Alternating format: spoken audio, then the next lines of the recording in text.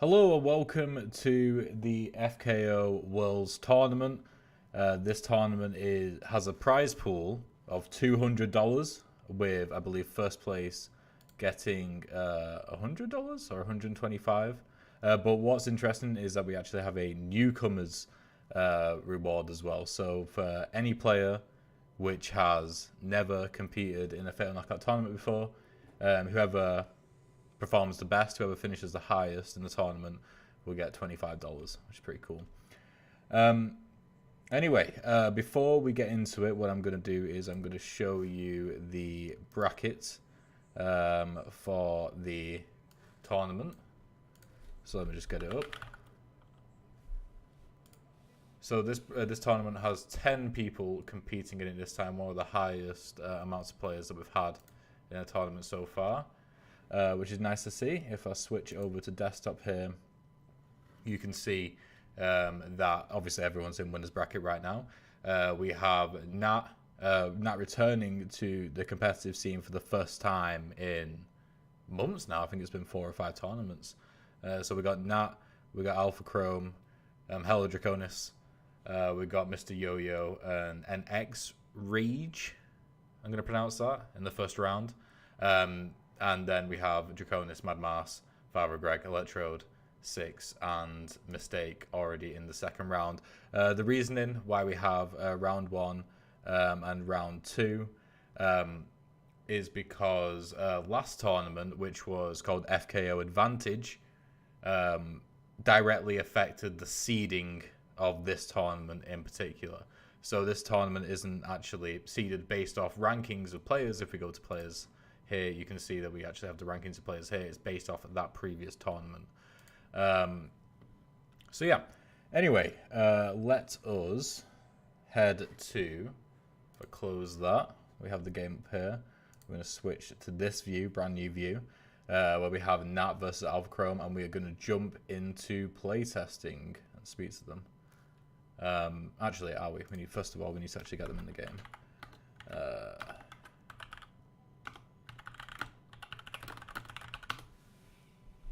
Okay, so whilst they join, we've actually got some sad news. Mistake, according to the Crab Studios Discord. If you're not in the Discord, then please feel free to join it with the link in the description. Sad news, Mistake has messaged me saying they can't join, so has to forfeit. So if we go back to desktop mode and open that back up, 6 has already progressed into round 3. Interesting, unless we get a bracket change, which I don't think we can at this late in the game.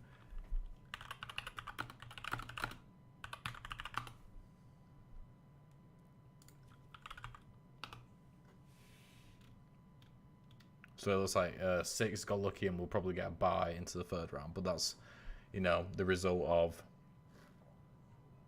them performing really well in the last tournament. It's been a while since Nat competed, Electro said. I know it has. I mean, I can't even think the last time Nat did compete. If we go to maybe the Invitational, was Nat in that? I don't see her. Might have been even early in the Invitational. Contenders? Nat was in Contenders, so I think Contenders was probably the last one Nat played him. What's the password? I will type that. There we go. Let's get Nat sat around the right seat. There we go. Really good. And then we'll come back over to this screen. We'll let them both in, and I'm going to join their chat. Hello. Oh. Hello, how you doing? Hello. I'm alright. Jolly good, jolly good.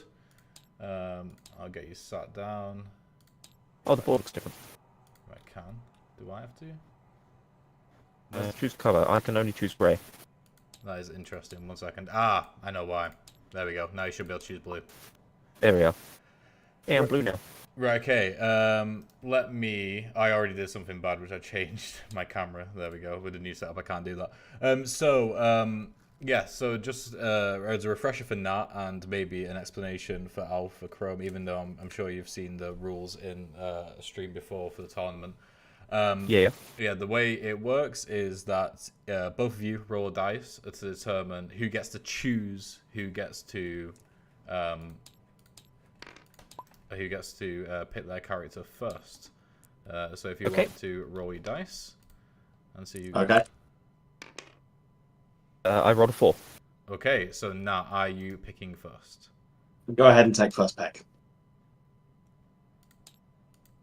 Okay, is that me? Yeah. Me picking first? Okay. Okay. Oh, not with Axel. There should be magnets which should slot you into place. There we go. Sorry about that. Oh. Sorry. Oh, Yeah. where does the track go then? The track. The cards. Where do we put those? Oh my god. Everything's, Oh, no. Everything's ruining. Do you mean the cards when like you're playing them? Yeah. Yeah. Just up here. Oh, I see. I see. Yeah. Okay, cool. There we go. Okay, everything's being ruined. That's fine. It's my fault. If I put that That's right. back there and that there, there we go. Okay. Put my thing back there.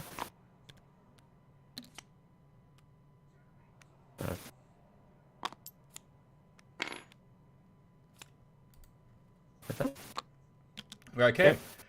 So yeah, while you finish getting set up there, I'll jump into the other chats. And yeah, good luck. This is a best of 1, by the way. If you lose, you go into the losers bracket, though. You're not out straight away.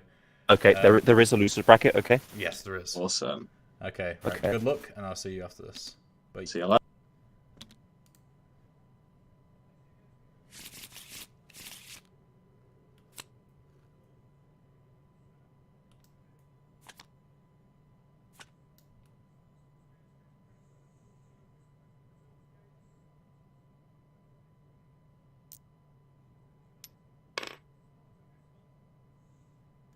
Okay. There we go. I don't know if you noticed this, noticed it, but I accidentally saved the camera instead of loaded the camera, which meant that we had some issues, but there we go, we're sorted.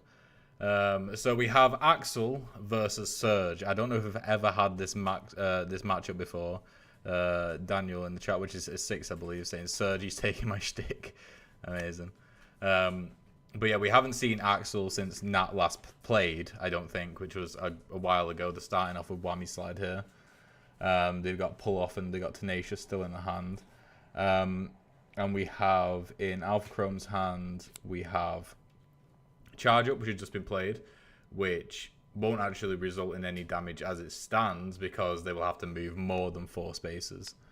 It looks like it's going to end it here. So Whammy Slide is going to be moving 2 forward and using a red note, I imagine,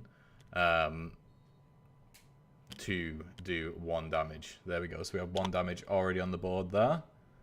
And Charge Up is probably just going to result in either a rotate and attack nothing. No, they're going to choose to move forward, gain the 4 kinetic energy, and then probably just spend 1 on the attack. Needs to tell them.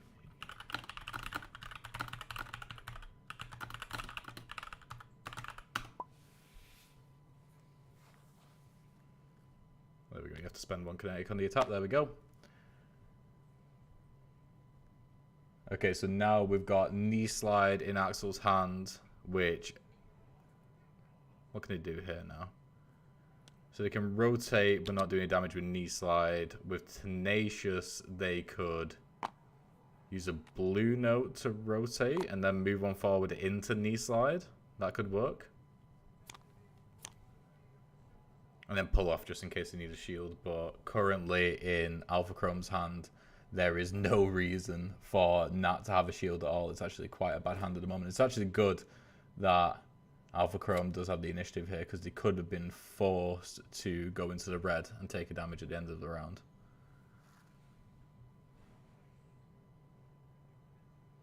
So really it's just set up here. It's set up under the 1 initiative 5 meter game, which is the most meter gain you can get from any card in the entire game. Will definitely net Alpha Chrome a shield, which could be good to protect them against Knee Slide. Which won't actually do anything at the moment. That could be potentially building up to a chorus or just playing a card because they need to play a card. It will give them a shield in case they think that Alpha Chrome might have a higher initiative card that does any attacks. Currently with a red note on the board, they have the 2 damage, 4 away attack, the 2 to 3 damage either side attack, and they also have the ability to gain a shield from any of the choruses that you might play. That's more late game at the moment. Okay, so with spin, we're literally just spinning and gaining a shield from the meter track. There we go. And what's going to happen with knee slide here? The interesting thing about Axel, something which I missed watching, is just how varied people can use their notes. So Nat could do anything here, and they're probably going to choose. What are they going to do? They're going to choose. They're going to rotate with a top put action, and then they're going to move forward. Yeah, so they're going to move forward there with the yellow note. So they have red and yellow now, which significantly decreases what chorus they could potentially have. There's only one, which is a 2 to 3 away attack, either left or right, which is probably the attack which is most likely to land out of any of the choruses. The other two choruses that do damage do 2 damage, and they are much harder to much harder to hit. Sorry. They've just got Epic Knee Slide, which is going straight into the pocket because they don't have the damage needed in order to pull that card off. And now they have Spin and Sound Check, neither of which have playing in notes. But we do have Tenacious. Tenacious could be an easy 1 initiative card, which is being played right now, which will do 1 damage and get another damage on the board against Surge. Surge does have Pulse, which will allow them to at least do 1 damage because, just to remind you, with Surge, what he does, which is pretty cool, is he can use kinetic energy to actually increase the range of his attacks. So right now, as it stands, they will be doing 1 damage each to each other. However, Nat does have Sound Check, Nat does have Spin. Spin will give them a shield via the meter track. Sound Check will give them a shield via the mod. So there's ways for Nat to avoid this and not make it a trade, but they're choosing to trade anyway. Interesting. Oh, that's a bad trade. Because now Surge will be able to do 1, 2. Oh no, they'll still only be able to do 1 damage. They were 1 kinetic energy away from being able to do 2 damage right there. Unlucky. Yeah, if it wasn't for the case that Charge Up had to spend the kinetic energy to do a damage before, then they would have been in a good spot in order to get bat level against Nat. Dirge is live. I don't know what that means. Surge is live. Surge is live. Okay, so we've got Shield Up, something which can protect them again from a lower initiative note card from Axel. They're choosing to play Control to build up that kinetic energy again. And then they have Super Sprint. So Control into Super Sprint would actually be really good. It could combo quite well because we got a pull, which if Axel could get away and like move backwards, and they could pull them back in again, which would be nice. And then moving 2 forward and then 3 back will put them in a good spot in order to do some damage with Super Sprint there.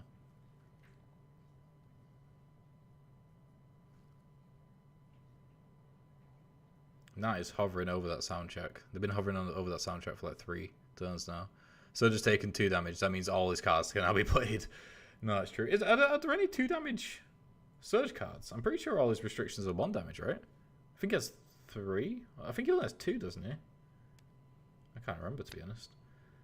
I think that's the first time in this game that 2 cards from each player has been played, which is really interesting. And only something I've only just noticed now.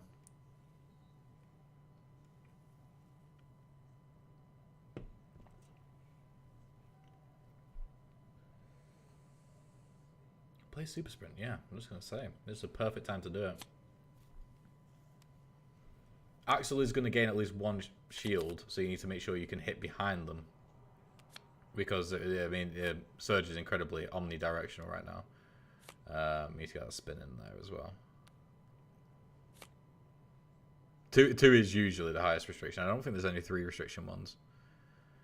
I know all of Zero's a 2 damage restriction, and there's 3 of them. I think he probably has the most damage restricted cards in the game.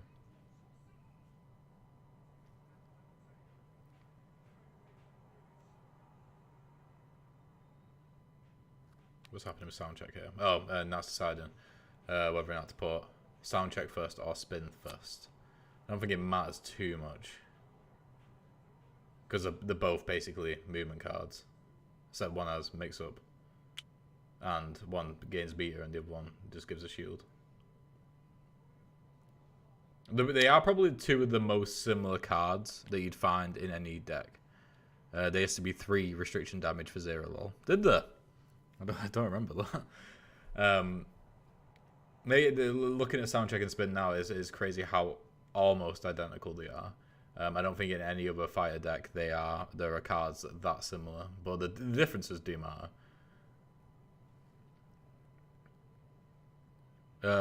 Zero's one signal, but yeah, Zero Vivera should be tied both with 3 cards with 2 damage restrictions. Okay, Zero's 1 damage, 1 single and 2 double. Last time I checked, I don't think that's the case. I think they all like clamp. There's clamp and there's overclocked, and there's another one. I think all have 2 damage restriction cards.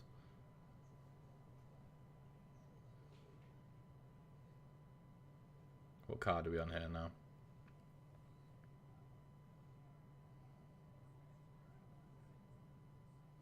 Surge is very, very close to that Ultra Sprint. They've already played Pulse as a thing, though. Alpha Chrome has burned 3 times. That's interesting. It's still in the guidebook. That is the old guidebook. Don't worry, it hasn't been printed that way, thankfully. Zero used to be crazy. He used to have grabs.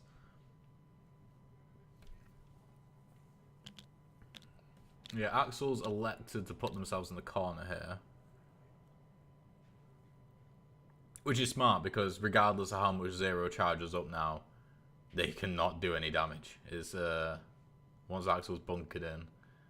I think that shows as well, like, the meta which Nat came from. Like, the bunker strats used to be, like, the way of playing optimally. But yeah.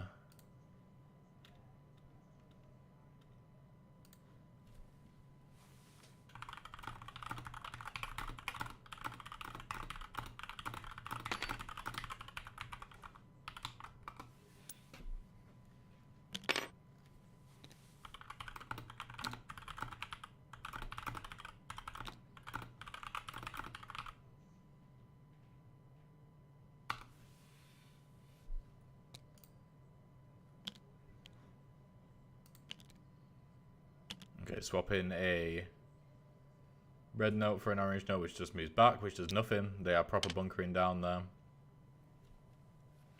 And then I assume with Super Sprint, they're just going to move. Did they not gain their kinetic for control? I don't think they did. Did you gain your kinetic for control?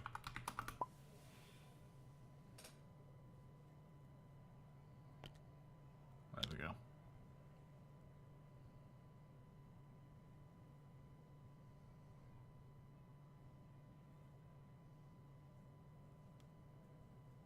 Yeah, Surge doesn't need too much to get himself going, and that's the thing as well. You can just damage yourself early on if you want to, and then just unlock all your cards. I'm trying to think if there's any other characters that can opt to deal damage themselves. I don't think so. Right, okay, and then they do 1 damage and then plus, yeah, so they do 1 damage and increase the range by 1 to spend 3 kinetic energy, so they are not in the red zone by the end of it. I think it is actually quite difficult to end up in the red zone by the end of the round. There's only 2 instances where that can happen. Either, I mean, unless you just choose not to spend the extra kinetic energy to increase your attack, even if it's not going to hit. Because, so there's 2 ways. It's basically, if your last card gives a lot of movement but doesn't give any attack, then you can't expel the kinetic energy. But then secondly as well, if someone pulls you or pushes you, and that's the last action, you still gain kinetic energy from that. Okay, so the burning pull off and super slide, keeping epic knee slide, and they've got tune. They're playing rocking slide immediately, didn't even wait on that. That was an immediate play.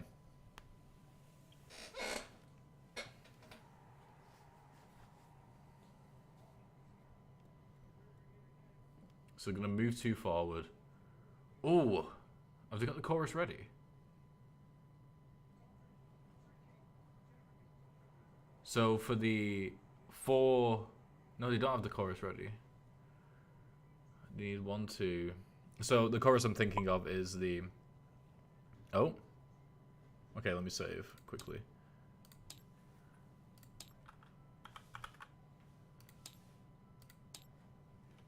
Okay, I've saved that. I think.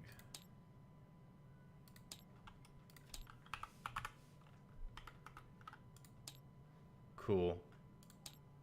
I'm probably gonna get kicked because Tabletop Simulator just kicked me. Well, no, just kick them.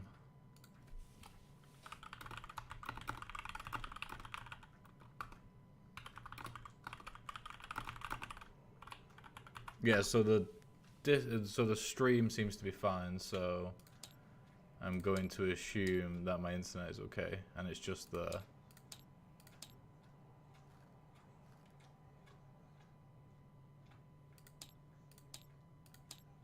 Okay, Tabletop Simulator seems to be down. Let's just quickly go to this screen.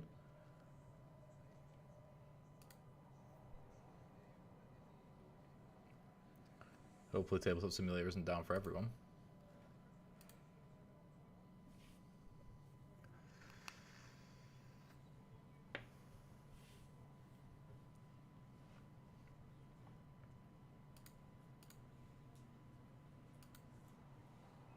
Okay, no, I've got it back up.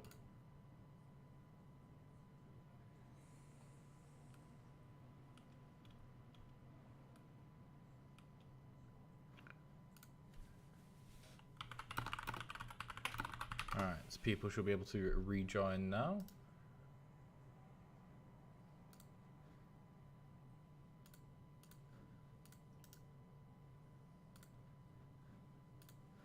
Right, we are good to go.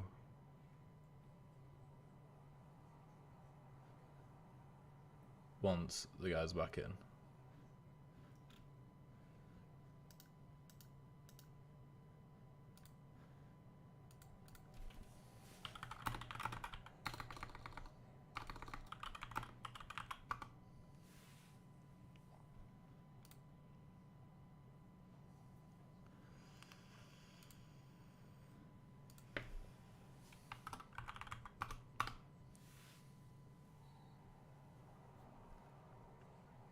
Okay, so we got Nat back in.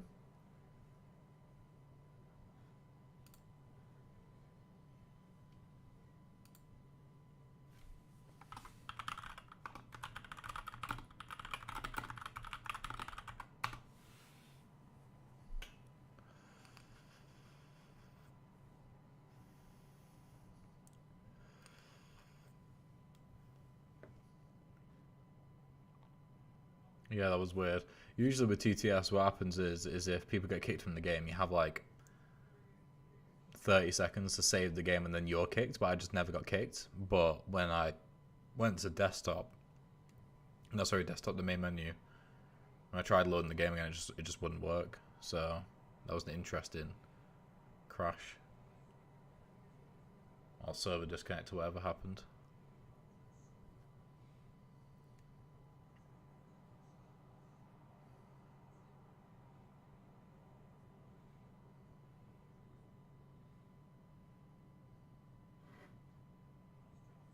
Okay, we are back. Let me cut back to the right screen. There we go. Like nothing ever happened. Okay, so right beforehand, Nat played Rockin' Slide with Purpose. And it's been responded to with Lightning, which currently won't do anything because they desperately need to rotate. But with Lightning into Beam Rush into Rush Slam, that would be quite good, but they're choosing to end it right there. Oh, I didn't even see that. I didn't even see that. So now they're going to play the chorus, which will do a damage to them because it's the chorus, which is 2-2. You can actually see it there at the edge of the screen, just over here. It is the 2 to 3 damage away chorus. And I didn't think it was possible because they were one space away, but then I remembered that that they could just replace the yellow with the yellow and move an extra space forward before they did the chorus. Wait, how could they do that?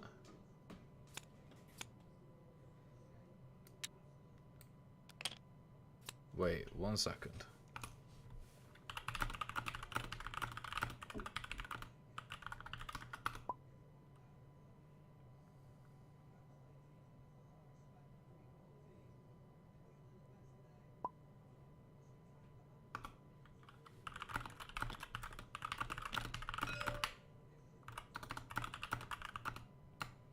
Oh.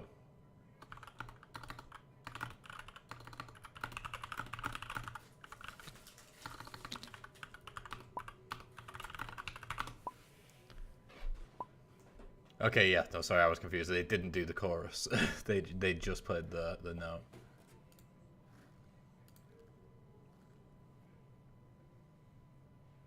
Yeah, for some reason I thought it was. Yeah, I wondered why I thought that they couldn't play the yellow note to move on forward, and that was why, because they couldn't do it. They're in a bit of a sticky position here right now.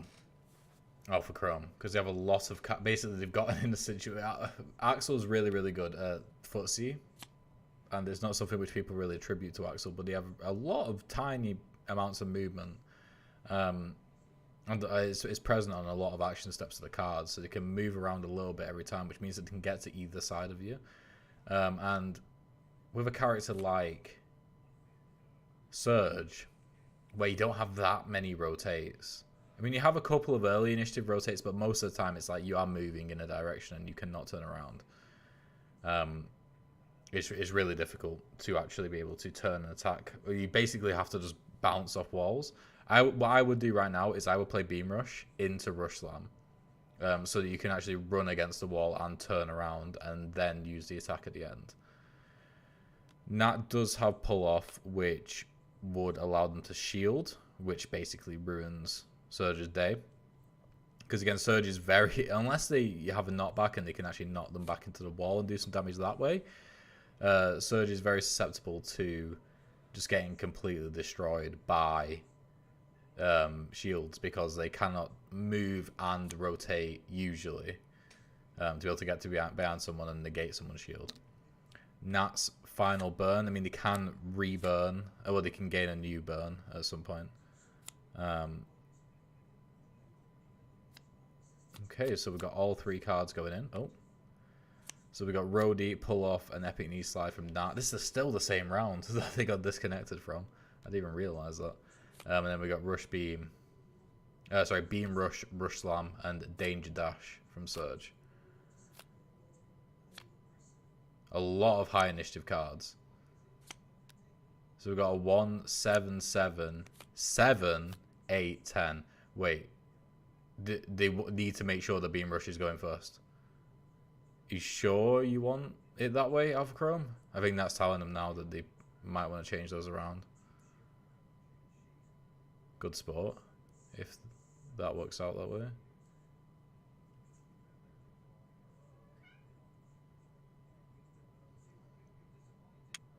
Okay, they're not. That's interesting. Why are they not doing that? Maybe they're using. I suppose if Nat Shield's in front, they can rotate and then move 1, 2, 3, 4 and rotate to the left. And then they can attack. Hello, YouTube chat. And then they have Beam Rush to set up Danger Dash. That might be a better strat. I have no idea why Nat's shielding in front of them, because there's no way they could do damage from the front. It can only be from behind. Rotate. And then 1, 2, 3. And then final one, 4. Yep, so game 3, 2, 3. Kinetic. And then they can do an attack here. So they have to spend 4 to increase the range, plus 1 attack. That does an attack and it knocks them back 1. It knocks them back one if they do it. Well, they've done it, so they should not knock them back.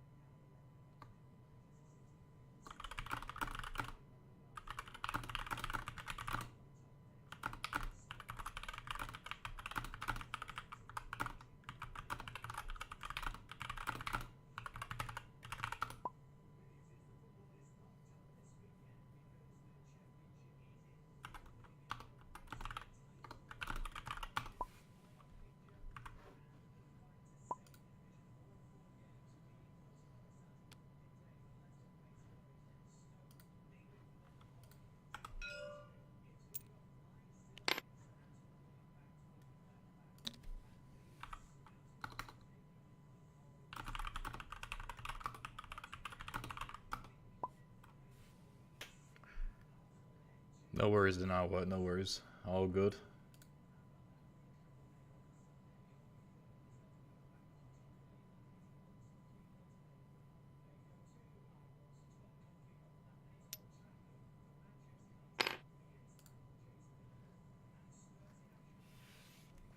Okay, and so Beam Rush ended with them moving backwards and then moving forwards, I imagine? Yep, so there. And then they rotate. Okay, so didn't they already move backwards? No, they didn't. Okay, cool. Well, that sets them up to do... They can do a damage here, so they have Rhodey, which allows them to rotate. Oh, they've got the Ultra Chorus. Rotate and then play a blue note, which breaks the shield, and then Weapon E slide, they can play a blue note again, and then they can move away from Danger Dash.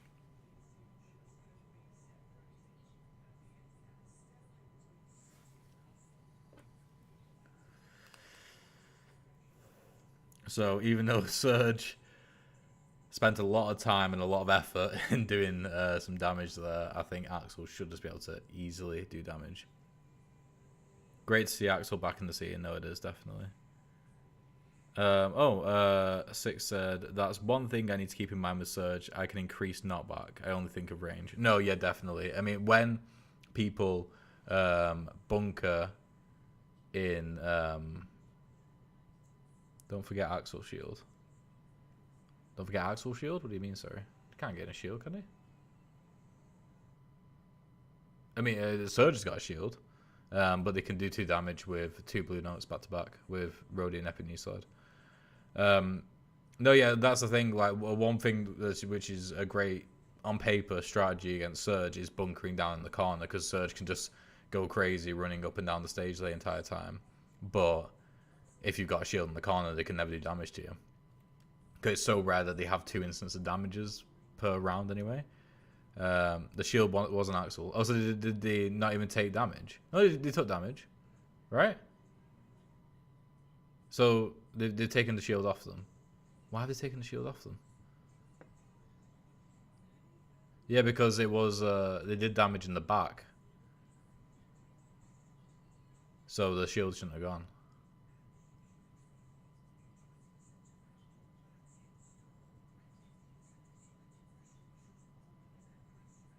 Oh, so the shield that's currently on Surge was actually on Axel. What are they talking about? This round has been going on for like 10 minutes.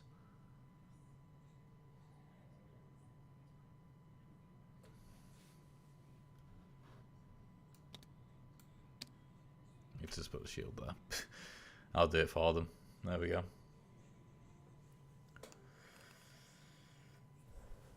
It's confusing me as well that they're putting the shield the wrong way. But as long as they're both doing it consistently, it doesn't really matter, to be honest. As long as they both know.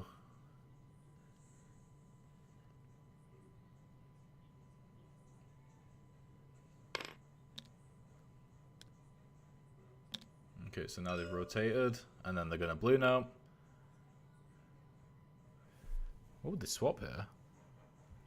Oh, not blue note, sorry. They're going to green note. I've been saying blue note every time. They're going to green note to do damage in the back.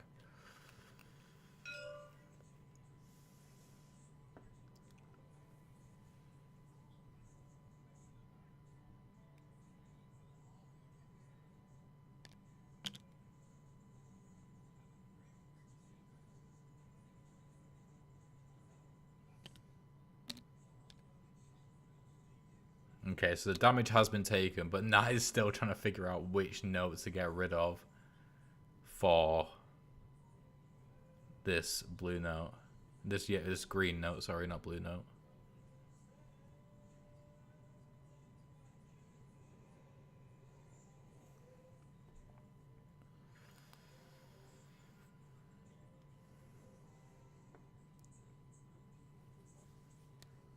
Okay, so they're finally getting rid of the yellow note, which means they are probably going for the 4 range 2 damage chorus. Yeah, swapping out the green note for the green note again, which is actually good. The fact that they're facing away right now from Surge, it is big brain time. But Surge is gonna be facing in front of them very shortly. Danger Dash. If only Danger Dash had a mix-up, eh? But yeah, they've got the kinetic energy right now to be able to do another damage here. Wait, 2 damage? Did they have the range increase? Yeah, I was gonna say. So they did the damage and then 1, 2. So yeah, that's just 1 damage. Wait, why? There's no knockback.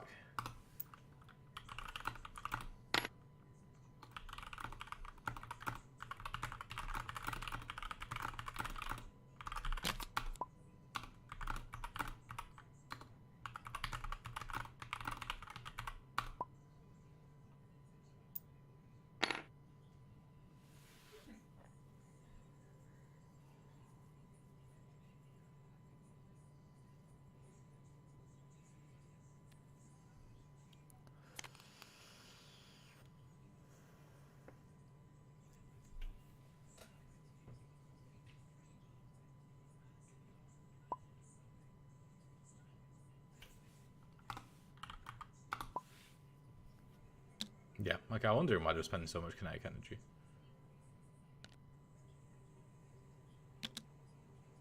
So it was 1, 2, 3.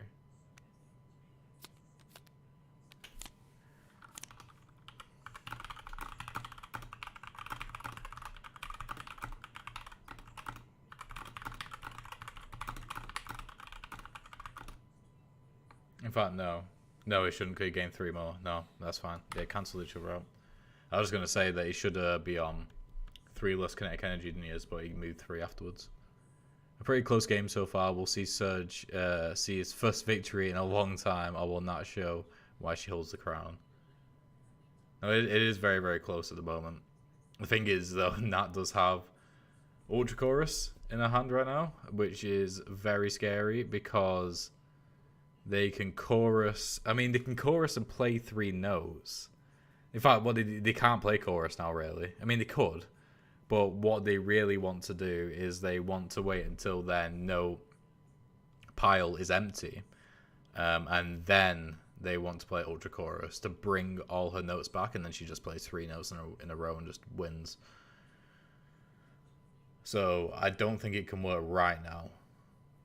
I have to be proven wrong, but all of the notes at the moment don't do any damage. In fact, she just really needs to use 1 note to be able to get a damage doing note back, because then she choruses, plays 2 notes from a existing pile, and then 1 note from the new pile. Because the way it works is that when you need to gain a note but there's no notes left, that's when you do new pile. Okay, we're back to doing 1 card each. These rounds should be quicker now. So they've got Tune in the pocket. They need to bring Tune back.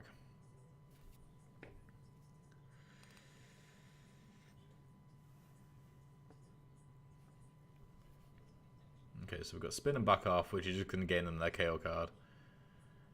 They have used all of their burns. They burn a lot, man. They must have just gained one back, or like gained one back relatively recently as well. This is game. Is it? There's no way. There's no way for either of them to do any damage. Surge screwed it. How? I think I lose them out. I forgot about my kinetic energy. Oh no! Oh no!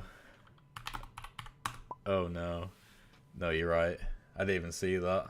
That's true. Oh my! He killed himself.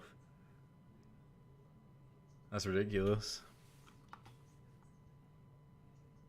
So confirming, calling. I literally said before it's so difficult for him to overcharge himself and take damage. I'm here. It's happened. Oh, okay. Not saying I'm gonna roll it back. Wouldn't be a fun or fair win. Well, fair enough. Sportsmanship. I mean, wait, what? Why did this gain a burn back?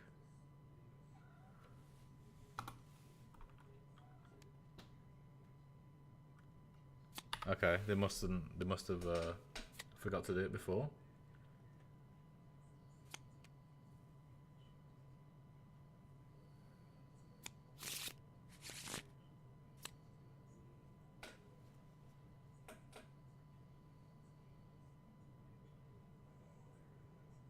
I think Nat probably still has a great chance. I think that one of the other reasons other than the sportsmanship that Nat decided to allow the rollback was it's probably going to be quite difficult for Surge to win this. Surge has to burn, which I know it looks like he has done, but he does things in reverse for burns. Oh, right, okay. So the burns on his meter track are burns which he hasn't used yet, I see.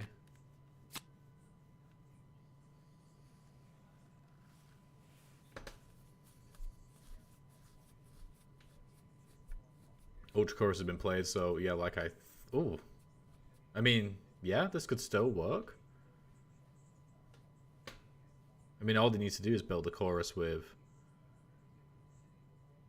Ooh, there's a tricky one here. I think they're going to have to big brain it, because I definitely could not big brain that. I don't know if they can even win here. They might be able to with Hammer, but I don't think they could win with Ultra Chorus. I don't think they can get a chorus which is good enough.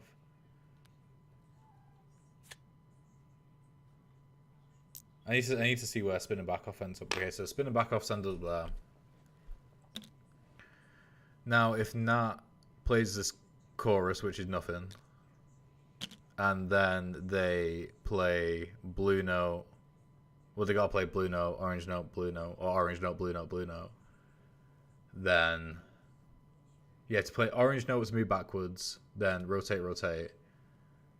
Then they can move backwards. Oh, did that chorus get him a shield? Oh, it did. Oh no, so they're rotating first and moving back with orange, and then rotating again. Okay, no, that's just much easier, yeah. And then with Hammer, they play a green note, I'd imagine. And that's GG. Okay, cool. There we go. Right, there we are. I'm going to jump into the chat with them. And see how that went. Hello. I did better than I thought. Hello. No, Hello. You did really well. Yeah, you played super well. No, definitely. Thank you. Yeah, okay, so I tried. Nat moves on to the next round. Woo. Where if I check and see, I'm not quite sure who you'll be facing. I need to have a look at that. So you'll be facing Draconis next. Oh no, I'll have fun.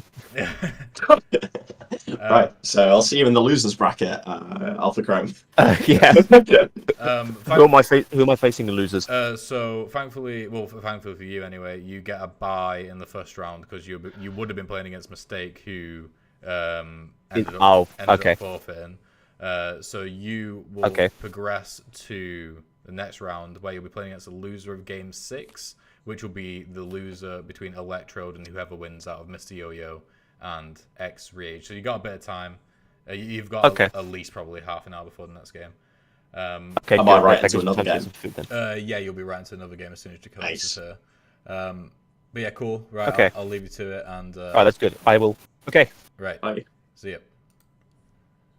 Right, okay, there we are. So that's it for now. We'll be back in about 5 minutes with the next game.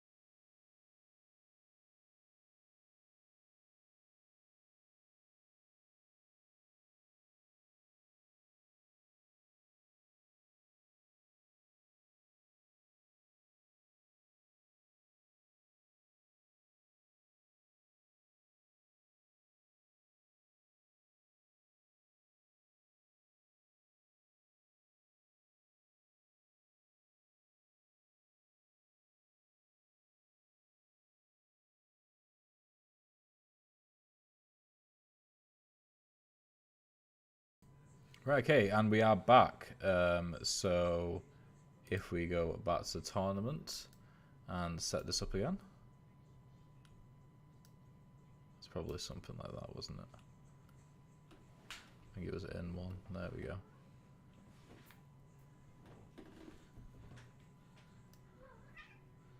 then once we get the cards in, we can sort this out. I also need to change the image to overlay 3. There we go. And now we have Nat versus Draconis in the next match. So let us, if they are ready, let me join playtesting. Hello, how we doing? Hello. Not bad. Really good. Right, okay. So yeah, same deal as before. Roll dice to determine who gets to choose who picks first. Let's go. Let's go. Okay. Okay. Woo! Go ahead, pick first. Tough choice. I'll stick to my old. Cool. Yeah. Ooh, dancer. There should be a magnet. Yeah. There you go. I was looking for it. Oh, sorry. I've ruined everything. It's all right. There we go. Should all work. Beautiful. Cool. Right. Okay. Good luck. Have fun. And I'll see you after the game. See you. See you soon. Right. Okay. So this should be a really exciting one because Draconis is obviously the best.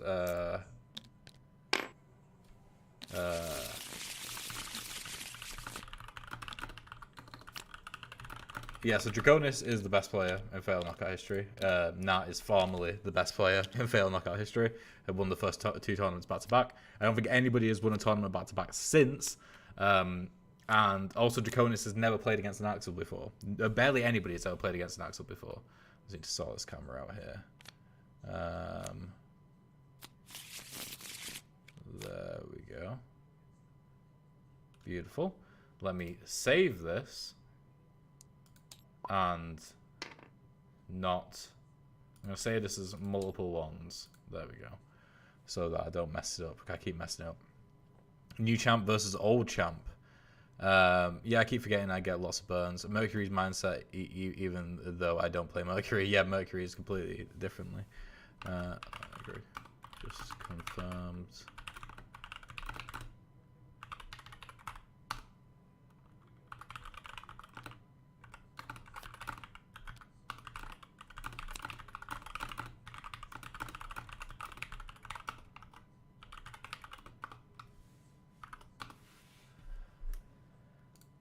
Right, okay, so we're starting off with Rocking Slide. So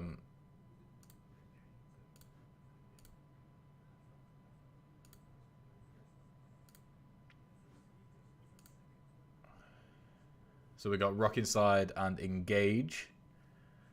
This is going to be such a nightmare to commentate. I'm already struggling right now, just like the different possibilities of these two decks. It's actually insane. I've actually never seen an Axel and Dancer match up before.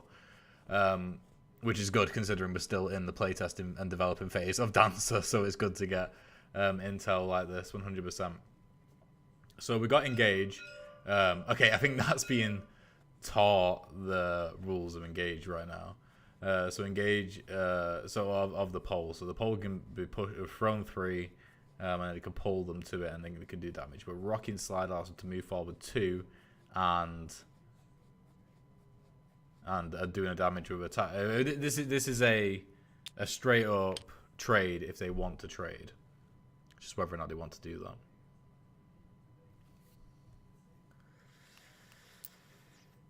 They're choosing not to do that. They're choosing not to trade at all.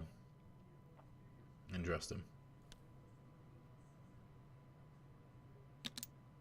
And the orange no. So this is interesting because what Draconis can do here is they could potentially zone them in, but no, they're just going to close in. Fair enough.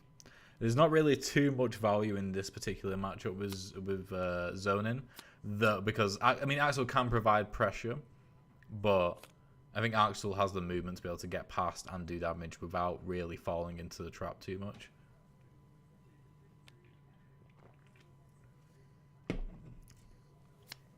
Okay, so we're playing Popping. We just move 1 and pull, so we can get Axel out the corner, and then we could even mix that with Break him, potentially. No, we're just going to end it there. Interesting. So Popping is just a pull and a move over. And Axel... Okay, going to shield behind. Yep, yeah. Okay, I was going to say, because Axel can move one forward and use a green note to do damage into the back.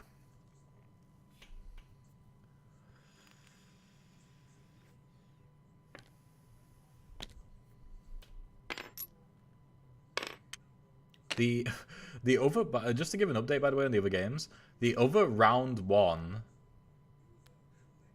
winners bracket game is still currently ongoing. Mr. Yo-Yo versus X-Rage, which is actually insane. I can't believe it's still going on.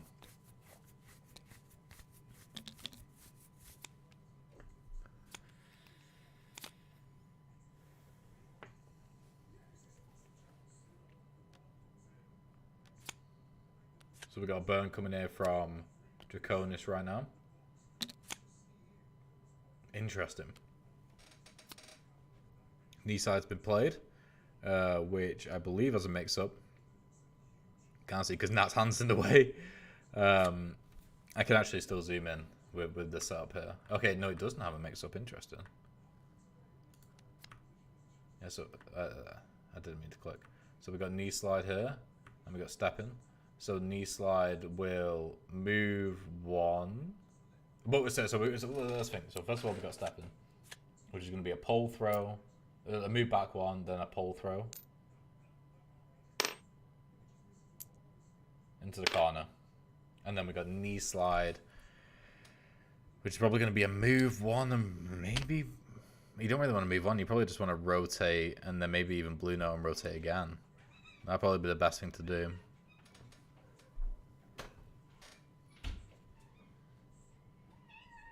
Yeah, so rotate, and then yellow note, yes, and move on forward. And that puts them in a great position to use Tune, but they can't because they don't have the damage taken yet. Otherwise, that would have been a very easy damage on Dancer right there because they do have both. They have both green and both red notes right now. What does that chorus do? Does that chorus do anything? That chorus gives them all 3 burns back, so they might just want to burn the hell out of everything right now just to cycle through the deck and get what they want. But then they will get rid of Tune and Whammy Side from the pocket.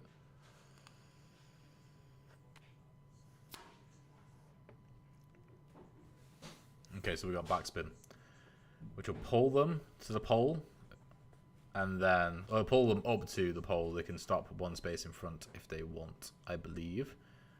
And then they can rotate. But will they want to do that? No, they're pulling all the way to the pole, and then yeah, they've rotated already. And so then we got Epic Whammy, which will probably just be a rotate, and they might play a chorus. I'll swap in a blue note for another blue note to rotate, and then play the chorus and get the burn back. Yeah. Okay. Cool.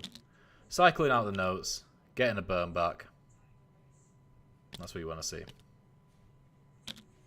It's interesting how much that chorus is actually used, because that's the thing. The chorus is entirely filled with notes which don't do damage, and when you're an actual player, usually you want to try and do as much damage as possible, like very early on.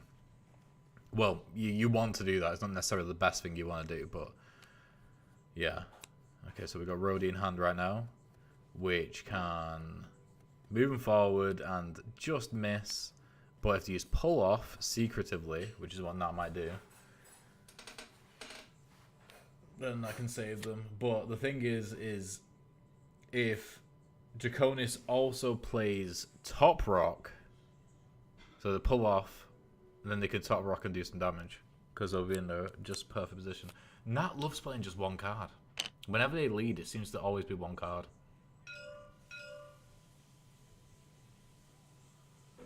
So move back 1 and spin, so nothing happens, and then road is just going to be move 1 forward.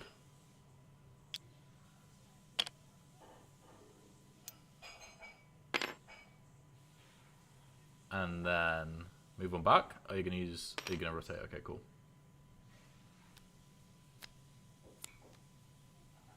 Ooh, tenacious. But now we have top rock. Top rocks. I mean, Draconis doesn't know that Nat has pull off and tenacious not to avoid top rock, but top rock is a very good low initiative card That can do damage, but Tenacious is also there. I would probably pull off into Tenacious.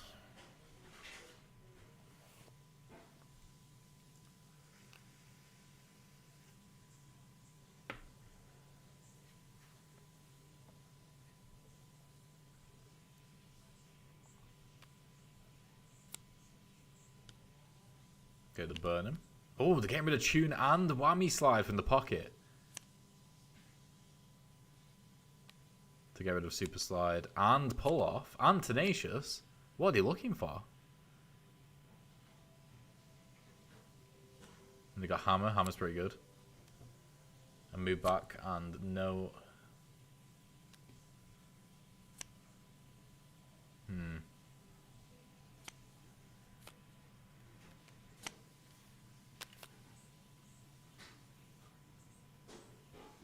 Yeah, so Top Rock's going to be played, which will just do damage.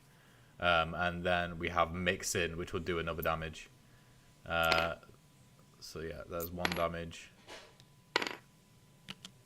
And then another damage right there. So that's 2 damage done by Top Rock and Mix In before... Well, on 4 initiative. And then the... Wait, what? Yeah, so there...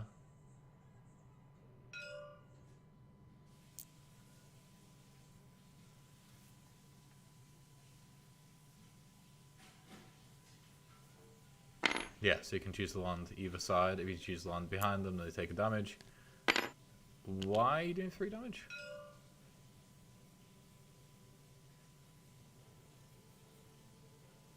Wait, what? Why did he just put the extra damage on? What is going on? There we go. Yeah, they were just talking through what happened there.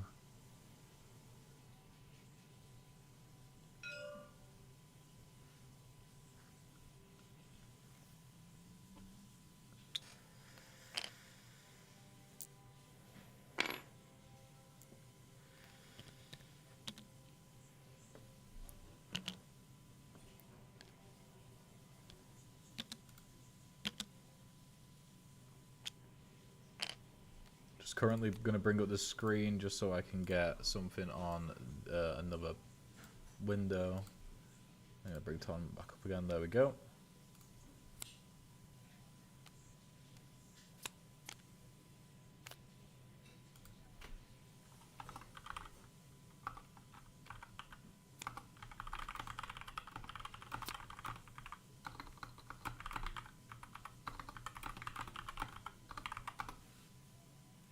Yeah, so just making sure that Mr. Yo-Yo and Electro start their game as soon as possible, because Mr. Yo-Yo did eventually win against X-Rage. That game actually lasted over an hour for 1 round, which is actually insane. Whoever wins out of Electro and Mr. Yo-Yo will be facing 6 in round 3. Whoever wins out of this game will be facing Father of Greg in round 3 as well. Father of Greg, of course, one of the other high-ranking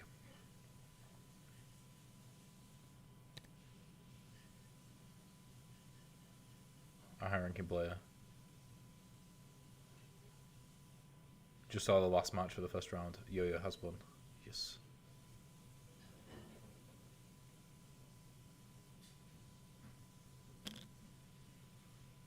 Okay, so what's going on here now? Oh, damn. Nat managed to be able to do 2 damage there. Was that from Super Slide? It must have been. So Super Slide, actually, Super Slide is one of those cards which is they rarely actually take full advantage of. Oh, was that from the previous round? Because I had to check the bracket. I didn't actually see. Damn, several people typing in Discord. It's always weird to see several people typing in Discord.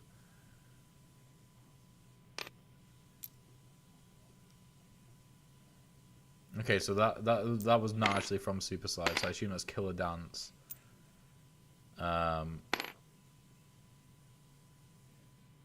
So they throw in that, and then they take game with a shield, and then they're going to do a back attack, which does the damage with down rock.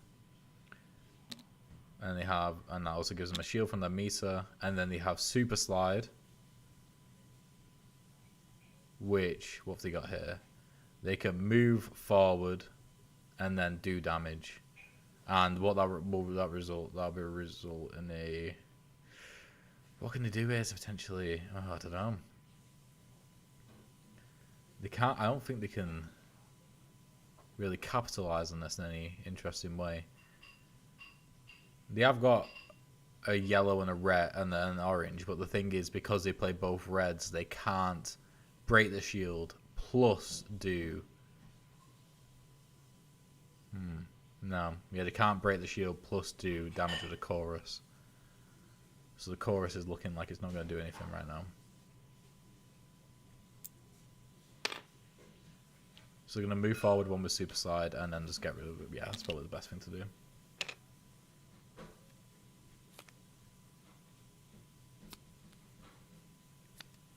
Ultra Chorus has come into the deck though, and that is with only 2 cards remaining, so they are going to draw Ultra Chorus right now. Ultra Chorus can result in 2 damage right off the bat here with 2 greens, which might be what it'll be used for. Okay, so we have Starborn, which doesn't really result in much. Probably just played to rotate. We do have Field the Beat, which does have a shield. That'll protect them from 1 damage.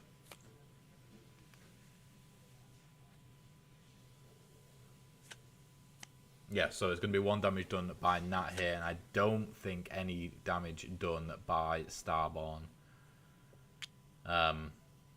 Which is the name of the card, not the name of Draconis. So maybe this is Alter Ego, Starborn.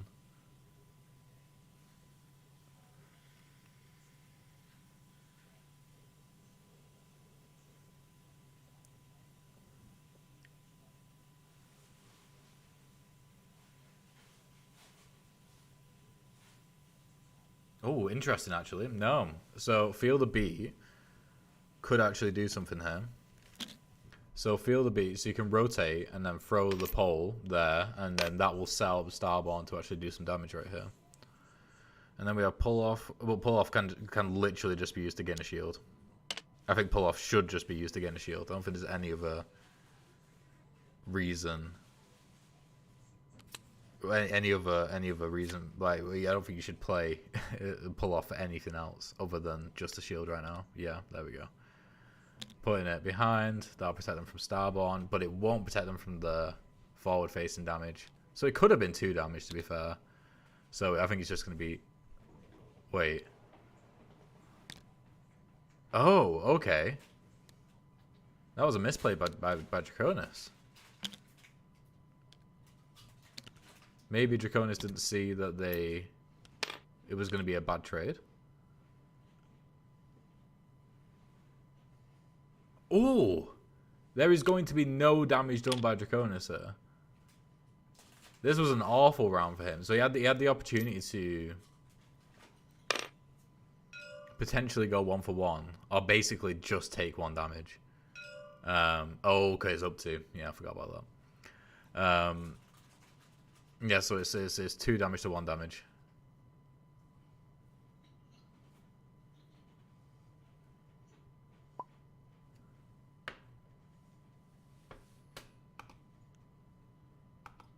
Wait, what?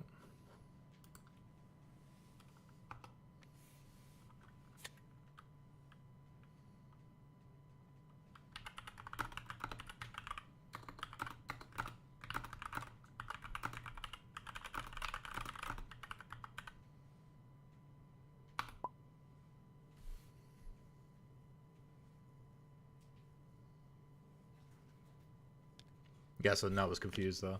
I mean, so was I, to be fair. So yeah, because the pull was up to on Starborn, that means that Draconis didn't have to go all the way to the pole. Man, the game chat doesn't fully appear on the side of the screen. No, I mean, it's not really... It's in a kind of a bad place anyway, to be honest. If I had the opportunity to move that would be great, because it kind of messes up my screen regions. Okay, so we now have Ultra Break in pocket. Sorry, in Draconis' hand. Oh my god, Nat drew Ultra Chorus straight away again. But I'm pretty sure it's Draconis' initiative. So Nat's probably going to have to burn What is going on? Okay, so it's not Draconis' initiative, it's Nat's initiative. They have Ultra Chorus. Draconis has no idea that they just drew Ultra Chorus. It's very exceedingly unlikely that Nat just redrew it after shuffling the discard pile into the draw pile. It is a one-touch game, it's 4v4. Draconis is burning to play over cards. Step in. I don't know. I don't think he'll save him. I think Ultra Chorus is just going to win them the game right here. Because that's the thing. They've got a move forward one as well, which could really help. And they've got spin. So they've got the movement. As Draconis just realised what's happened. That they've literally just played Ultra Chorus last round, and then this round they got it immediately again. That was exceedingly lucky. So they're moving back one. Can't throw the pole because you don't have it. It doesn't matter anyway. And so then with spin, I imagine you just move forward 2, 1. Or just move forward 1 and rotate. Okay, oh no, yeah, with yellow they're gonna do that. And then they're gonna do that and then just win. GG. Nat beat Draconis with Axel. That was absolutely insane. That was insane. I'm gonna join the chat. You drawing Ultra Chorus immediately afterwards. That was unfair.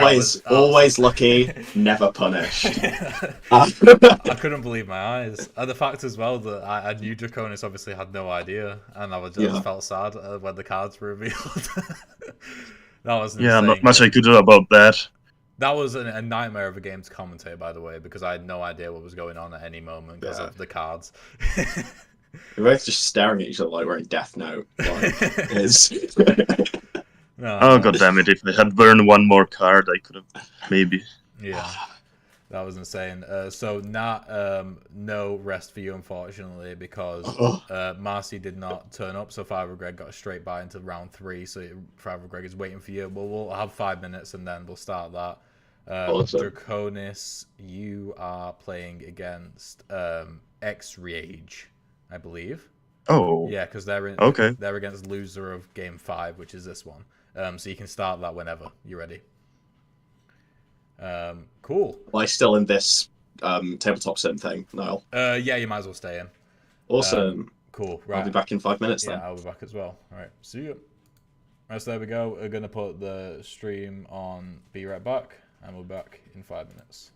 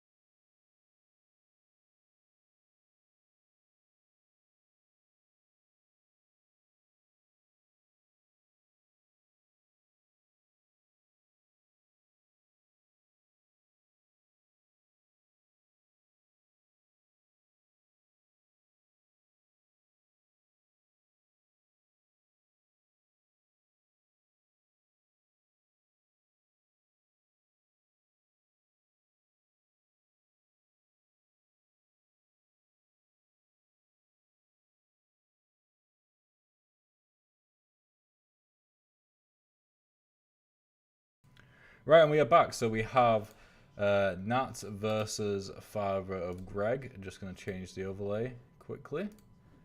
Not to that one, because it's not right.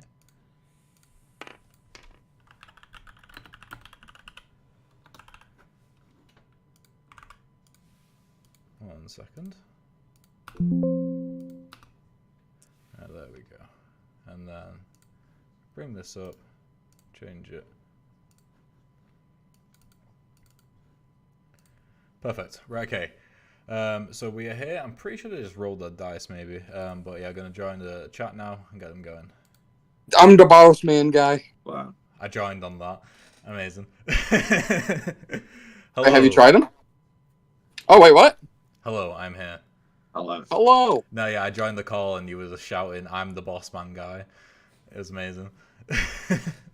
Anyway, so have you guys rolled your dice? No. Okay. No. All right, give him a roll. I think I got a 5. You did. I can't tell from here. So you win. What's the move? Oh, boss man. Okay. I'm blue. There should be a snap. There you go. Can we get rid of the huge dice? Why? It's gonna be distracting. What do you mean? It's just there. Here, we'll put it over here. I will try and fix that snapping at some point. Okay, cool. So we got Axel versus Bossman. I don't think I've ever seen this matchup.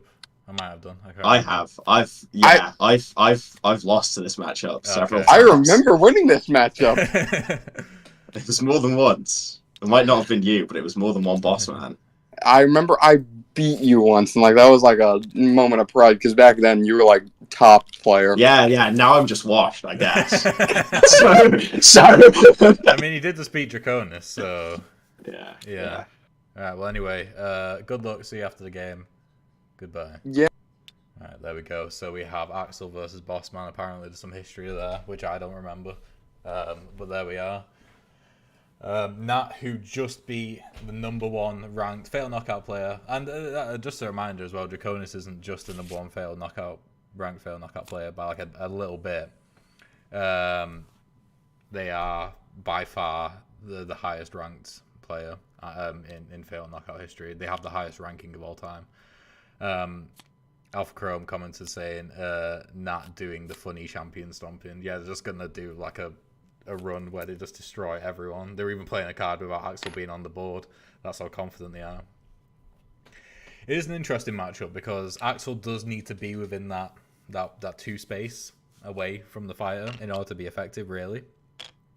I mean, they can't particularly... There we go. Interesting. They can't particularly do much outside of that. I mean, they could get in the 1 space, which they don't really want to do.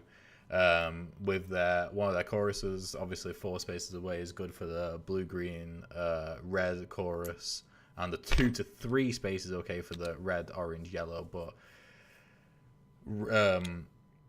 relying on that, I need to move. Nat's Mia. There we go. Yeah, relying on that isn't on choruses in general with Axel isn't particularly great because they are quite situational. They're very powerful, and they are sort of extra moves. They are designed on the cards to be moves, which are, the cards aren't balanced around them also being super effective. So we have Power Slam. There we go. So we have Power Slam, which has the combo card attached to it.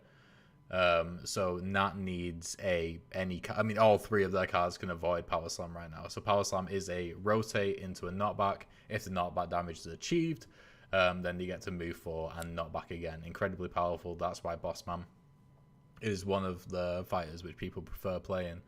One of the most favorite fighters, one of the highest pick rates. I think like 2nd or 3rd highest pick rate in the entire game, just because of how powerful that combo card can be. But it's incredibly situational, incredibly difficult to pull off because there aren't many. I think Power Slam might be the lowest initiative card in which it does not back. So Knee Slide immediately just allows them to get away from that, either by shielding or by just moving, because Power Slam requires Bossman to rotate first. So as long as they get on the other side, and that's fine. However, Nat doesn't know whether that card played there by second to Mercury. Yeah, so Mercury's most pick, Bossman's second pick. Cool. Nat doesn't know whether that card allowed them to potentially rotate and rotate. Okay, so we got Intimidate. Ooh, interesting. This is gonna result in. Yeah. So okay, interesting. So we got Turnover, which is going to move Knee Slide behind Power Slam. So Power Slam is going to go off. It will not kill Nat, but it will almost kill Nat. And then they're just gonna pull, which will do nothing. Which should gain you meter. And they're gonna rotate, and they're gonna whack Nat 1, 2, 3, 4. Yeah, so to there. And then they're gonna move up 4 and then bash them into the wall, doing 2 more damage. So a 4 initiative card just doing 3 damage right there. The combo played off. It works perfectly with Turnover using Intimidate. But now we have Knee Slide. Can that potentially get a damage back? It's never going to be a fair trade. It's never going to be an equal trade for Nat to be able to do equal damage. But with Knee Slide moving forward 1, and then potentially Yellow Note to move an extra 1, and then Green Note to do a damage in the back. That will do another damage to Bossman. So even though Bossman did get off his dreaded KO, well not KO card, his combo card, it's still a relatively close game. And they're moving one more forward with Sharp. What's Nat trying to set up here? Oh, interesting. I think I know what they're doing. I think they're trying to set up that chorus. And that's what one good thing about this matchup in favor of Axel is that, for example, with Rocking Slide, they need another note first. Well, that's fine. They could do that. Is that Bossman's average initiative is quite high, so it's possible, quite possible. It's not unlikely for him to be able to react to it, but it's more unlikely than if he was playing against Sly, for example. He could react to a chorus being set on the table a lot easier. But Rocking Slide right now, I don't think that's going to be used for the chorus. I think it's going to be used to set up for the chorus next turn, because they still need to be able to play the blue note in order to rotate and also for it to work for the chorus. However, they could instead, with Tenacious, they could move back 1 with an orange note, and then forward 1, Tenacious, which is in their hand right now, and then they could use Rocking Slide to play the chorus and do a damage with the chorus that way.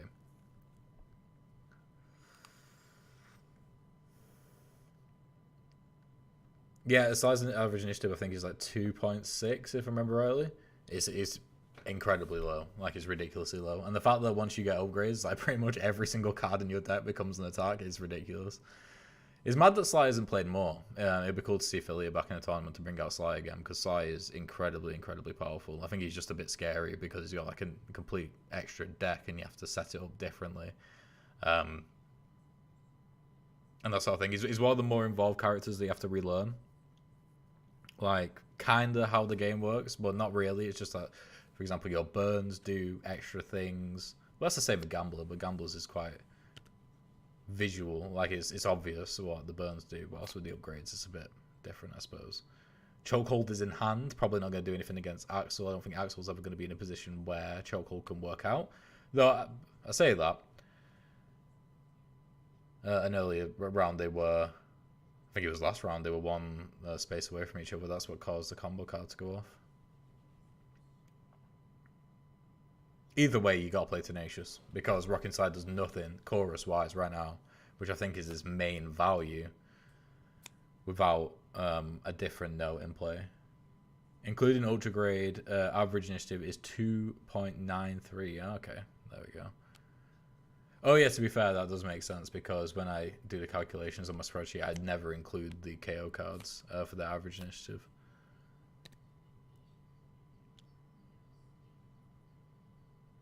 So we've got Burn here. Burning his entire hand. Got Security. Oh, what was that card then? Was that Expense Report? No, expense reports and discard palace. Oh, it's you're fired, okay. So perfect pitch is essentially just going to be to rotate. It's unfortunate for Father of Greg that his combo card isn't actually available to put on you're fired. Otherwise, I'm sure he would do. Because he'll be able to rotate and get to the right side.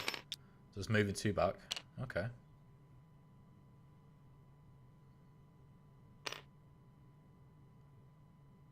What did he use then? Did he use a yellow note? I think he must have done. So they're keeping everything exactly the same. Boss man is just not going to be able to move this turn.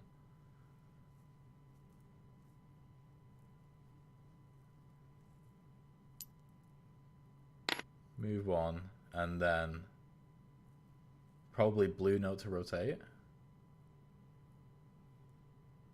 It would have been so good though if they used blue note earlier, but I guess they couldn't because of pitch perfect. Oh, perfect pitch, sorry. What? They're going in for a melee attack, but they were set up in the perfect range.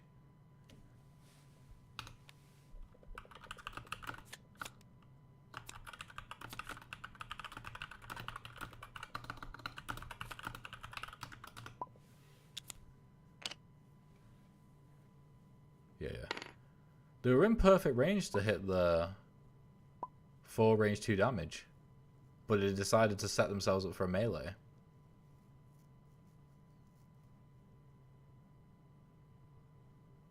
And they've just played their card, which I don't think there's any other cards which offers them as much movement. I think there might be one which offers them as much movement as well as a chorus. And I think it's just crazy anyway, going for a melee chorus against Bossman when you have a perfectly good range chorus that you could just set up. And they used a blue note as well. This is interesting. Oh, liability, okay. Basically just saying, they've spotted the chorus, they're like, this is a melee chorus, this is exactly what they're going to do right now. If you come anywhere near me, I will just... I'll just blast you.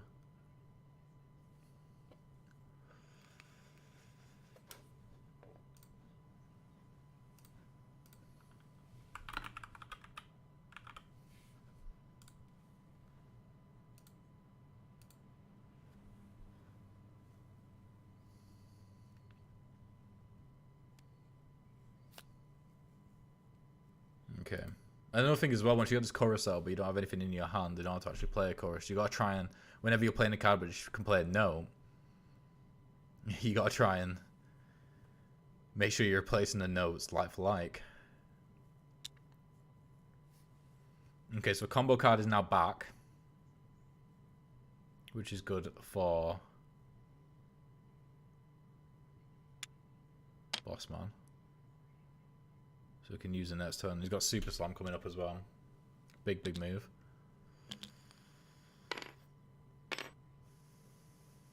Okay, so we've already just used the blue note and rotated. That misses. I'll refresh his combo card for him. There you go.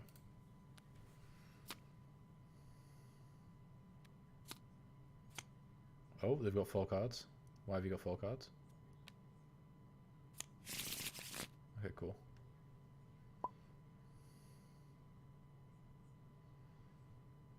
Okay, so got Tune, which just does red damage there. Are they gonna decide to destroy the game plan and go for Tune? I don't think it does destroy the game plan, because I think they could go for Tune, do the damage, and then they could easily burn for a card which does a chorus and also allows them to move back to. I'm trying to think of a card. There is definitely at least one card that does that. Yeah, tune's going in.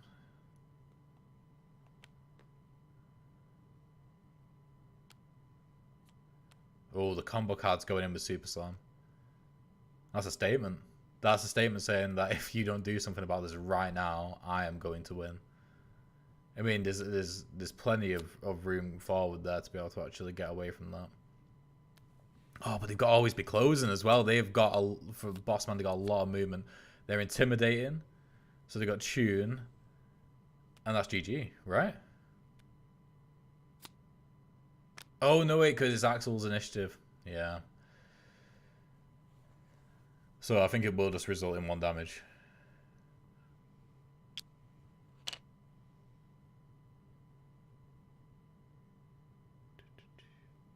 Yeah, so Tune is probably going to...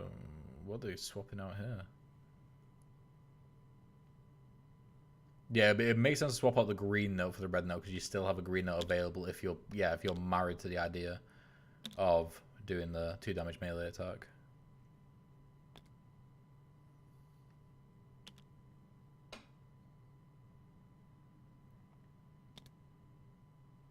We're 3 for 3 right now.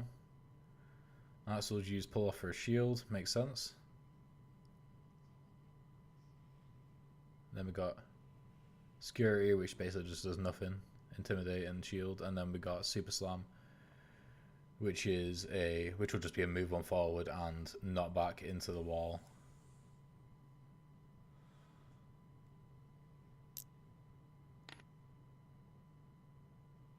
They could also just choose not to knock back at all, but they probably should. Oh. Yeah, they probably should just do it into the wall and do damage. And again, it sets now perfectly for a 4-range chorus. They chose not to do the damage at all. Oh, they've got chokehold. That's why. They've got chokehold in hand right now, so they're choosing to do damage that way instead, yeah. Still, I don't know if that was a good idea, because that's the thing. Either way, it's guaranteed damage, but you essentially wasted a card which could do guaranteed damage. You could have kept chokehold in your pocket for when you had the ability to do it. In hand right now, Father of Greg does have the means, if he plays all his cards, to get enough meter to get Ultra Slam into his hand. Into the draw pile before it resets. How many cards has he got in his pocket? He's got 1. So unless he ended it right now, he drew 1 from his pocket. This is a round where he needs to basically play all his cards. Otherwise, Ultra Slam's going right to the bottom of the draw pile.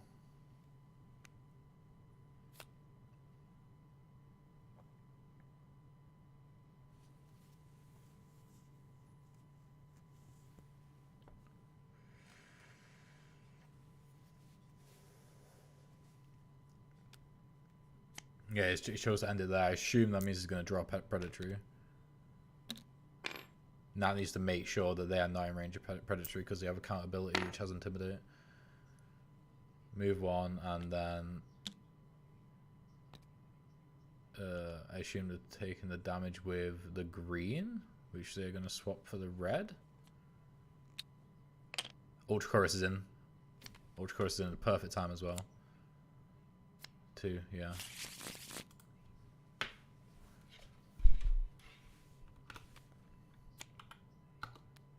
They're swapping notes now, right? I think that's what they're doing.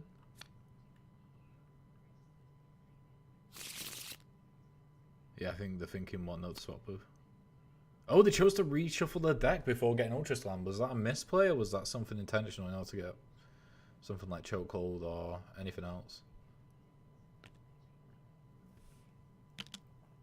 I was going to say, at this point, you better not abandon your insane strategy that you've been trying to do the whole game of hitting that melee attack. So now we're at a 1-touch game again. Super Slam plus combo card was a win, wasn't it? Super Slam. Was that just played? Sorry, I can't remember if that was played just now. If so, the combo card wasn't available. If you're talking about the combo card which he actually hit, no, because you're on about the previous round with the Super Slam where he chose not to slam them against the wall. Combo cards do not get activated unless you do knockback damage. Damage against the edge of stage damage is separate from knockback damage, and because Nat had a shield up, Father Greg would not have actually done damage with knockback, so the combo card would not have been activated.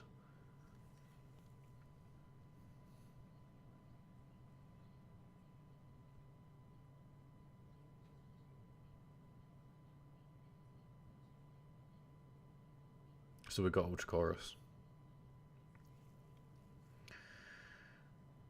That's got to be worried because they do not know what that Intimidate is gonna do. I'd play all three, honestly. I would play all three right now. Oh, you have to deal damage with the attack for the combo. Fair enough. Yeah. So yeah, even if you break the shield and push them back against the wall, doing damage, that is not bad damage.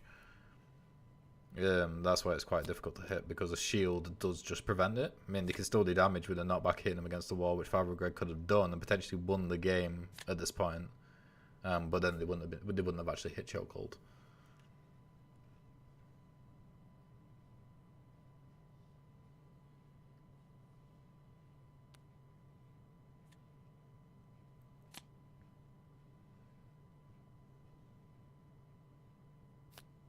So many Intimidators. Just to shield up. That should actually save Bossman here. Well, actually, I wouldn't even want to Intimidate here. You want that card in between. You want accountability in between Soundcheck and Ultra Chorus so you can move about. But they're choosing to do it. They're choosing to push Soundcheck back. This should just be GG. Oh. Wait, is it still GG? Yeah, it is. And that's in front as well, so that's even more GG, because Nat can play the chorus, which it will actually go off and it will actually hit, but it'll be blocked by the shield. What are they doing? And shield's broke. And then red and kills. Wait, what?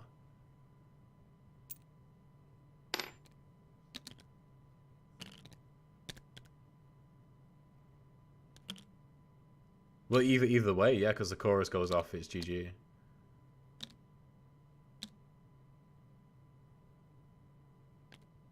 No, it's not, because it's facing the wrong way.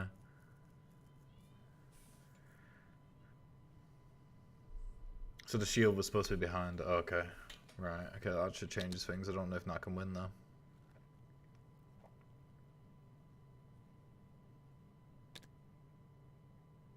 I mean, the only thing they can do is play the 2 orange notes.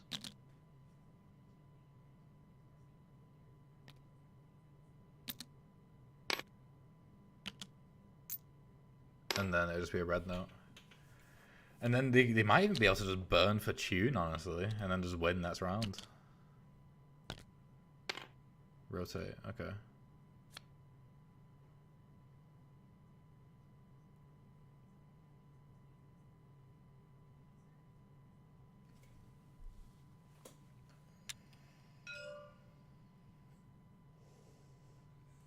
And the shield in the sound check.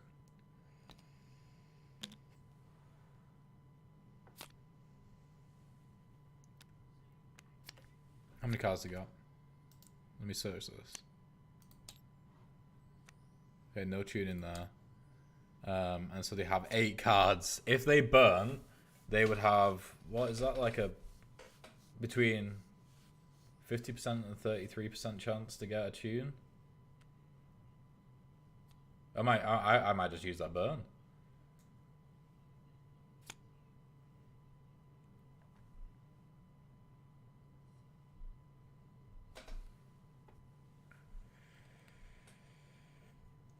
I mean, you can win with other cards, but it's a guaranteed win if you can get cheating.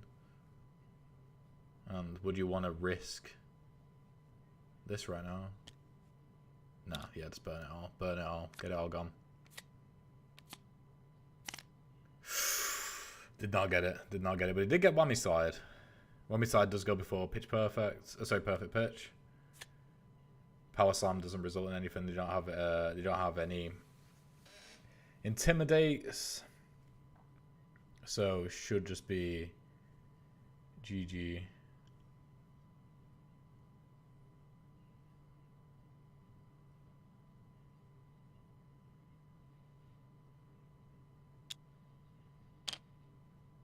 %37.5% chance of tune. Yeah, so yeah, between 33 and 50 out of 8 cards. But it doesn't matter anyway. Whammy slide's won it. It's very sad that Father Greg does not have any burns because they might have been able to save themselves. The fact that they played 2 low initiative defensive cards last turn did not help them.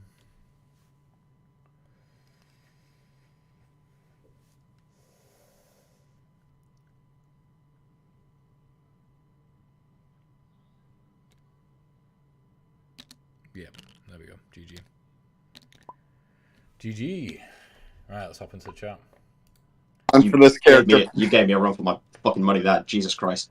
That was very intense. I shouldn't swear. That was a very Bossman relies on intimidation, and I did not expect. I'm too colorblind for that character. Yeah, oh yeah, well, yeah, Draconis thankfully provided the different shades of notes at least, so hopefully that helped a little bit. Yeah, it's helping. Yeah, jolly good. But yeah, that was a very, very, very close game. I assumed you burned to try and get tune. Well, Tenacious would have done. Oh yeah, just like I won initiative. I won initiative or 0 initiative. Yeah. I was also bamboozled by the shield placement as well. I thought you had already won, and then I saw Father Greg move his shield behind. I'm like, is he changing his mind? Amazing. Right, okay, cool. I imagine now if I let's just see what games we got next. I'll bring this over here and switch screens as well. So yeah, Nat, you're into the semifinals. Nat, thankfully for you, you have got at least a bit of a break now because thank God, I can go put a pizza on. Yeah, because Electrode and Mr. Yo-Yo are still playing, and then one of them have to play 6 next. So nice. You're good. And Father Greg, you will be facing the winner of Alpha Chrome versus whoever wins out of Electrode and Mr. Yo-Yo. So you've also got a bit of a break as well. Yeah, I got a big old break. Indeed. So yeah, right. Well, thank you very much for playing. And yeah, see you in a bit. Bye. See ya. Right, so there we go. We've got a bit of a break now before the next game. I'm not sure which game we're going to be jumping onto next. It will either be round 3 of the winners bracket or it will be round 2 of the losers bracket. Well, actually, either one will start at the same time. So it'll be probably round 3 of the winners bracket 6 versus either Electrode or Mr. Yo-Yo. So yeah, see you soon.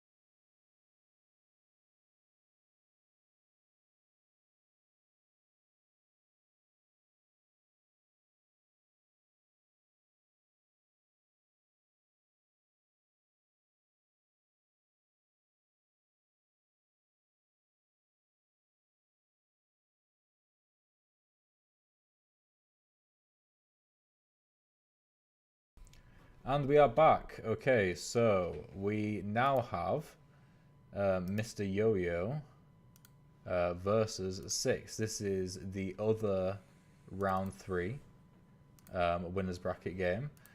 So whoever wins this will face Nat in the final of the winners bracket, so aka the semi-final.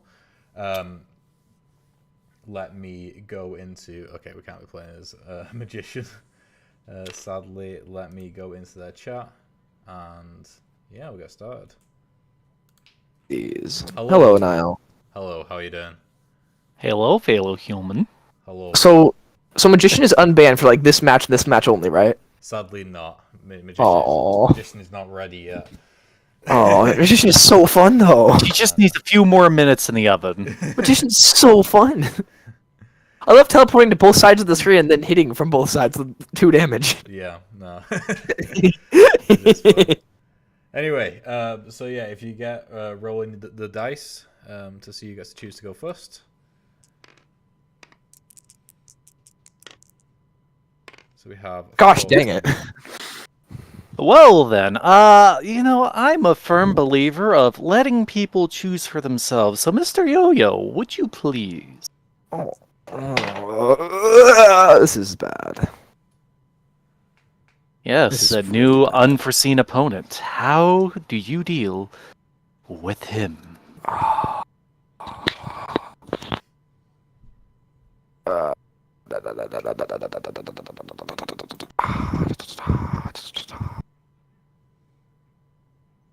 Yep, take your time. Man, screw it. We ball. We go all in. Callum Knapp. There will be... All right. There's a magnet. If I grab it, I have 2 Okay, cool. options. There we go. Do I go Wait. for what I know, or do I risk it for the biscuit? You play Vivera. Yeah, no. Play Vivera. I believe in you. I don't. You can do it. No. All in. Options All in. are... Actually, no, don't do him. Never mind. Don't go. All right, well, if you're going to go with all in... Ooh, okay. Let's do it! Gambling, boys. Let's do it! Hey, Niall. Yes. Question. So, where do I discard Calico cards? Just like Just on the same... just to the side somewhere. Okay. I mean, you can't put them in the same discard pile, but when you have to reshuffle, then you have to find them all again. So I just put them in a separate discard pile. Yeah. Yeah, for safety, lock I'm your just board. going to lock that down. Yeah, I've locked your board as well, Mr. Yo-Yo. Okay, good luck. Whoever wins this faces Nat in the final, who's knocked out Draconis and put Father. Oh, my. Okay. So, Gotta rip my super cards out of here real quick. Okay, cool. Yep. All right, good luck, have fun, and I'll see you after the game. Bye. Okay, so there we are. We have Mr. Yo-Yo versus Six. Mr. Yo-Yo's playing Calico and Nep, and Six is playing Gambler. Yet another matchup which I've never seen before. We've had a lot of those this evening already, which is pretty cool to see. Gambler's really, really interesting because obviously you never know what you're going to get. You're starting off with a 7, 9, and an 8. What I'm going to do, because that's difficult to actually have in frame, is I'm going to... Shall I ask him to put them like there, maybe? I don't know. No, what I'll do is I'll switch between desktop, where you can see that he's got a 9, 9, and a 7, and I'll switch back to the tournament view. I'll try and do that as often as I can with the dice. So we're starting off in Six's hand with stake, press, and set. At the moment, nothing really that he can do too much pressure with, and also really is a bit of a waiting game with Callum Knapp. He's re-rolled and he's got a 1, 8, and a 12. If we go back to desktop view, you can see the dice there. So we got a 1 that's being placed immediately on press. Press is a move forward and a move back, and then we're probably going to follow up with a stake on an 8. It's interesting because the differences in initiative isn't actually as bad that you could face with Gambler when you're playing against Nep exclusively, because his initiative range is, I mean, it pretty much alternates with Calico's. He's only got 7 cards, and the maximum initiative goes up to 11 or 12. So his average initiative is quite high, and you're not going to get too many cards in between. You might get 1 or 2. And another thing as well is Nep or Calico can't burn either. So the fact that Gambler can put up a bunch of different scenarios and change scenarios on the fly, where you need to kind of react if possible, with a burn, it's going to be difficult for Colin Nep, I think, but we'll see.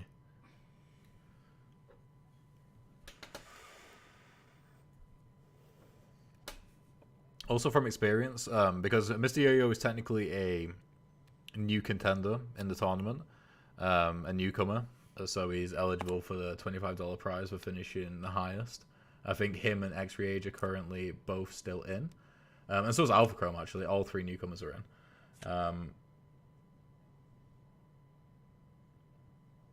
Come on, move the card over. What are you doing? There we go. Yeah, but we have seen Mr. Yo-Yo before in the FKO League, which happened in the summer of last year. So the moving up with 3. Oh, so they moved up with 2 and moved 1 back. Okay, and then with 8, they are moving 1 forward and attacking. So they're choosing to trade. Interesting. I mean, one good thing about this is that they're going to be right next to them, and so they can just keep on bombarding them with low initiative cards. I mean, if they can roll for it. Low initiative damage cards if they get the right rolls. And they've got loads of burns coming up on the meter track, and they've still got 2 burns to use on their board to be able to facilitate that.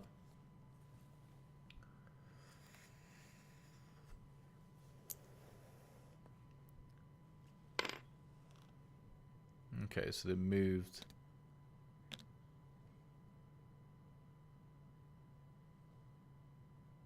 They moved 1 back and they fortified, and then they're moving 1 forward again. And the pole's got to do nothing, and then they're going to hit, and are they going to eject?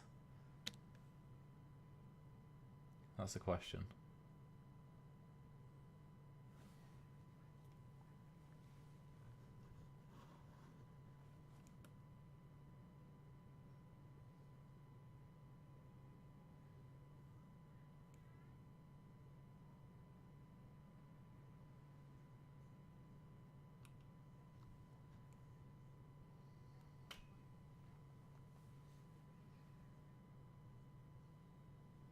I assume they chose the fortify again. Or are they ejecting? Is there any negative against ejecting right now? I mean, the positive... the question is more, is there a positive of ejecting right now? Because Gambler's going to be in your face the entire game. Like, that's his whole thing, is about getting up real close and trying to get low initiative cards. So Calico, I mean, the benefits are obviously you get shields, but the low initiative cards... Okay, he's rolled a 4 and a 5. Those are good rolls. Is that... Calico does have a couple of low initiative shields. Are they even going to draw a Calico card? No, they're just going to draw more Neptune. So they just got Calico out, even though they're going to use Neptune. Neptune does not have any attacks right now.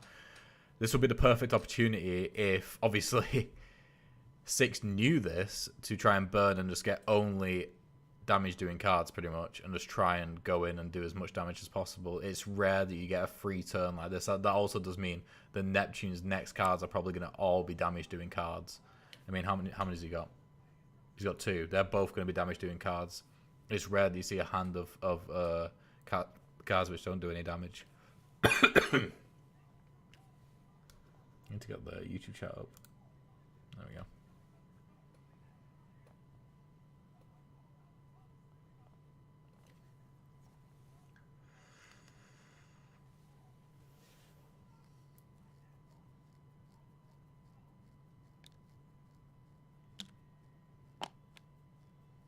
Razor's burnt. Offsuit's being burnt.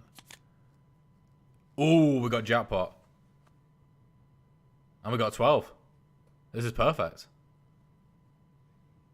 That's a 2 damage card right there. I'd just do it to Neptune. I wouldn't even burn again for the sake of trying to get behind and doing it to Calico, though that might be a nice idea if you could. But 2 damage on Nep when they can't retaliate is good. Oh, it's Neptune's not even in. Gambler's not even in charge here. Gambler doesn't even have the initiative. They had the opportunity just to 2 damage. Why did they say no? Oh, what's worse here is that Guard is forcing to show... Well, it's not forcing to show the back of Calico, because they can turn around, yeah. That would have been so perfect. Raises a turn and move back, I suppose, yeah. Jackpot would have been so good there. I can't believe they didn't use it. Oh, they got 2 12s. Oh, that was 12.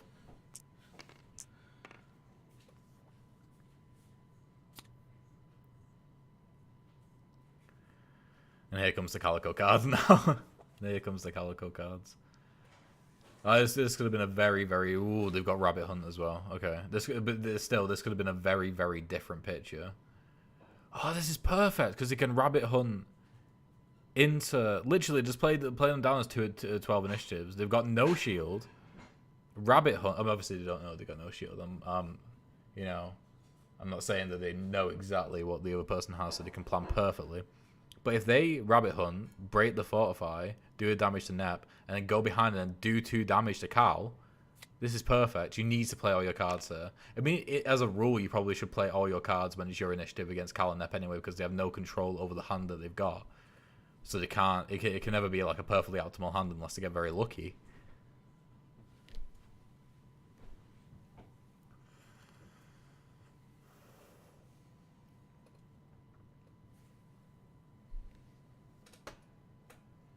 This is agonizing. So it might actually work out that they shouldn't have played Jackpot last round. But at the same time, they really, really need to play these 2 cards now. They need to go all in. 100%. Please recognize that Rabbit Hunt is your only way of being able to do damage to Cal. That's the thing as well. Mr. Yo-Yo is so good as Cal and Nep because he's so good at hiding Cal and so good at utilizing her for ranged attacks. Perfect. Okay, this is it. This is 2 damage to Cal right here. Putting a 1-touch game already. This is so rare to happen.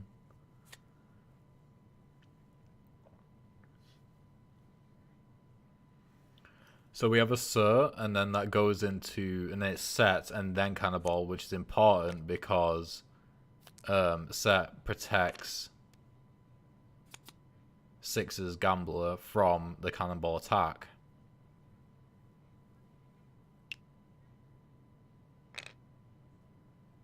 I think Gambler does 3 damage here and doesn't even take any damage. Move on forward, pull, and then imagine push. Yeah.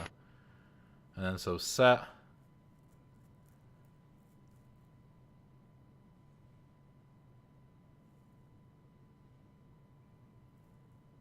Set is gain shield. And then move on forward. Yep, perfect. Oh, Cal and Nep's KO card is, well, one of them is introduced now from Cannonball. So even though Gambler has had a really, really, really good start, it's not necessarily going to work out, depending on... I mean, in this matchup, you would get Ultra Pillage, you would get Nep's KO card. There's almost no point in Calico's. I mean, Calico's is great for the movement, but you're going to be fighting melee.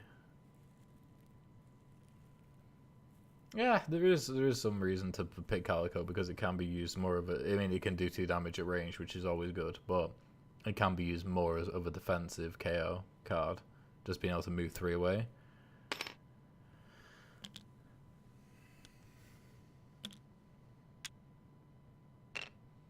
Wait, what? He's playing Ultra Jackpot first? Why? I can't believe that. So he's doing 2 damage to Nep and 1 to Cal instead of the other way around. Does that make it so that they can't the damage can't happen. I mean, hook swipe is move one forward, move one back. So would playing rabbit hunt? No, because rabbit hunt you can pull, so you can still move behind with jackpot afterwards. I think that was just a misplay, honestly. Break the shield. Do 1 damage.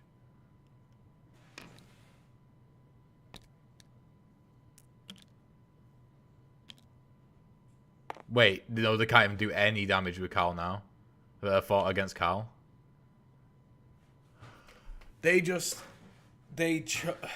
From that play, they went from doing 2 damage to Cal, almost winning the game, to doing no damage to Cal.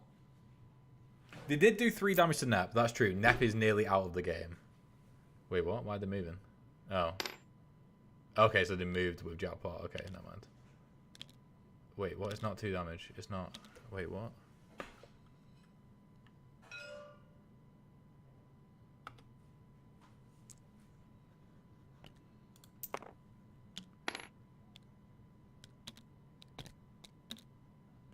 So do 2 damage. And then they moved over with Rabbit Hunt.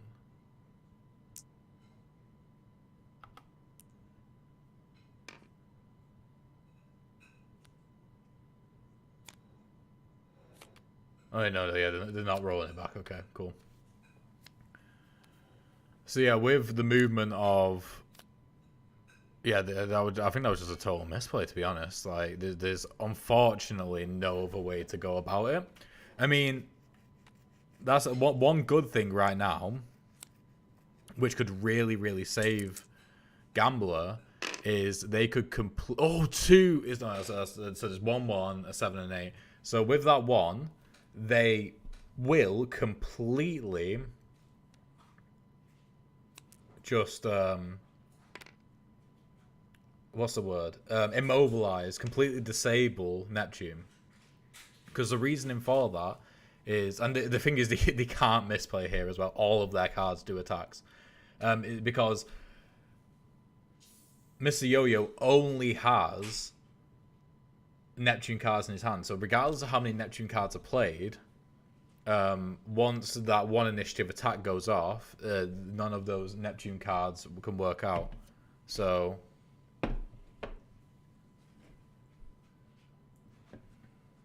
yeah, this is insane, honestly, to me, because despite all the misplays that Six done so far, is actually in an incredible position. Like, an incredible position.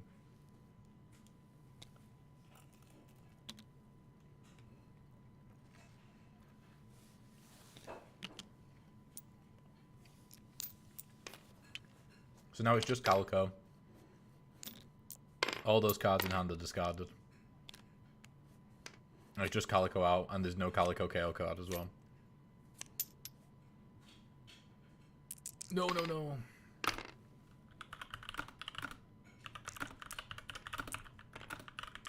Yeah, cool.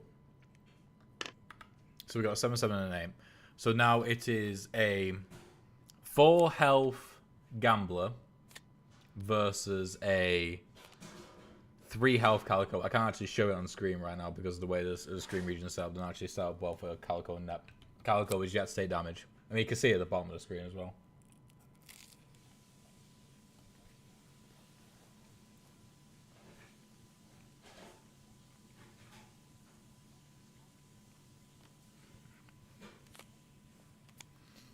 For Calico to come in now, they can Hearty Welcome into Retaliate. I think Hearty Welcome is probably better than Ignite into Retaliate. And there's just so many damage dealing cards right now in Gambler's hand. It'll be hard pressed for them to find a better way to win.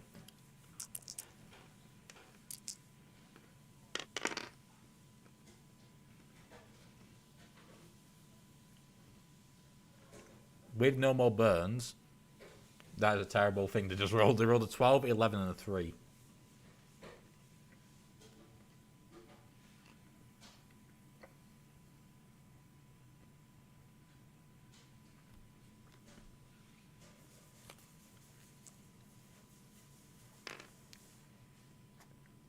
Okay.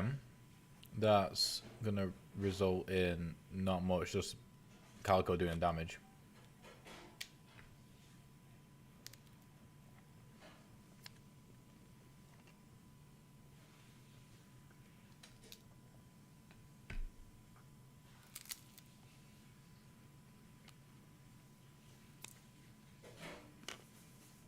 Okay.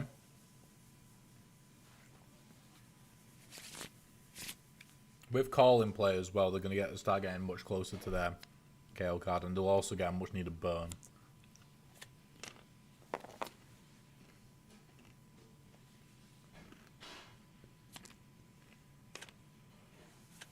The bad thing here for Cal is I'm pretty sure I've used all of their shield cards, but their draw pile is their draw pile's at 3. I don't think they have any more shield cards, so next turn might be a bit spicy for them.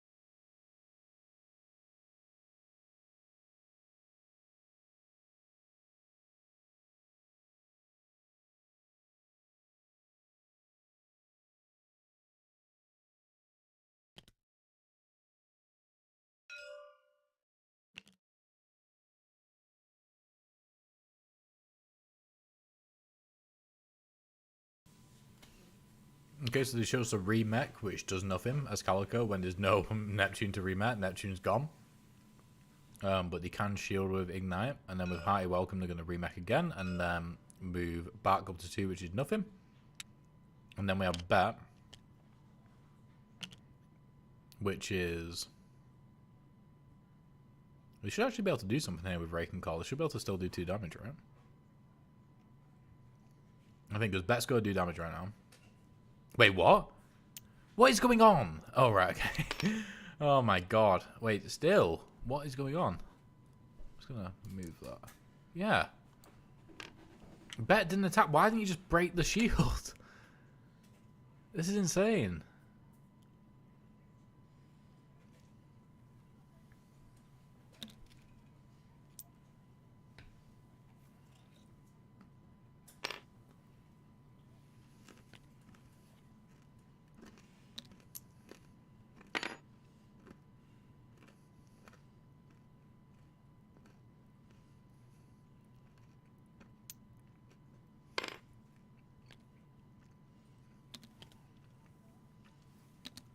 Wait, what? Why 2 damage?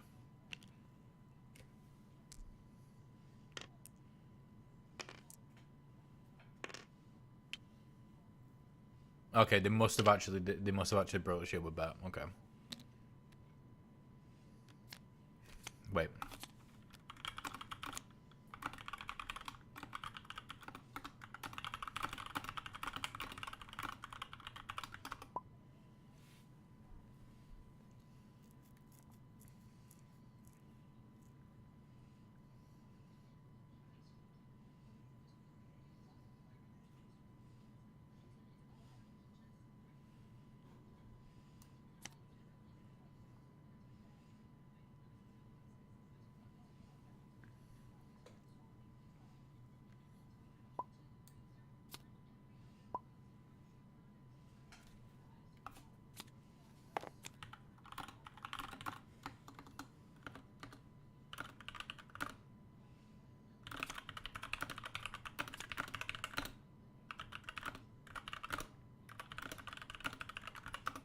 Okay, cool. No, sorry.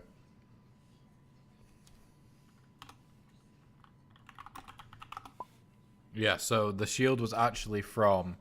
It wasn't from the mod, it was actually from the meter track, which is why I thought he shielded with the mod. So he actually did manage to do 2 damage with Cal. So they've got 1 in shot, which will just do damage. They do have 2 burns back now. So they can, yeah, just burn and try and get a 1 initiative and then just win. A 2 initiative will not do, actually. They need I mean, it will do. It'll do a 1 in shot.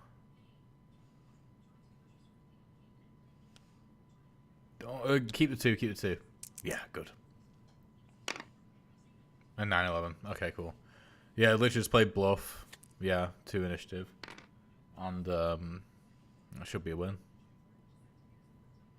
You can't get out of it.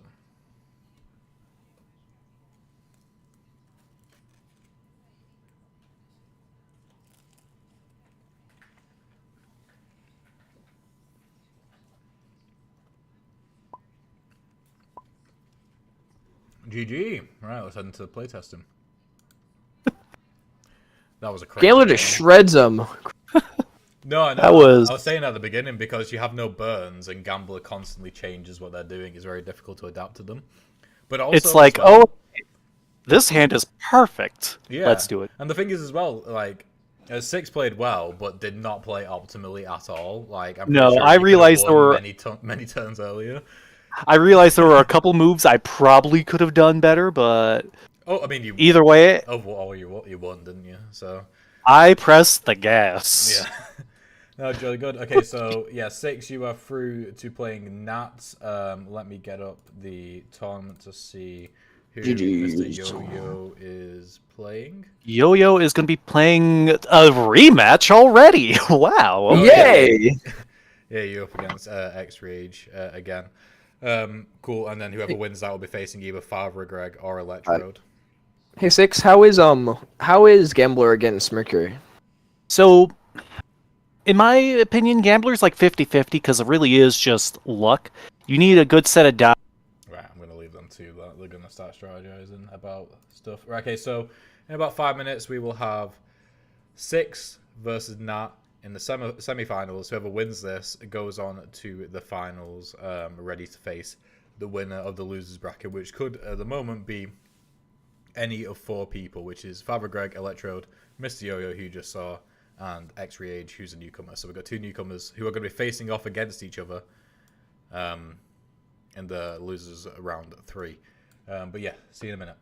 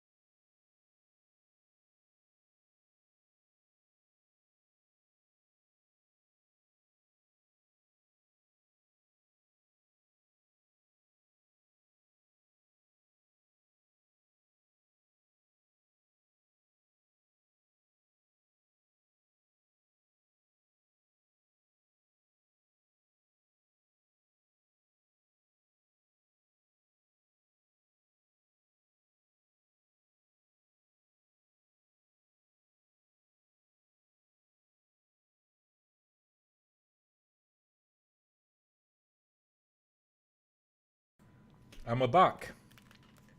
Okay, so just to show off what's going on in tournaments so far. Unless Streamlet's down. Streamlet's down. Okay, never mind. I can't show you what's going on so far, actually. What I'm going to do instead is I'm going to go straight to the tournament. Make sure we're actually on the right camera. There we go. And also change the imaging. There we go. And we've got Nat versus 6 in the winners bracket semi-finals. Whoever wins this goes to the grand finals of them all. Let's jump in the chat. Let's get started. Curious. Oh, hello there. Hello. Hello. So you're in the semi-finals. Whoever wins this secures a spot in the grand finals. If you lose this, then you go into the losers bracket. Cool. Well, let's get the dice.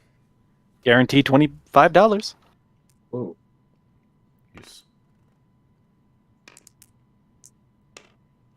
Ooh. Womp womp. Well, like I said last time, firm believer of letting you go first. Yep. You know, boys, it's time for a It's return kind to of a bit form. At this point. Ooh, okay. Oh no. Axel versus Zero. Yeah. Interesting. Okay, right. Good luck, and I'll see you after the game. Wait. Right, okay, I was fully convinced that 6 was going to pick Gambler again. I think Gambler is actually really, really good against Axel, to be honest. Axel is very good when their initiative can't really be disrupted. So, I think they're quite difficult to... I mean, like, we almost saw... Streamlet should not be down, well, currently. Well, I couldn't get the website up, it said waking up. I'll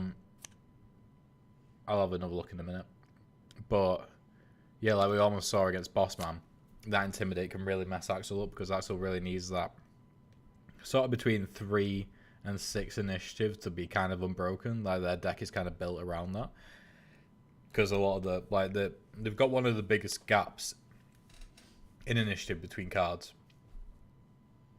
Because they have well, to be fair, they have a 7 and a 9, so there's only a 1 card gap. I'm pretty sure it used to be like a 6 and a 9. But it's rare in decks for you to have that gap anyway, and for it not to be somewhat sequential without a break.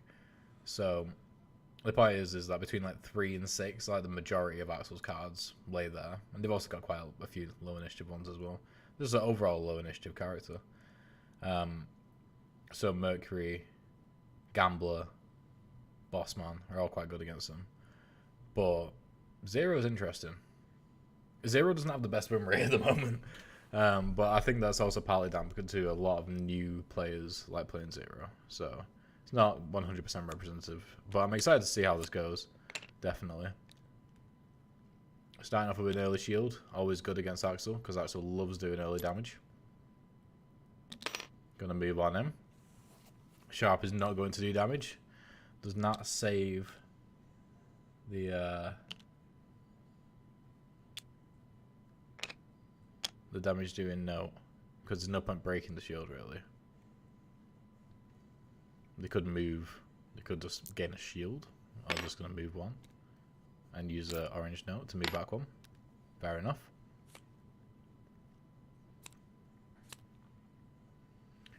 The interesting thing about orange notes is they only use to build one damage doing chorus. Yellow note is better for that because they do 2 damage doing choruses. All movement related notes, well, 2 of the movement related notes do damage doing choruses, whilst orange is the only one that does 1, which is interesting. So we've got hammer. I need to take that shield off. Just move that. There we go. So we don't get confused. In the Discord, someone's made a discovery in another game. Father Greg versus Electrode, I believe. Spin Dash in Mercury's deck can always be closing are very, very similar. They are both 5 initiative cards with 1 meter gain. Mercury's is move 2 forward, move up to 2 forward or 2 backwards, and then rotate with a mix-up.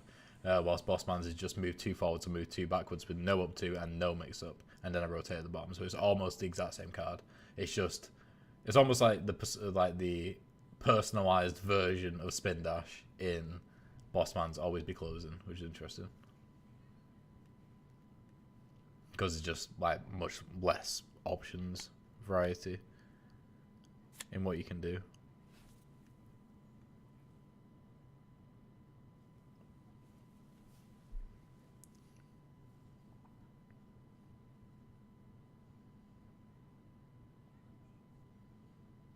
Okay, so we have Zone going first. Is that the end of the turn? It is. Okay, so I assume I'm just going to use shield again, really.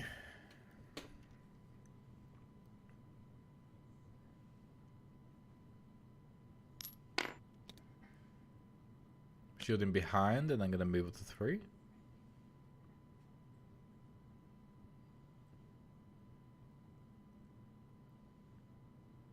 They're moving none? Why? Interesting. Do they want to take the damage? They might have wanted to take the damage. Okay. We have lunge that can retaliate immediately with that damage, but there are also the spin, which doesn't really do anything. It does give a shield actually to initiative, which can stop lunge because of the meter gain. And you have Epic Whammy as well, which can retaliate and potentially result in the trade. I wonder why he chose, because it couldn't have been a misplay. Because it was purposeful. It was like clear cut. It was like if you place a shield the opposite way, you will not get hit. And that's what he chose to do.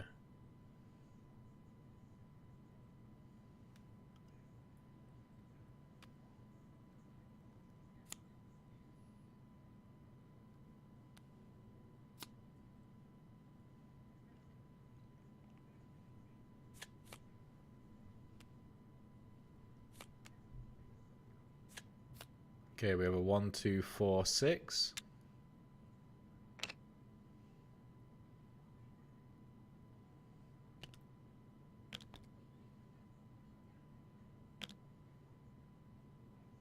So sensors that changed the stance to yellow, which will then activate lunge.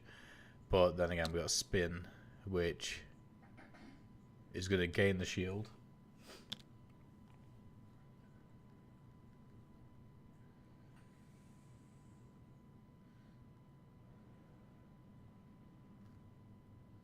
But they're hopefully going to place down somewhere. Yeah, so placing down behind, moving, and then rotating. Okay, interesting.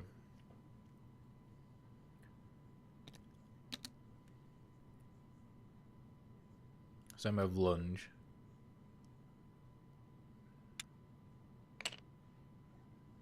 Which, are they going to move the entire way? Or just going to move one? The problem is they can't really just move one, because then what's actually best to do is to move 2 and get right in front of Axel, because then Axel cannot hit them with Epic Whammy, because all they've got is move forwards.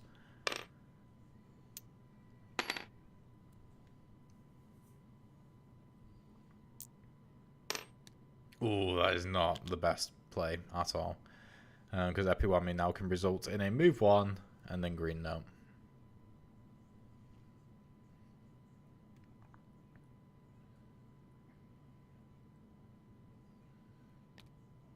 Why? Why yellow note? What is going on? Oh, they've got the chorus, that's why.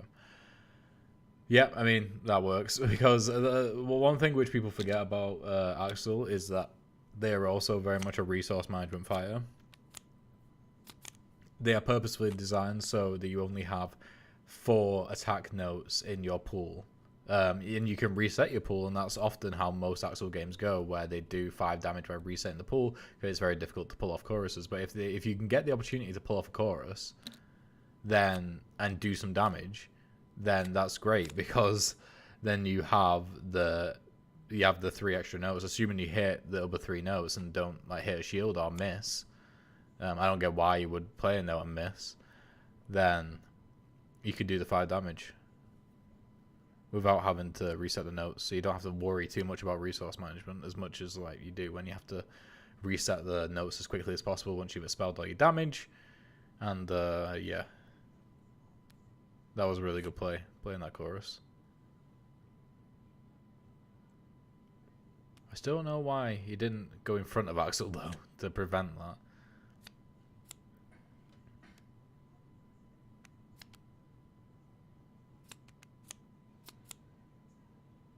So we've got step. We're going to see a rare green stance. We are. It's very rare that stance actually, the zero actually goes into green stance. There aren't nearly as many cards in green stance as there are in red and yellow, which is first of all, but also zero's like whole thing really is like chasing down with yellow and then hitting with red. Green is there really if you want to choose.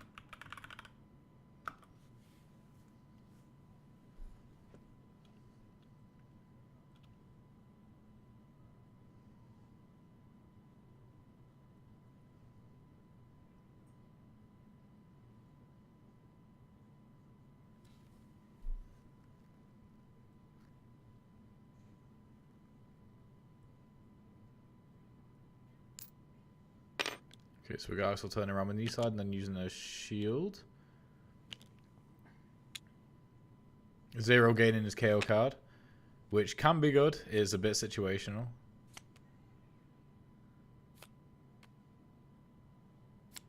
I think it's one of those cards which would like be improved massively if there were 4 action steps in the game.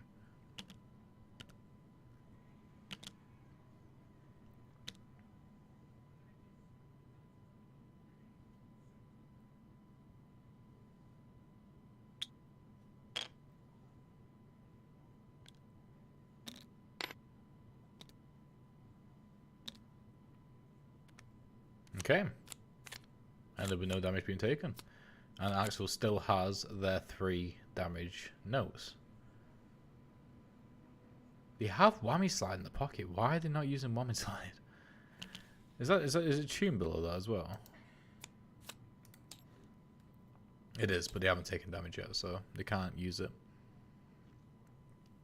This can be a bit of a dangerous situation for Axel though, because they've now unlocked all of Zero's damage restricted cards, such as Overrun, which they have in their hand right now.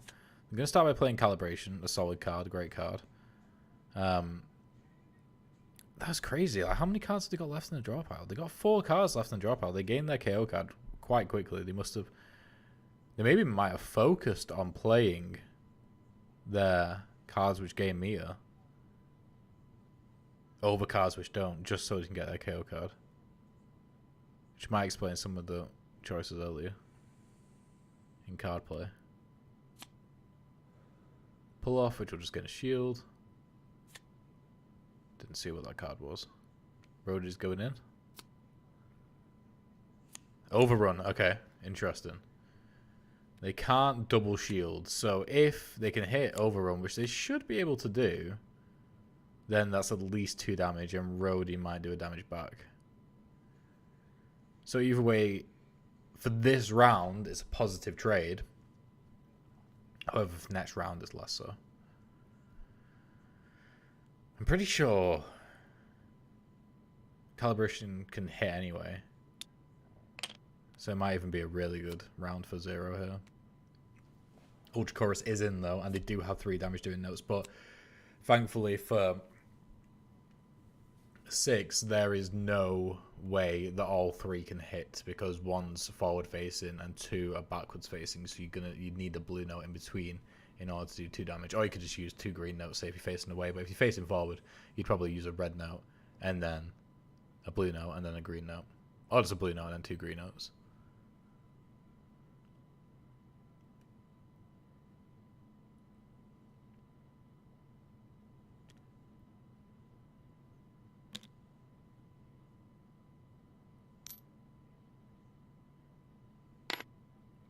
Why did you do that? What is going on? Why they could have moved forward 3 and just negated the shield and done another damage. I don't get why they're choosing not to do stuff like that. I don't understand what's happening.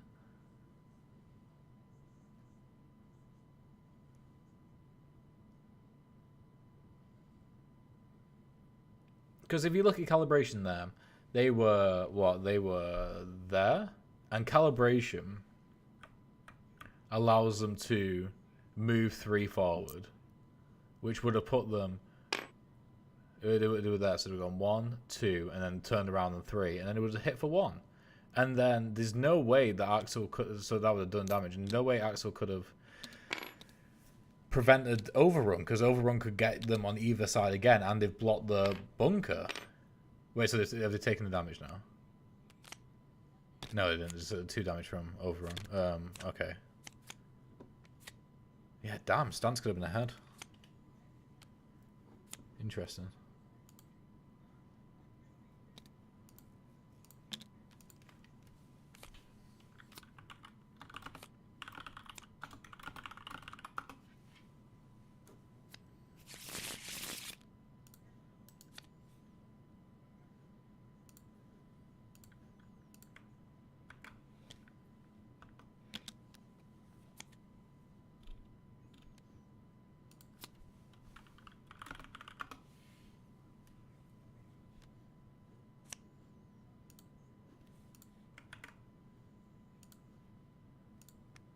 Okay, so Ultra Chorus has come in now.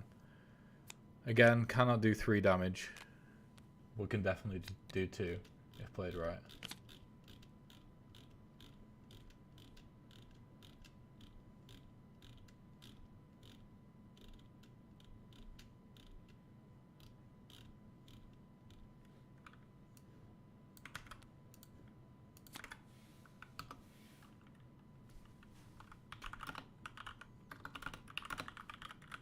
So we got Zone going into Ultra Chorus. Man, that's coming in second, so that shield isn't going to do anything.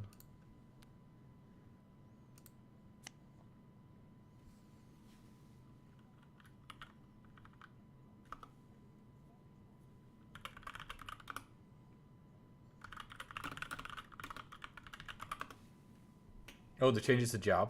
What is going on? What is happening? So they changed Zone to jab, which might result in a damage, but it definitely won't protect anyone from damage. So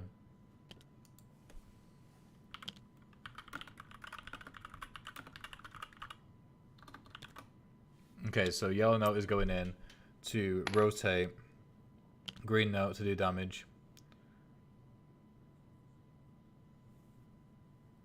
Are they going to explain the edge of stage range rule? No, okay. And they chose not to do an extra damage. Interesting. Wait, did they? Why 2 damage there? I'm so confused. What is happening? Oh, the chorus. Of course. Wait, what? What? 1 second. One second.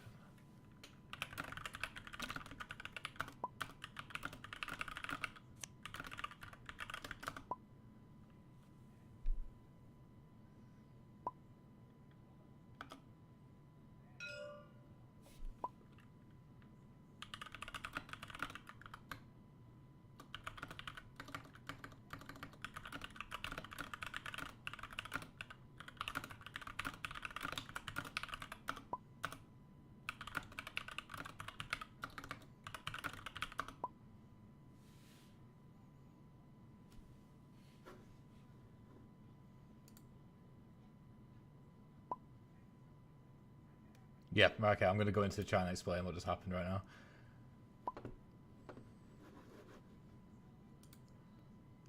Hello. Hi, this is Yeah. a terrible time. No, yeah, just to explain. So the rule is, and it's in the rule book as well, is that if a ranged attack, so any attack which isn't one space away, was to go off the stage, it instead lands on the last space of the stage. So Huh. you can never, And you can never overshoot an attack. I'm back. Hello. Hi. Apparently you won. We were wrong about that whole I thought that. technically I missing. thought that for a second. Yeah. Whoa. Yeah, that Sick. Yeah, because that's the thing. There was two eventualities. There was 1 damage and 3 damage, and then you put 2 damage, and I was like, what just happened? Yeah. Yeah, I was digging deep, and I apparently could not dig deep enough. Maybe if I got rid of Ultra Clock. No, even if I One thing got I'm rid of it. super interested about is I want to know the reasoning behind the first damage you took. Because you put a shield facing the wrong way, which resulted in that just being able to do damage. Was that intentional? Yes, two Okay. reasons. One, definitely to try and get these 2 damage Yeah. cards live. And 2, to try and maybe persuade him to stay in front of me. Yeah. Okay. Cool. No, that made sense. Yeah, that's what I thought it could be, but it just really bamboozled me at first. Zero does not have a lot of hit from behind, so you gotta keep them in front. That is true. That is true. Right, okay. If the Streamlit is now back up, which it is, that means Nat, you are now through to the finals. Oh damn! X-Ray beat Mr. Yo-Yo. That's Oh. crazy. Yeah, so you will now. So 6, you have a bit of a break. Nat, you have an even longer break. 6, you'll be facing the winner of either against X-Rage and then either Father Greg or Electrode, whoever wins out of that game. Oh, right. I still have to sit and wait. Yeah. Oh, boy. Yeah, so you've got a bit of time yet. Hey, Yeah, I'm just happy I have guaranteed 3rd place. Even though I for got, sure. like, you could even 1 win. pass. You know, who knows? Cool. Right. Yeah. Thank you for playing so far, and I will see you guys later. See you later. See ya. Okay, so there we are. So next game that's probably going to be on stream, well, that definitely will be on stream, is X-Ray versus whoever wins out of Father Greg and Electrode. And then we'll be watching whoever wins out of that game for the losers of round 5 before going back to the actual finals. So yeah, see you when that game is.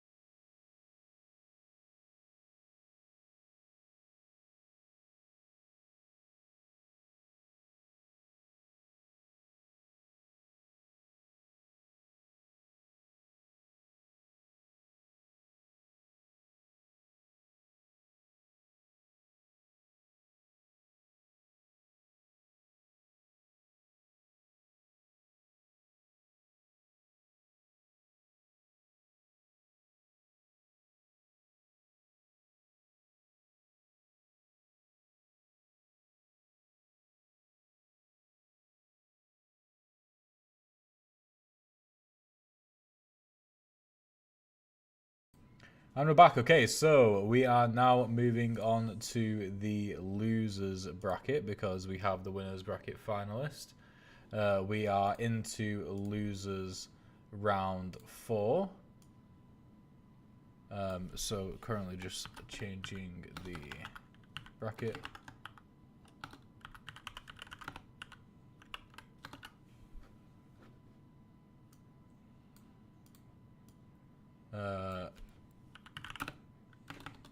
Graphic, and then we will be good to go.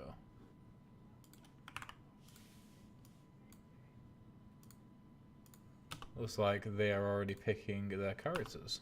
Cool. Alright, well I will just jump in and talk to them briefly. That'll be good to go. Oh. Hello. So it already looks like you picked your fighters. So we've got Boss Man. Let me just make sure that we've got the things on the right places for the camera to be able to see. There we go. So we got Boss Man versus Mercury. I'm pretty sure you literally just did this fight, didn't you, Father Greg? Yep. It was pretty interesting. Electrode put up a great battle. Yeah. My stuff is stuck to the character sheet, and I don't know how to. Like that. I just sold it. Yeah. Let me lock your board as well. There we go. Gotta lock mine too. Thank you for the reminder. Yes. Cool. That should be good. Cool. Right. Okay. Good luck. Have fun. And yeah, I'll see you after this. Bye. Okay. There we go. Got the right overlay up. Beautiful. So yeah, X3Age is one of the... They might be the only newcomer left now. If I had to switch to desktop and bring up this again. So yeah, Mr. Yo-Yo is out. They're currently doing their 5th place match now. And we have... Alpha Chrome's already out as well. So that means, yeah, X3Age is the winner of the $25 prize for the newcomer.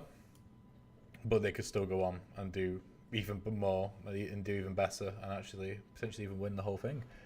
So let's go back to the game. So already Bossman has played Restructure, and they are not attaching a combo card to a combo card. I think they're explaining how combo cards work because they might not have played against Bossman before.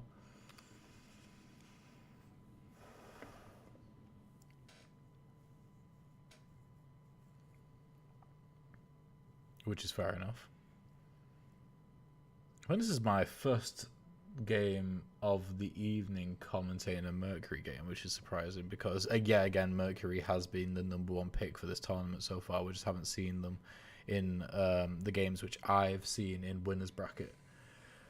But yeah, so we have a sliding kick, super kick, and spin move. Sliding kick's going out straight away to basically be a rebuttal to Restructure. Restructure is going to move forward and pull them in.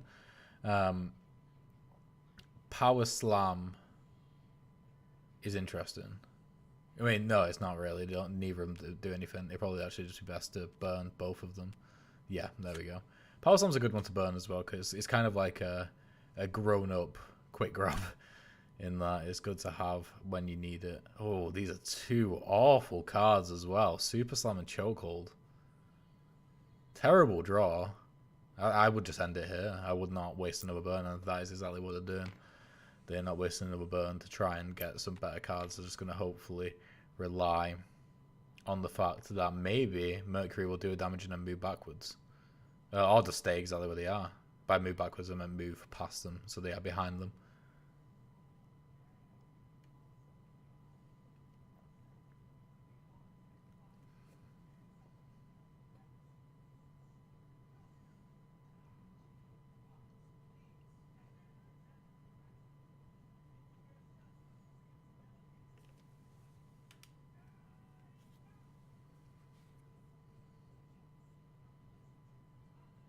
What are they thinking about here with sliding kick?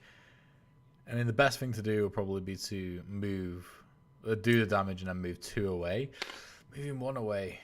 Actually, we've done the damage. Oh, like you can do damage behind. It doesn't really matter either way. Oh, there's no mix-up anyway, so you have to move 1 backwards and then do the damage. Thought there was a mix-up there. Which makes Power Slam now a thing. Power Slam combo card is probably something which Bossman is looking to do. They do have Spin move, which can get out of it. So it would be good if they had a card to follow up, but honestly, they have Super Slam and Chokehold, which are two cards which you do not want in your hand. You want them in your pocket, but do you use another burn to do that? No Power Slamming? Okay. So you gotta use Spin move at this point. Otherwise, it's game over pretty much already.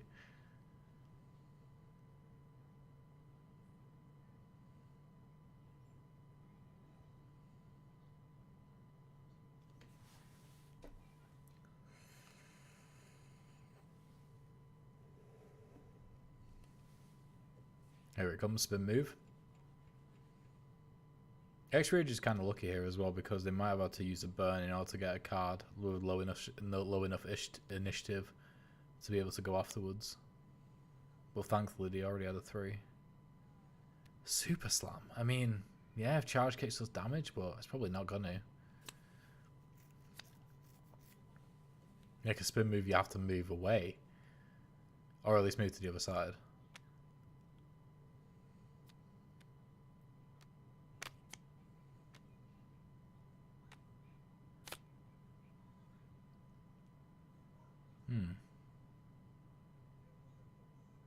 I assume they've already interrupted, which is why Super Slam's there. Wait, that doesn't make any sense. Super Slam should not be there. So they should be swapping those. Yeah, because Super Slam's a 12 initiative and Charge Kicks is only a 6 initiative. So even if they were basing it off there, that's already a 6. What? What's going on?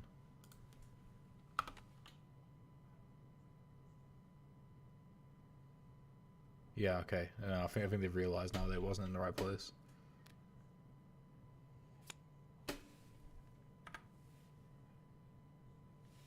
Okay, so they've interrupted. And then what they probably do is they move 1 back. And then hit? No, they don't hit. But let's move 1 back and then choose to do nothing. Because Power Slam forces the rotate, but they could rotate anyway with the mod. Which will turn Bossman again to the back of Mercury. So then they could use the grab on Super Slam, followed by the knockback. Which would still result in 3 damage in this situation.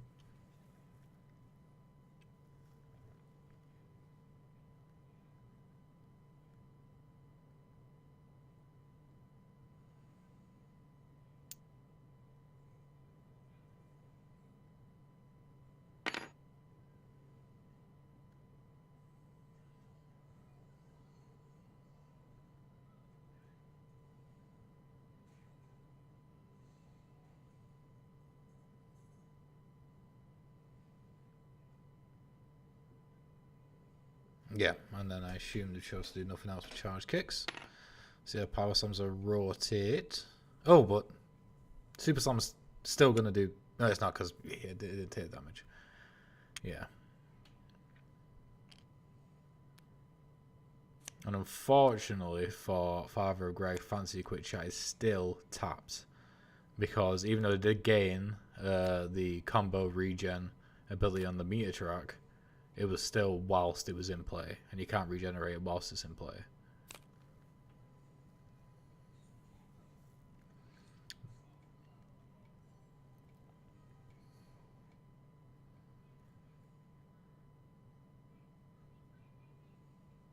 It might be worth using Chokehold just to rotate. Like, rotate into turnover. Like, Chokehold into turnover so they rotate. And then you got You're Fired. That could do a damage. But then if you glance over to the Mercury hand, they have Zen and Dash, so any Intimidate is probably not going to work out. Especially as I think it's Mercury's initiative. No, it's not. It's Bossman's.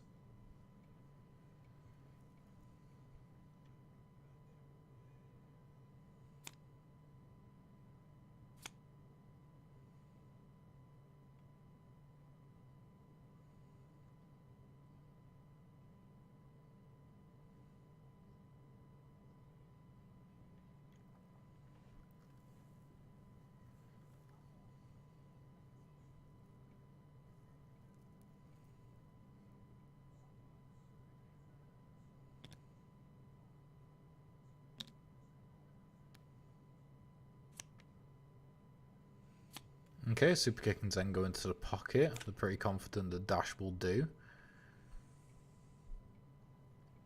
I mean, they got step up as well, so that doesn't really matter. It's interesting because at the moment, Bossman has a clear plan. They have like something that which they need to do, which is to make your fired work. Whilst Mercury's plan is less.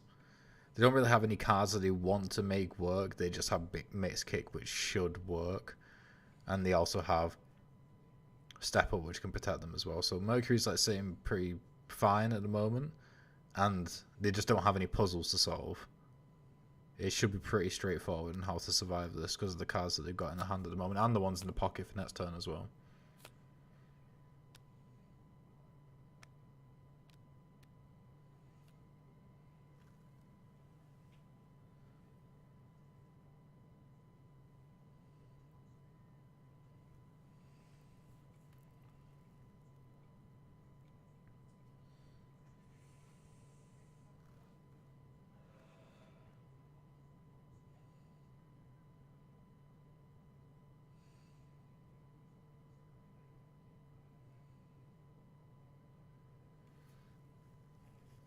It's always interesting seeing Mercury versus Bossman because of how Interrupt and Intimidate work together. Because obviously they are very much opposites.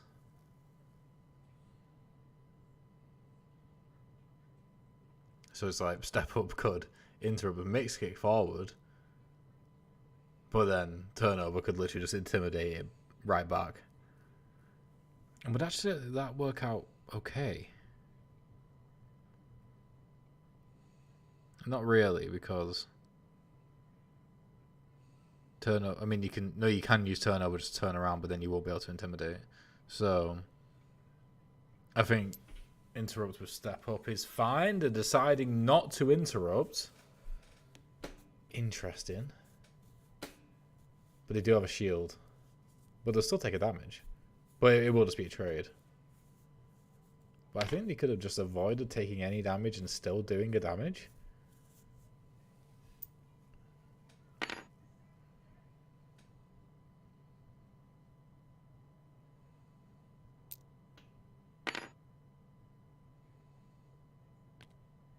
Yeah, okay.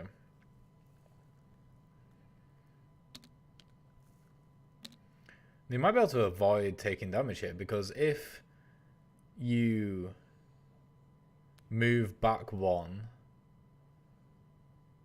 and then pull, then hit them against the wall, they won't be able to get close to you. Are they going to think that? They're not going to think that. They're just doing it. They're just doing it and not thinking. They could have protected themselves from a damage there.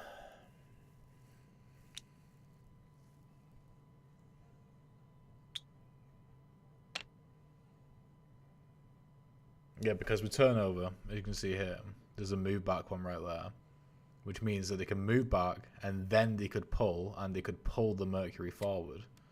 Wait, why are they not doing anything with mix kick? Yeah, there you go. And then, yeah, pull them forward and then still hit them into the wall, meaning there'll be 3 spaces in between them instead of 2, which means a mix kick could not have reached them.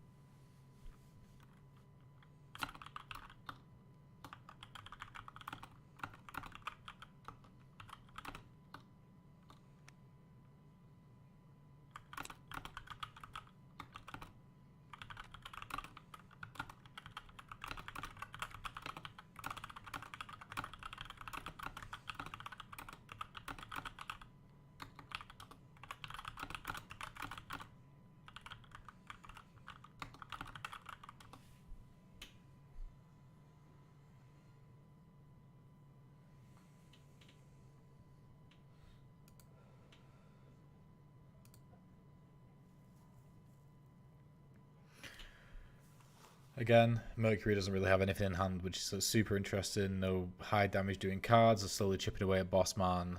Bossman has chokehold, which will result in a damage, which is good. I mean, you can always argue that the reason why, I mean, that might actually be the reason why, because Chokehold was still in hand, that Father Greg decided to take the damage on Mercury then, because he could have chosen not to. But at the same time, you know, Chokehold is just better, but it's just better to avoid the damage and use Chokehold separately. It was the exact same thing that I said last time Father Greg played. I think he just loves playing Chokehold too much. But the thing is with Zen now, Zen has interrupt. Zen could interrupt a card going before Chokehold and get him away. And so that's more the risk you run. But at the same time, there's no point in either avoiding damage or avoiding taking damage just to set yourself up to do more damage the previous turn. It's better to just avoid it and wait for the time where you can do the damage for free and you don't have to risk anything.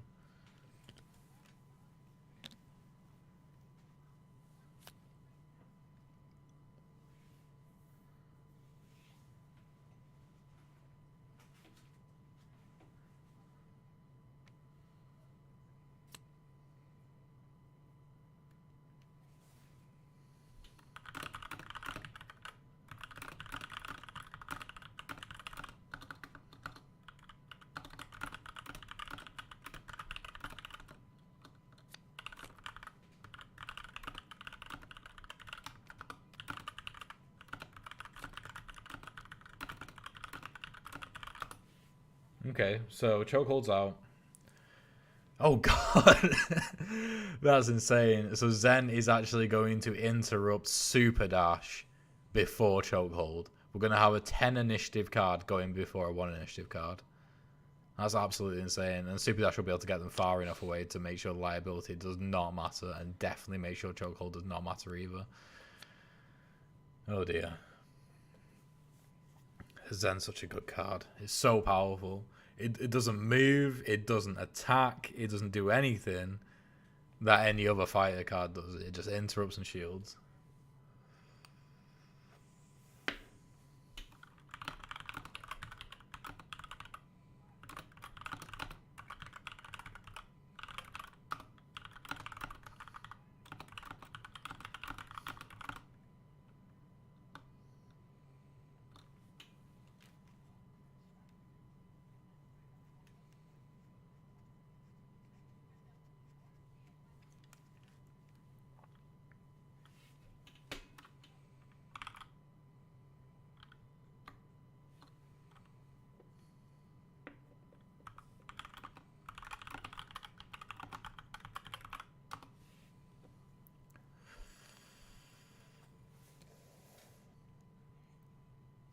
Shielding behind? Oh yeah, shield in front. Do damage and then just run away.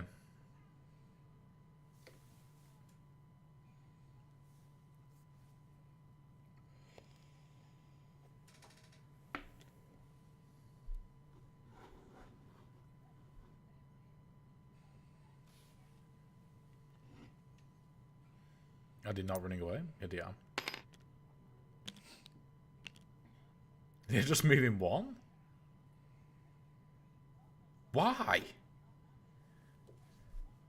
I mean, I guess that works because they can't be hit into the wall.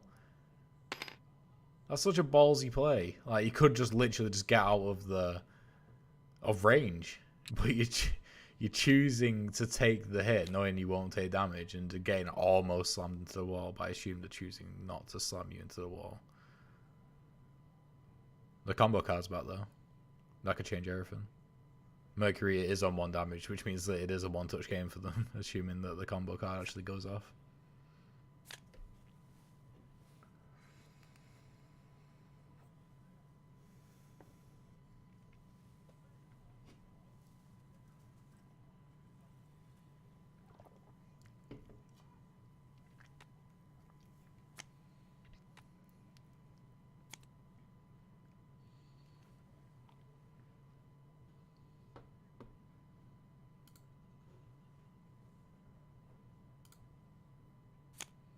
Oh, no, I did not see your message, your comment, sorry.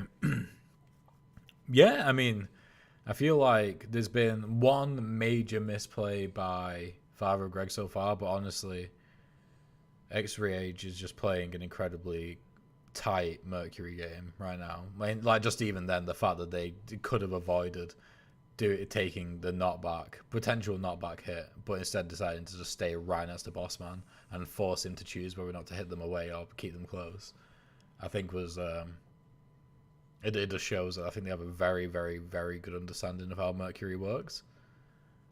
And I'm not saying Father Greg doesn't have a good understanding of how Bossman works. It definitely does.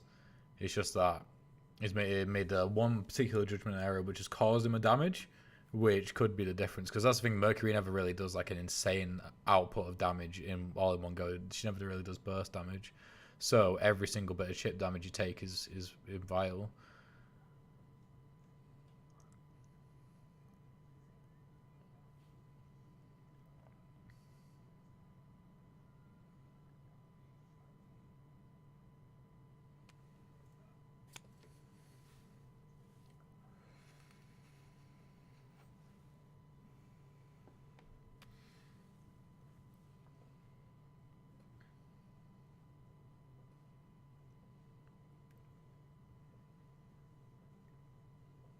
The good thing for Bossman at the moment, in terms of survivability, is that Mercury's cards aren't particularly great for outputting damage currently.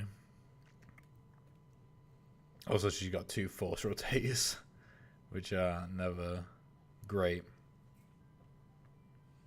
Especially mid initiative. Could change everything.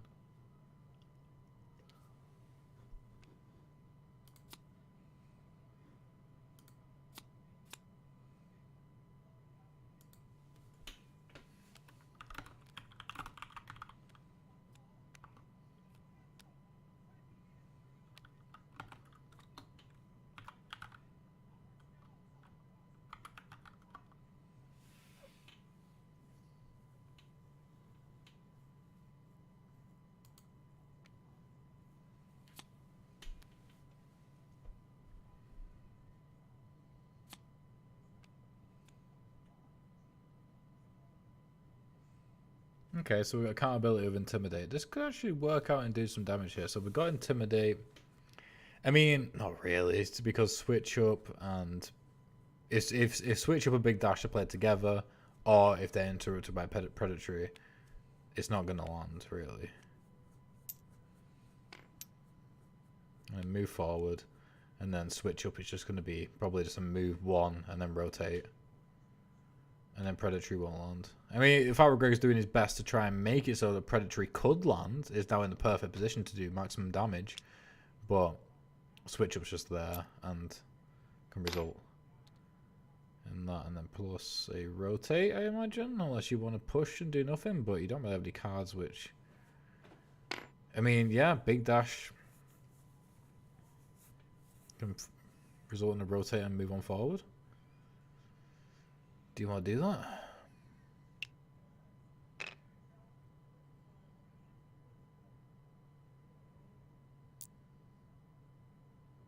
Move just to rotate and no move forward? I mean, how many cards has Bossman got now? 4. So, it's not like he can discard and redraw into Chokehold unless he burns specifically for it, but you wouldn't think he would. Considering he has his KO card, which should be coming in soon. His KO card is very, very good. Actually has good movement, has grabs, has knockback. Should result in at least 1 damage, if not 3, just like off the bat, even with a shield up.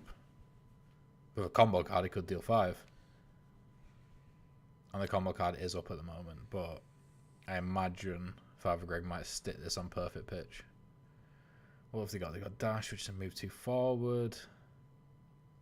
It wants to the combo card on perfect pitch because it doesn't have knockback.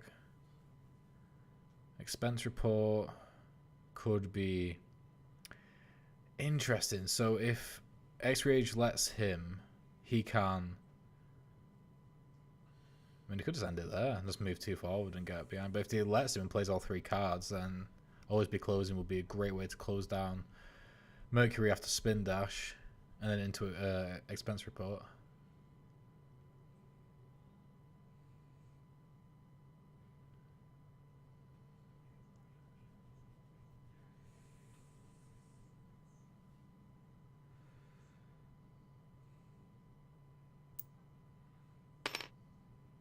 Yeah, just move 2 forward. Smart move.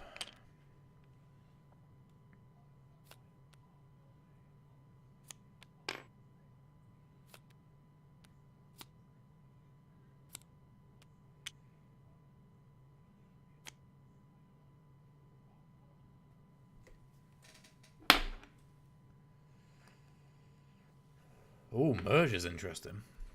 Wish you had an intimidate. That'll make it way more likely to go off.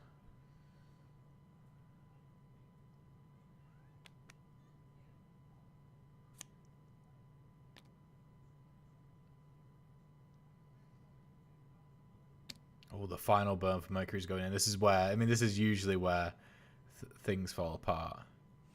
Because once that final burn's been played, then you have no options other than what's given to you. Assume you're going to ultra kick and try and finish it off. Bossman currently has no way of dealing with that at all.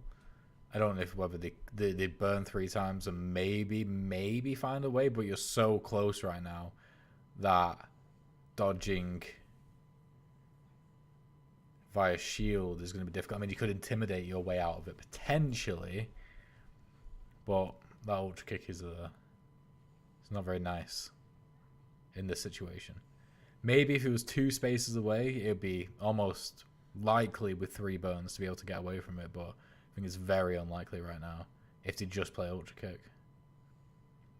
I mean, either way, it'll force him into 3 burns, so even if he does find a way, then you're pretty set for the rest of the game at that point. Yeah, just ultra kick. You got to burn, man. You've got to do it. Missing out on his KO card again. I can't remember the last time I've seen him as Bossman get a KO card. Just burning 1? Just putting it down immediately. He knows exactly what it is. That was a power move. I've never seen that before in my life. And only playing 1 card as well to get out of ultra kick. I want to know what this card is.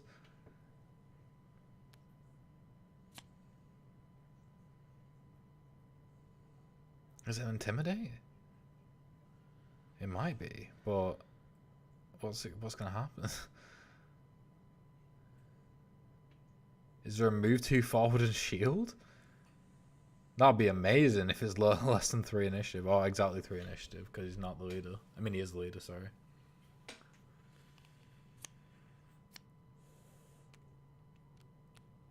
What? In what way does that save you? Am I losing my mind? What's going on? Okay, he's got to move at least 2. And the Intimidate isn't even going to come in right anyway, so it's just going to be game over?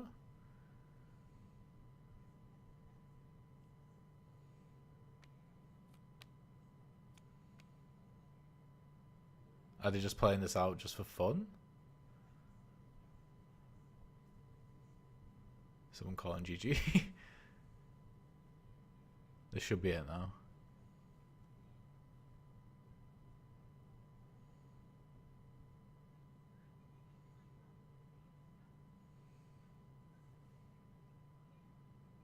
There we go. GG. Okay. Jumping into the chat. Hello. So I never knew this card had a mix-up. Oh, I was wondering why you were so confident in that security. I'm like, does he know that he's still dead? What's going? Yeah. No. Yeah, I mean, no. it's up to anyways, so. No, yeah, exactly. But yeah, that was. It felt like you just got slowly constricted throughout the game. Like it felt like you had less and less options. That was very good plays by as Mercury there, 100%. Yep. But yeah, good tournament. 5-0 Greg, you did really well. All right. Yeah, and X-Ray, you move on, and you're facing 6 in the losers bracket final, and if you win that, then you head over to the grand finals. So yeah, we'll sort. I'll message in the chat organizing that for in about 5 minutes, and I'll see you there. Alrighty. Thank you very much. Best of luck. Bye. Okay, we're gonna be back in a second with the losers bracket final.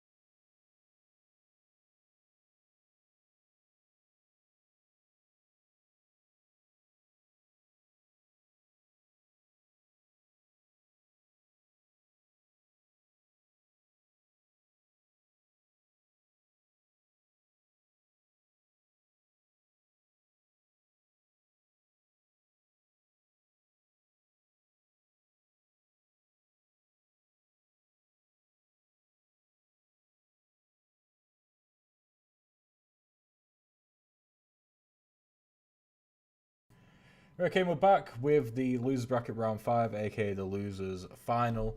whoever wins this goes to the grand final where they'll face Nat. If they win this one and they go to the final and face Nat, they will have to reset the bracket in order to win. But yeah, they'll definitely want to do that regardless. So let's head over to this screen, change the thing so it says the right names, and then let's hop into the chat. Oh, hello there. Hello. Hi. Right, let's get rolling with the dice. Better you could have possibly seen. 1 and 6. Wow. Cannot get better than that. Well, feel free to tell who's going to decide first. I'm gonna pick Oh. that. Let me just... Okay, how do I want to do this? That is ultimately the question.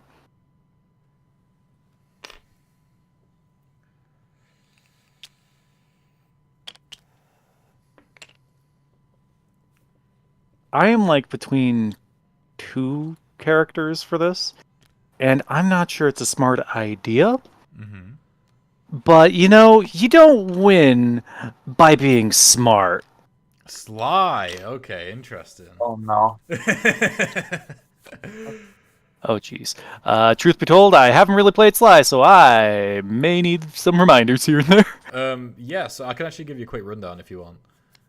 Yeah, just the brief notes. Yeah, no worries. So, yeah, one thing you want to do to set up is... Like, I know the scrap mechanic, it's just the upgrades that are the main issue. Yeah, what I'm going to do actually is to make it easier for me as well. I'm going to move these over here, and I'm actually going to set up your upgrades here so I can see them on the camera better.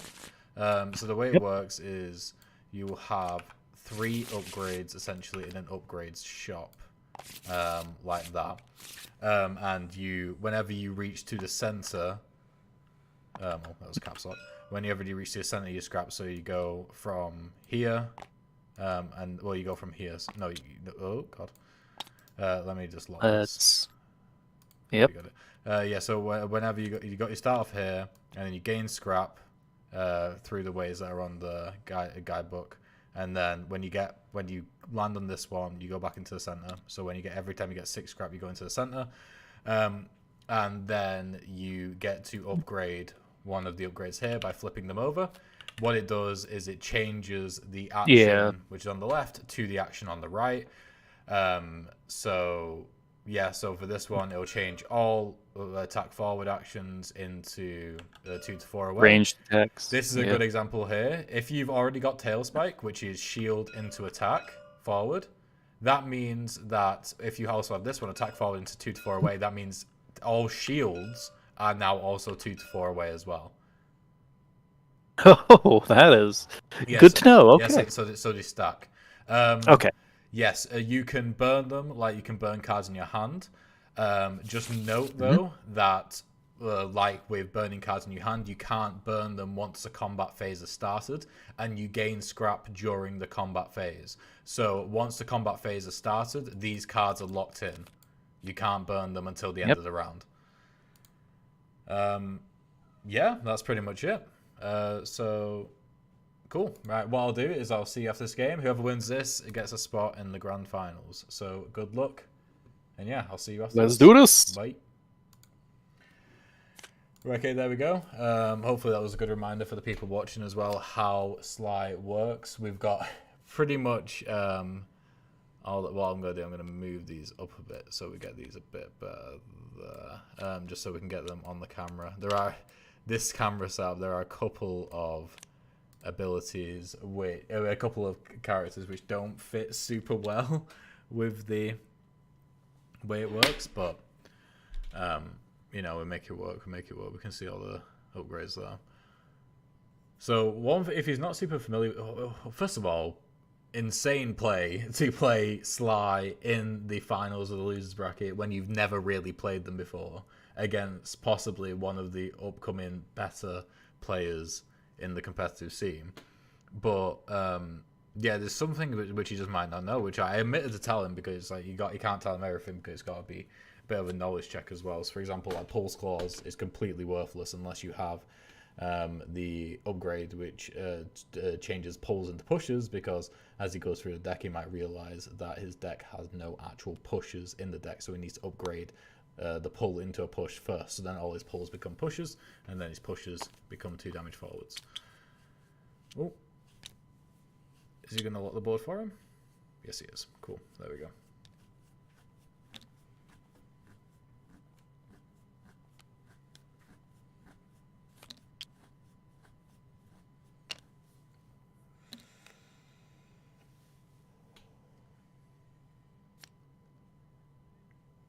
Okay. So we've got Step Up and Short Kick in the hand right now. This is interesting though. That's the thing. Even though he's only played Sly once, I don't know if he's ever even played Sly once. To be honest, he might have just never played them before. I might have played them a while ago. He needed a refresher. Second burn. Mercury is burning twice before the first round has even properly started. Considering they don't gain any more burns, this is insane. What type of opening round are they looking for that they need such specific cards for? This is crazy. I mean, saving Zen and Step Up is good, but at the cost of 2 burns to have not the best hand setup and a decent pocket, I don't know if that's worth it for Mercury, who just can't gain any more burns back. Sly's just going to end it there, just going to move 2 forward.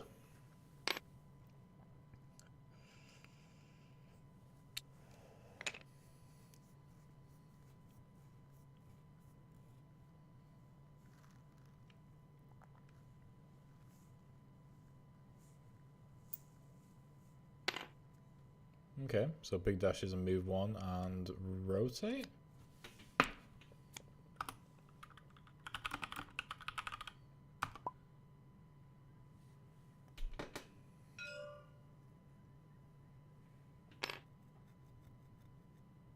There we go. One interesting thing about Sly as well is that I'm pretty sure they only have 4 attacks in their entire deck. So much like Axel's problem, where one cycle, so with Axel is one cycle of their notes only gives you a potential 4 damage. With Sly, it's the same. Only one cycle of his deck gives you a potential 4 damage. With Axel, you get around that by doing powerful choruses. With Sly, it's about upgrading your abilities to do other stuff. But quick stab's a good start, because that's the thing as well. Quick stab, Sly as well rewards the player from doing what they're supposed to do. It's not like you have a win condition which is opposed or drastically different from what the core objective of the game is, which is to deal damage to your opponent and kill them before they kill you. His main way of getting scrap is to deal damage in the back. If he does deal damage in the back, then he gains 5 scrap, which is just 1 away from an entire upgrade. If you move past an opponent to deal damage in the back, then you get a full upgrade right there. The only one, so moving past an opponent is usually quite good, because obviously you can avoid damage. You have to force them to rotate. Maybe they don't have a rotate, that sort of thing. So that plays into the objective as well. The only one that doesn't massively is breaking your shield, either when your shield or an opponent's shield is broken. When your shield's broken, it does, because that means that you protect yourself from damage. But purposely breaking your opponent, I've seen people sometimes purposely break their opponent's shield rather than doing damage just to gain an upgrade. And I've also seen a lot of opponents put the shield in their back and not in the front when they could get hit in the front or the back. So they would rather get hit in the front. No, not even the case of when if they would get hit in the back. They would rather just put their shield at the back of them and take the damage at the front, so that their back is protected and they don't their shield doesn't break, so the Sly just doesn't gain any scrap. Because that's like, Sly is incredibly difficult to deal with and incredibly powerful if he gets all his upgrades. Interesting. So Zen's gonna interrupt short kick, and short kick's gonna interrupt charge kick. In fact, I don't. Yeah, they might be able to get all 3 cards forward here and do 2 damage.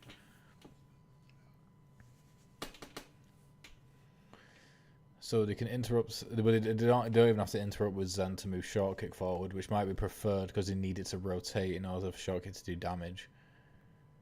But then there'll be no more interrupts. Oh no, there will be one more interrupt. Short kick will be able to go in front of quick stab.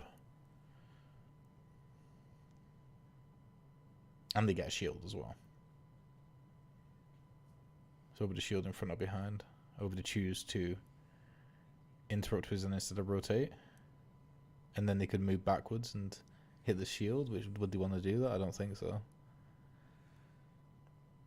What they could even do is they could interrupt charge spin kick with the meter and then interrupt charge spin kick again with Zen and have that go in front of short kick in order to get the rotate.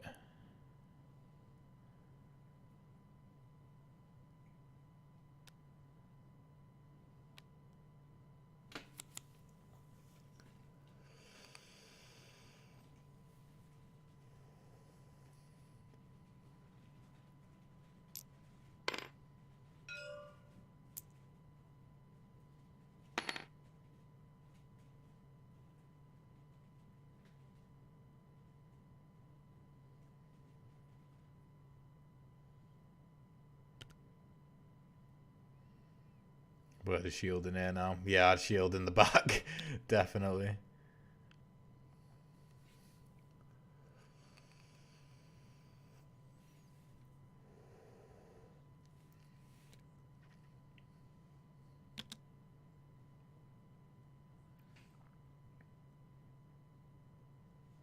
And they would have done 1 damage with short kick there.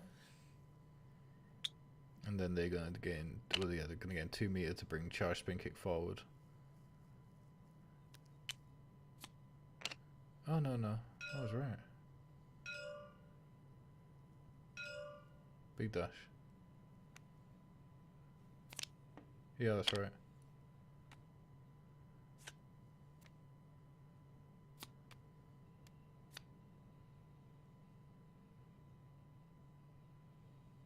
Spin move was burned. Why are the cards going below the board? Interesting.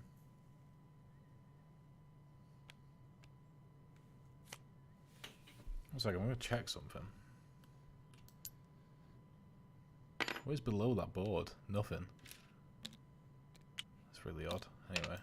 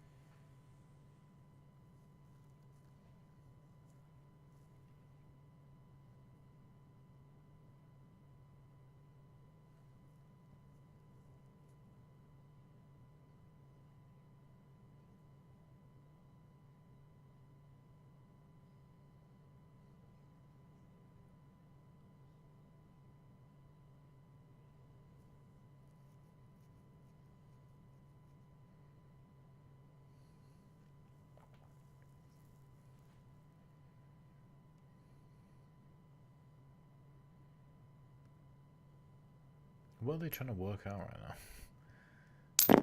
Oh my god. Just threw Mercury across the board. Okay, so they've moved 2 that way, and then they have to rotate. I assume with charge spin kick. Right? They must have already rotated. And I assume to go do damage?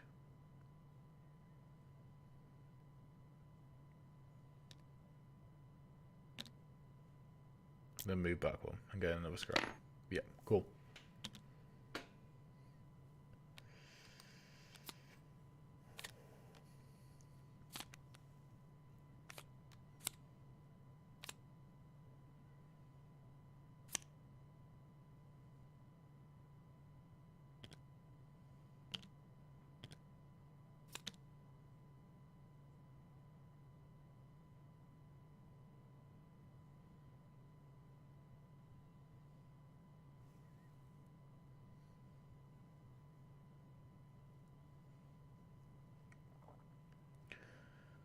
Okay, so we've got Lethal Jab in Slider's deck right now,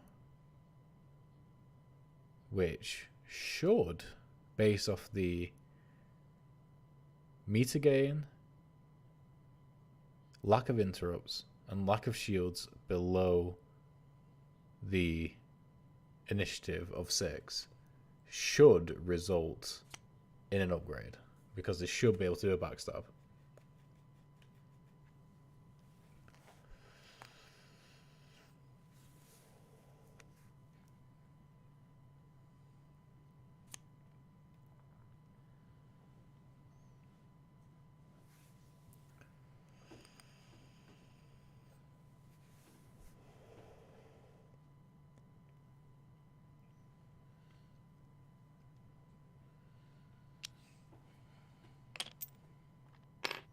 But they're choosing not to do that. Interesting.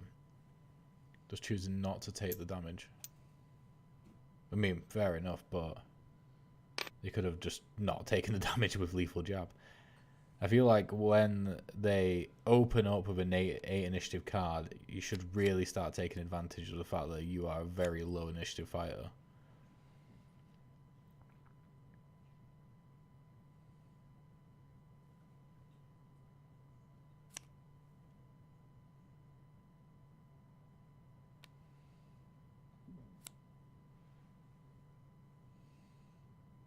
Super Dash.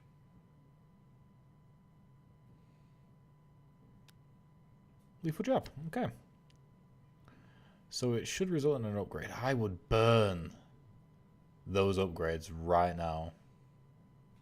If I knew that you could get Spinning Claws, is that what it is? Tailspin? Tailspin, that's it. Where you can change a spin into a back attack. That's 2 damage right there. There's a lot of rotates.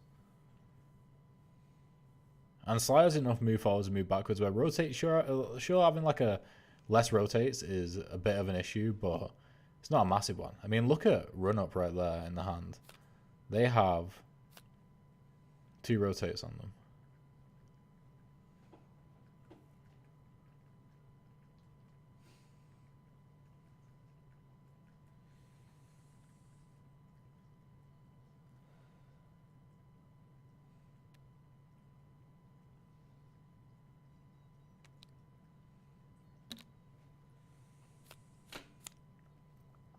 Oh, Initiate. That's a banging card. That's what you want. Initiate's probably one of the best cards in the deck. Iron Tail should be able to get them into the back as well. Yeah, this is it now. If you need to get Tail Spike. Tail Spike is the one. You don't want Extendable Arm in this such a scenario. This is you can't take full advantage of it this turn, but going 1, getting the ultra grade.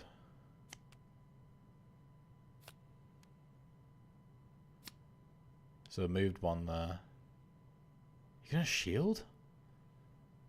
No, you move another one. Move another one forward. Do it. So then you can hit them in the back with Initiate, surely. So you move on forward. Don't do it. Why are you doing it? He's doing it. He can move 1 more forward, Iron Tail, and then... Ah, no, he still needs to rotate, actually, doesn't he, I suppose? Yeah, it couldn't really work out. I assumed he did the damage first?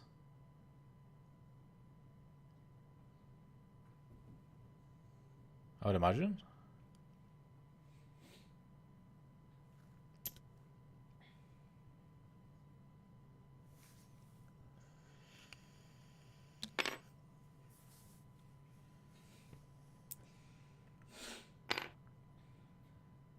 Yeah, do the damage, and then this might go down in history as Sly winning their first ever game without ever upgrading. They're currently winning. I mean, we've got Super Dash and Super Kick in the mix right now, and it's going to be difficult to avoid both of them, honestly. I think it's going to be 3 damage. I think doing that damage right there might have been fatal, or close to anyway. I mean, you'll probably be able to get 3 damage in with lethal jab because of the rotate plus move plus attack, but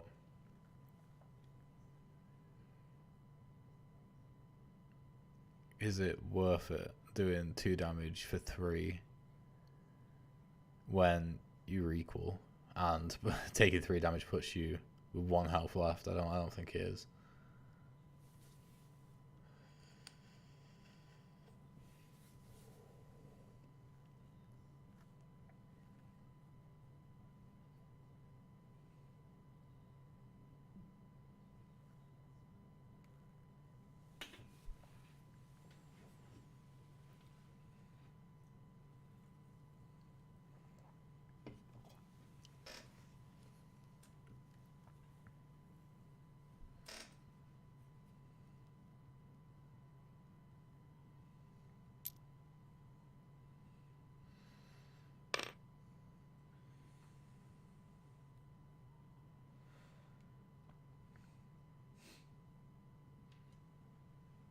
Well, the thing is, the bottom line, at least, is that with lethal jab, you almost definitely will be able to do damage in the back. What is going on?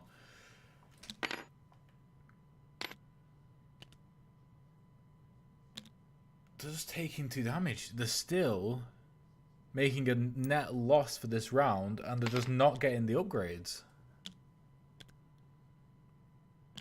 I mean, sure, the shield breaks, but they're taking 2 damage.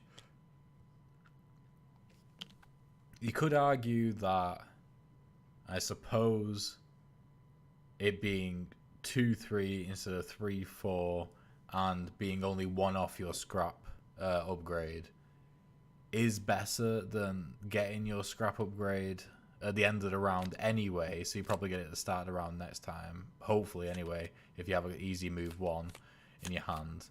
And then you've got 2 health to spare. You could argue that. I wouldn't. So you got 1, which will give you the upgrade, and then you've got steel, which will do it, and then you got zigzag, which will have another damage as well. You've got 2 damage in your hand right now, which won't kill them. They are burning both cards which have the potential damage. Titanium Lung has 2 damage right there. Lunge, sorry, not Lung. So they've swapped 2 damage for 2 damage, but with 1 card instead of 2, and with overall less initiative.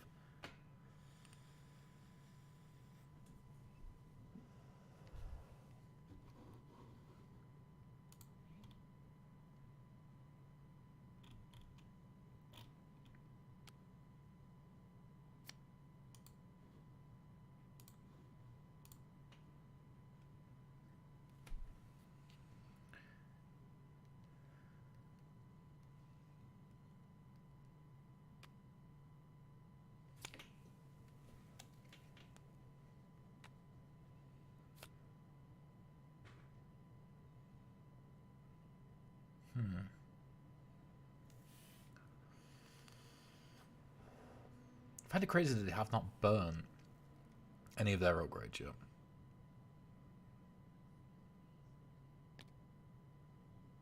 Speaking of, immediately burning, extendable arm, pulse claws, and they get pulse hook, rocket skates.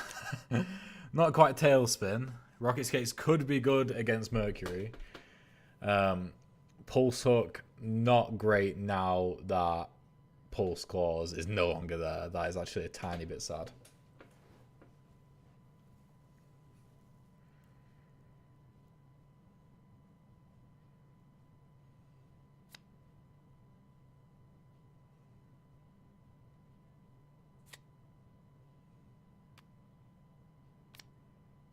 One, 2, 6, 9. So sneak will give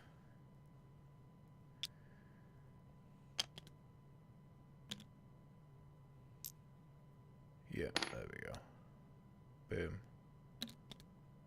And get to upgrade, and I assume they're gonna upgrade tail spike.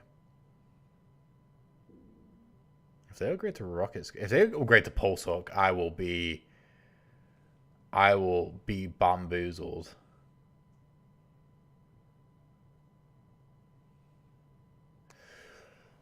Okay, that's interesting. The upgraded rocket skates instead of tail spike, the one that actually gives them damage. Interesting. I mean, rocket skates is cool. Mr. Yo-Yo says Burrow X-Ray Age going all the freaking way. Apparently so. I mean, with the wacky plays that Six is doing, I don't doubt it. He gonna be rich. No, definitely. Because that's the thing. He'll get if he wins, and he'll get first place plus the extra 25 for being the best newcomer.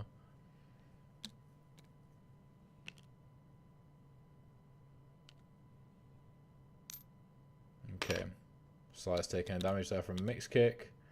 And then Titanium Lunge is just going to... Why did you just gain 1? You did not move past the opponent. The opponent moved past you.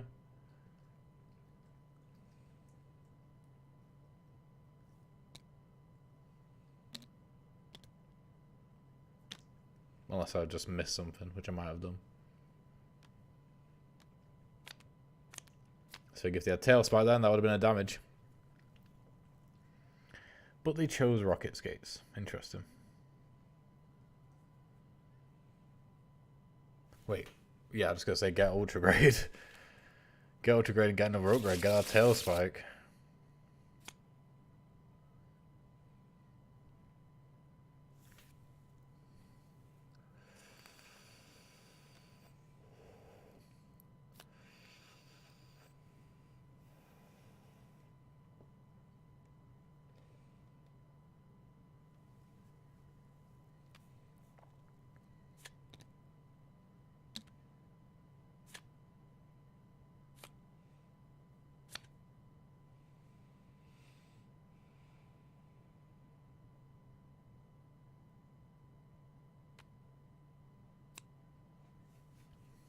Okay, we've got a dash.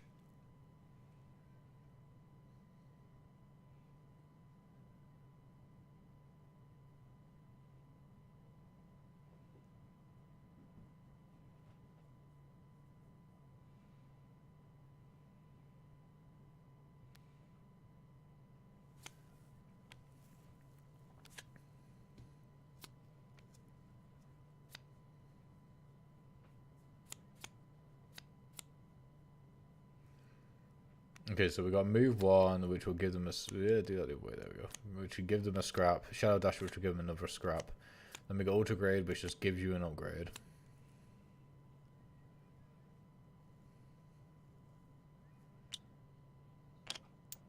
I just gotta make sure they don't get hit with charged kicks.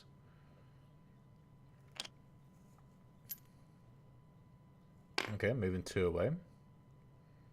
I mean, that does work. That makes it so that they probably can't get... And they can still get them with dash if they just use dash to shield.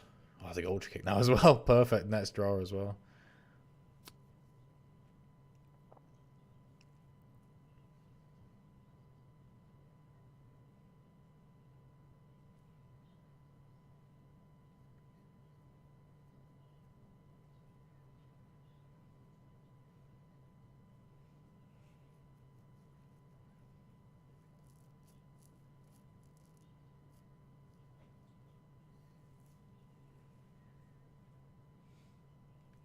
Yeah, the best thing to do here literally is to... I mean, there is a point of interrupting, I suppose, but not really a big one. Yeah, you'd literally just shield.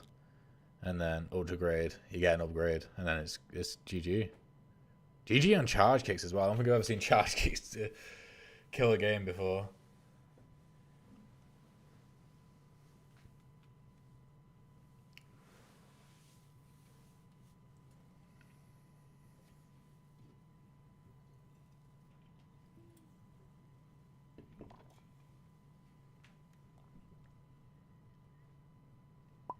GG. Yep, there we go. Cool. I'll jump in the chat.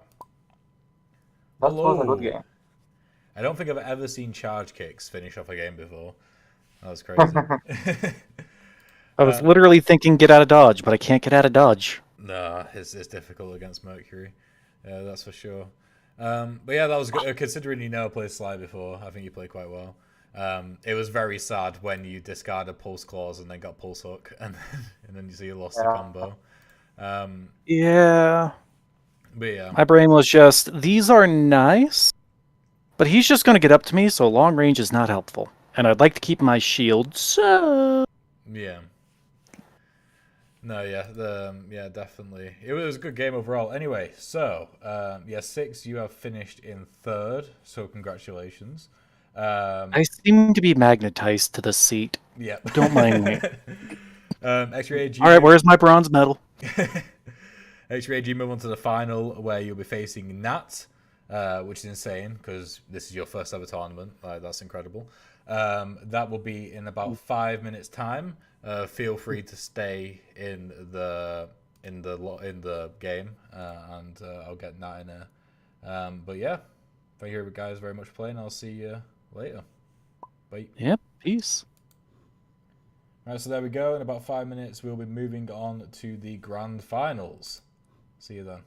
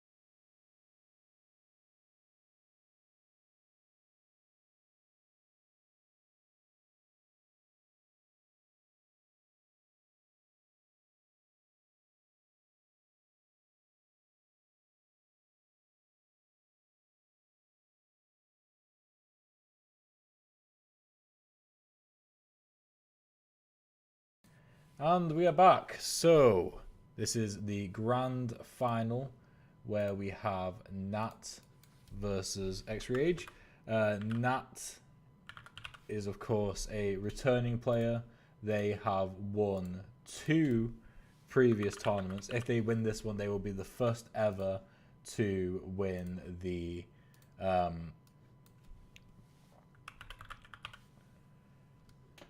to win 3 tournaments in total. We have a couple on 2. I think we have Father of Greg and we have Draconis. I don't think anybody else is on 2. Might be wrong though. And X-Rage this is their first ever Fatal Knockout tournament, which is absolutely insane.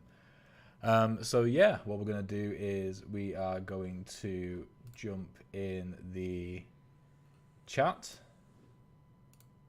and we'll get going. Hello. Hello. Okay, so what I'll do is I might actually have to explain this to you now as well, 'cause I don't know if you played in a tournament where we've done a loser's bracket and you got to the final. So I'll explain it all anyway, because that's really new as well. The way finals works is that they are a best of 3. And if the player from the loser's bracket wins the best of 3, then the bracket resets and you play the best of 3 again.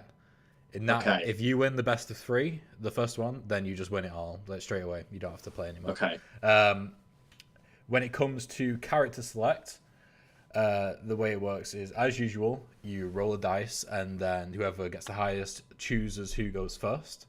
Yep. And then the play it as normal, and then at the end of round 1, whoever won gets to game 1. Sorry, whoever won has to stay on the fighter they picked.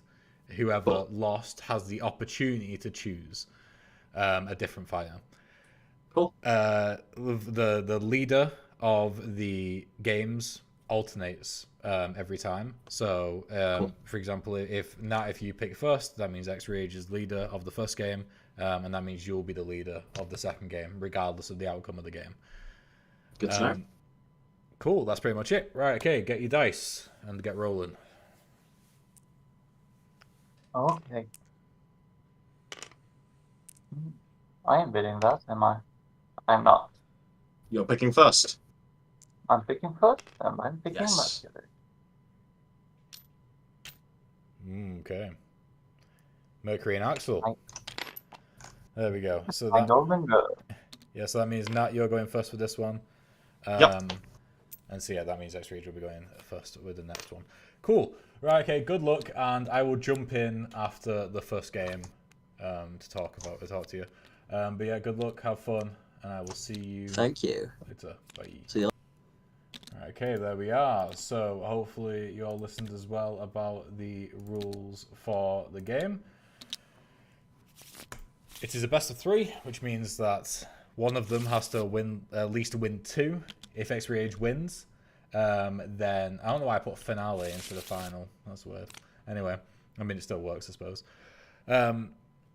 If X-Rage wins the best of 3, then that means they have to. Then the bracket resets and they have to play the best of 3 again. If Nat wins the best of 3, then that's it.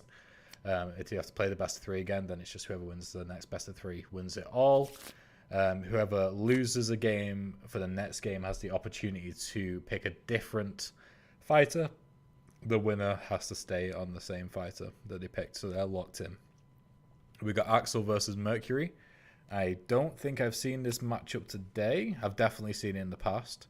Honestly, I can't quite remember how this matchup usually goes. But if I was to theorycraft, I'd say the Mercury has the advantage just because they have more movement. Axel's range is very specific. For example, it's exactly the same with Gunslinger with the 2 square range. It's very difficult to hit Mercury because of how much they can move and because of their the way their cards are set up in terms of initiative in their deck. So it's going to be difficult. But also, one thing is Axel is an advantage to play against anyone really because of how rare they actually get played, which means that people have the person who playing Axel has the advantage over people just not knowing enough about the fight and not enough about the deck or how they work.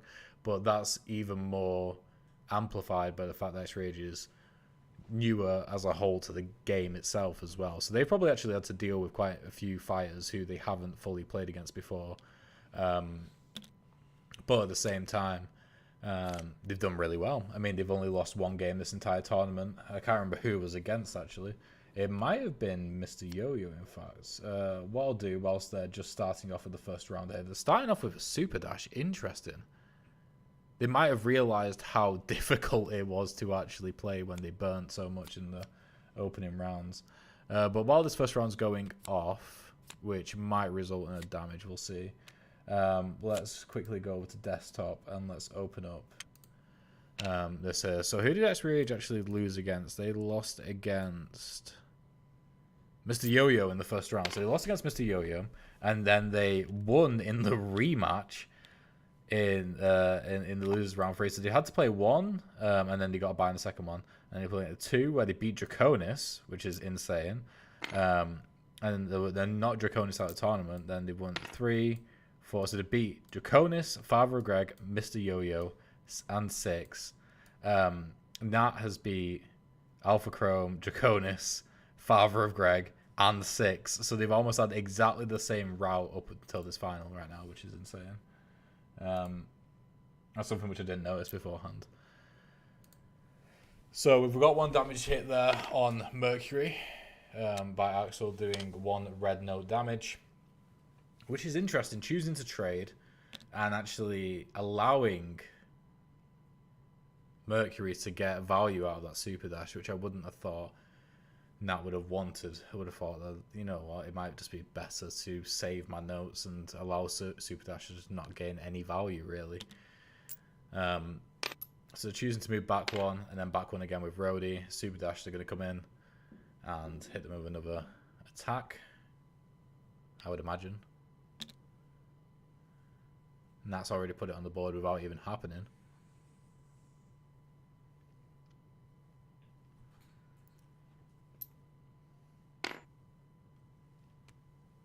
Interesting. Okay. I mean, it's better to not put Mercury in the corner. That might have been something which Nat was hoping for, actually. Because if Mercury decided to go into the corner and turn around and hit them, then Nat could have just blasted them with 2 green notes because of the edge of stage rules. Again, another thing which there aren't as many ranged attacks as ranged characters as there are melee characters in the game. So people's exposure to the edge of stage rules when it comes to ranged attacks aren't as frequent as, say, edge of stage rules with knockback attacks, which most people know about because Father Greg plays Bossman and plays Bossman against everybody, so everyone learns about that rule one way or another. So, I mean, you saw with Six lost in part because he wasn't familiar with the edge of stage rule.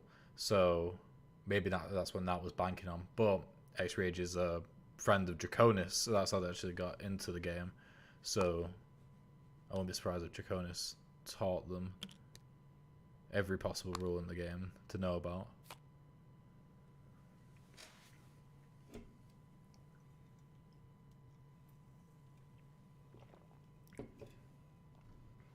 Let's get the chat up.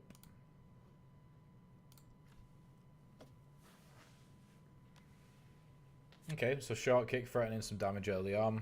Nat does have some ways to respond to that. They have Tenacious, which will put them out of range of that if they wanted to. They could just move too forward. They're going to play Whammy Side, though, which is just more so a retaliation to short kick.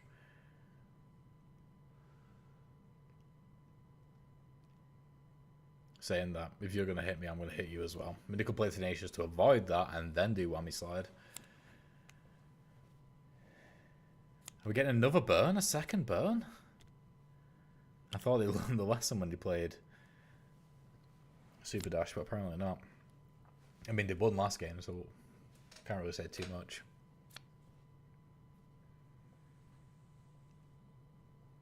Dash is almost has no value because short kick's happening first anyway.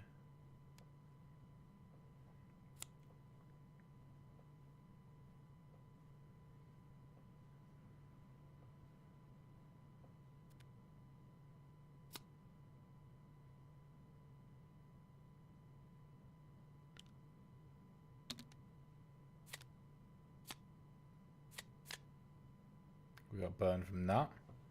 The burn to hammer, increasing their output of damage. Ooh, okay, interesting. And they're going for Super Slide as well.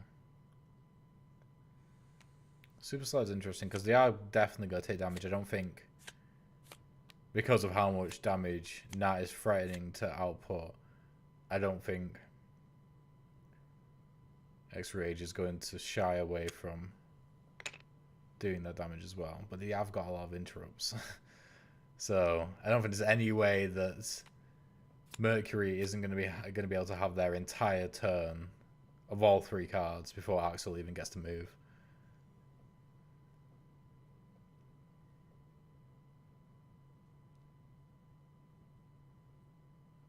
I assume they'd use Dash to interrupt if they were going to interrupt again, which I assume they would do. Did you use Dash because short kick obviously will stop them from being able to do the damage if they choose to interrupt.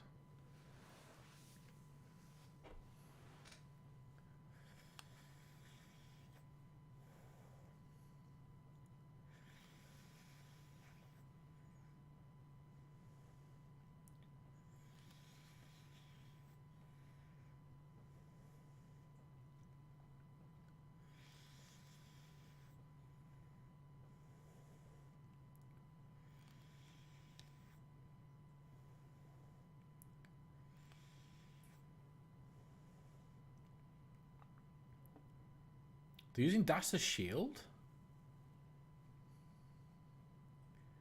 Are they worried that they won't be able to attack with short kick? Because they sure can, because what they can do is just move. Once they've interrupted with the top action step of dash. Click on it, there we go. The top action step of dash. Then they can move on forward, and then with short kick, they can just move back and attack. And then they will have mixed kick to attack again.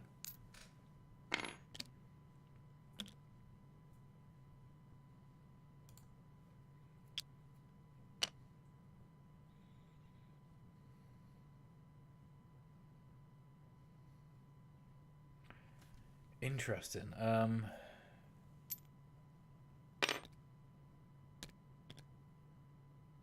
What are they doing? They're choosing to break the shield and take another damage.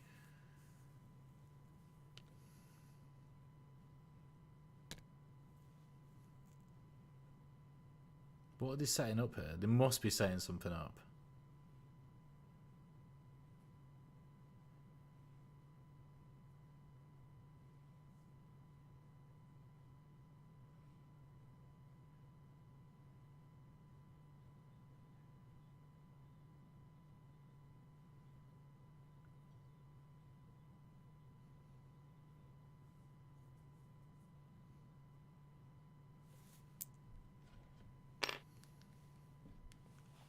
That move there, actually going in front of Axel, might work in their favour. Because now they can probably set up a... Oh, I don't know if they can actually, you know. No, yeah, they should be able to set up a melee attack. Because if they yellow, blue, green... Why are you moving backwards? What's going on? If they yellow, blue, green... So yellow to move over, then blue to rotate, and then green, and then chorus... Then that's 2 damage right there. You're back at level pegging. I mean, he could also do the same thing with if they move backwards and then do red and then rotate with blue and then do green. Well, then they got red, blue, green, and that chorus is going to go off, but it's not going to hit. And then they wasted a potential chorus when we talked before saying that if you can use one note to do more than 1 damage, i.e. in a chorus, then you should definitely do it to preserve your resources. I can't think of a reason not to, anyway.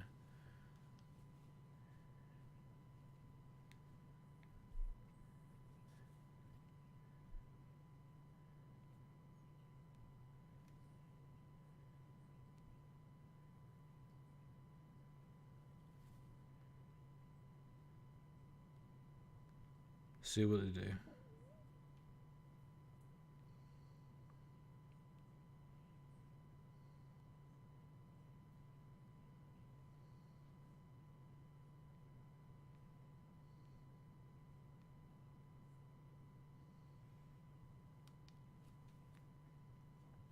That's really having to think about this right now.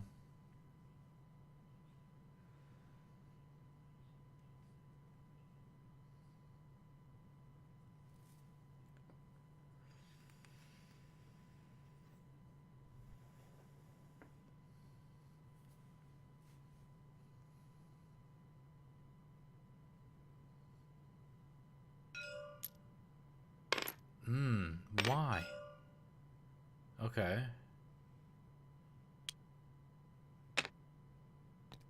I mean, that works, I suppose.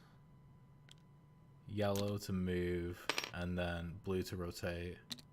Yeah, that works as well. In fact, it's even slightly better because it saves the note. So that's 2 damage. Yes, that's 2 damage right there, and they still have a red and green note available. So, perfect. And that's the thing as well. You can tell they've been playing efficiently because they have used a green note also to get rid of a shield at the same time. So they're actually up 2 total damage that they could have like extra than they should have been able to do without choruses.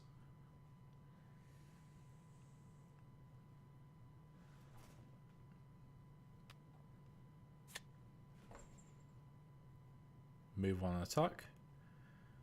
That's what Sharp's threatening there. Got Zen, which will just be a simple block. Also, spin move does the exact same thing, blocks. Both allowed to interrupt, but also gives another interrupt on the meter as well. So it would actually be good if they could maybe even get super kicks in. Because if they can spin move, and so if they, how many cards they got left? They got 4. So if they can spin move and get super kicks,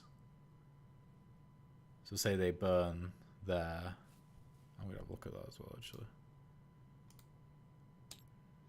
Yeah, no super kicks. So if they burn, they have a 50-50 chance of getting super kicks if they burn sliding kick and Zen.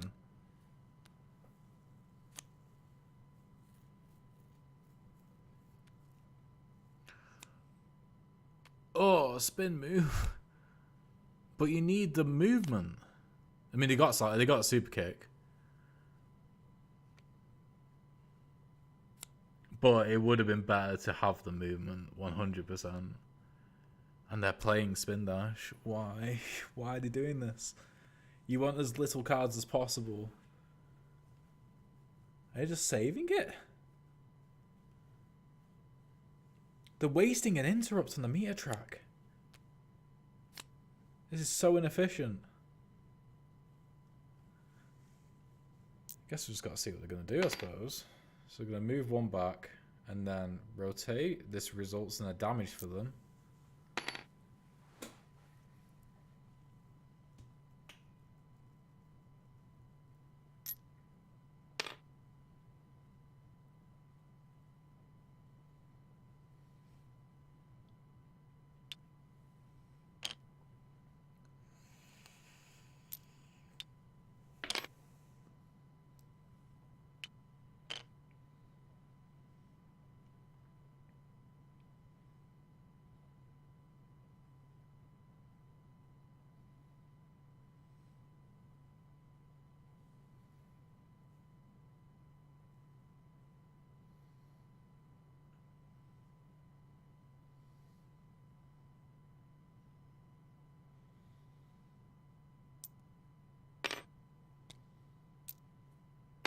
Oh, so take a damage. Interesting. Interesting play. Considering they had lethal in their hand, like, I think it would have been incredibly difficult for Nat to be able to stop them.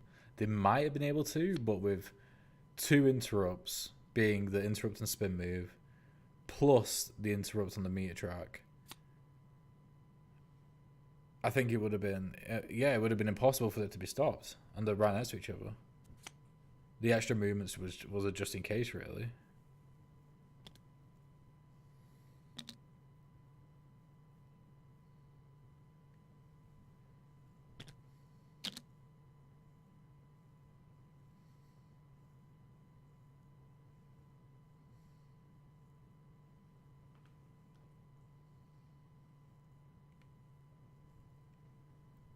So how can Nat finish this off now? Okay, it's a one-touch game.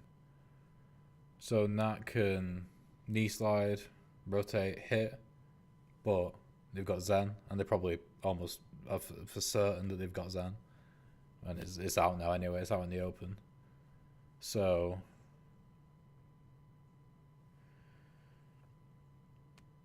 and even without Zen, if they just had they're playing all the cards. Interesting. Okay, they're going all in.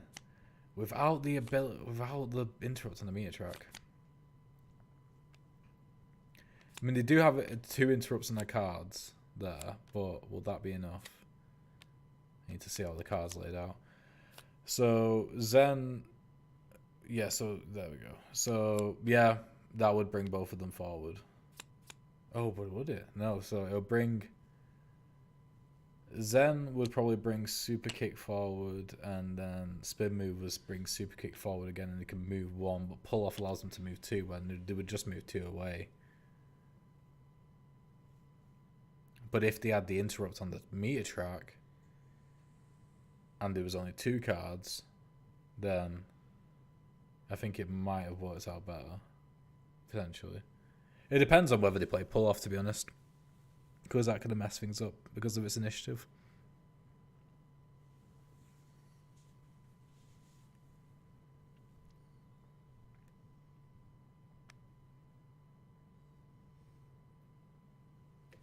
Super kick isn't going to land. It can't land.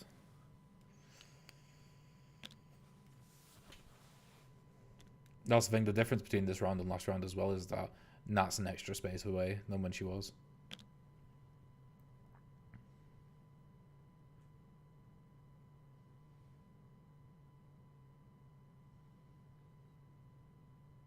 Did he even need to move two? Can't they just move one? Yeah, they could even move one and be completely fine.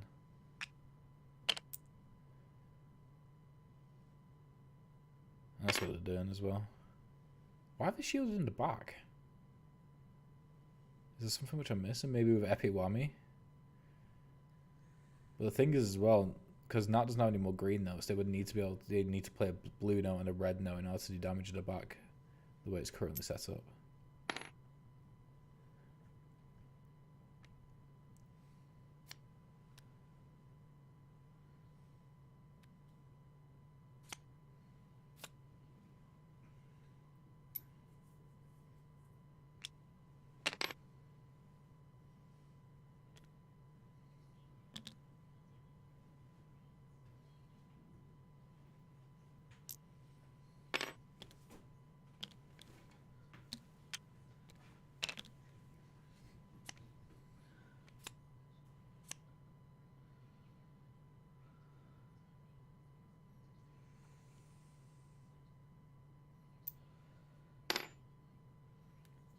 Okay, so with knee slide, they're moving one and shielding. And then super kick's just not going to happen. And then we have Epic Whammy, which will probably just result in move two forward. I'll move one forward. I'll move zero forward, then move one forward. I'll move one forward and zero forward. Either way. But they have or they have Ultra Chorus in their hand now. So it might be worth even playing a note just to be able to play it.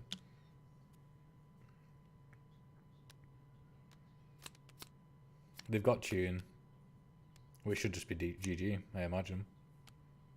Yeah, GG.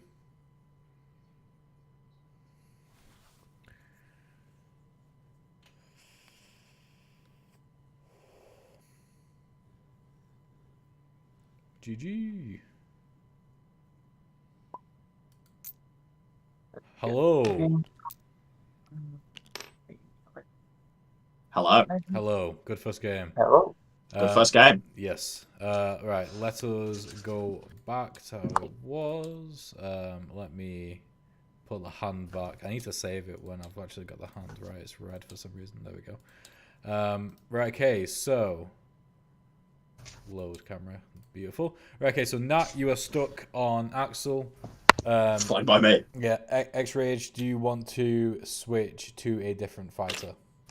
No, I don't think I will. No? Okay. Same matchup again. Okay, so Nat, you went first last time, so that means it's X-Rage going first this time. Nat, if you win this one, then you win the whole thing. Good luck, have fun, and I'll see you after the game. Bye. Right, okay.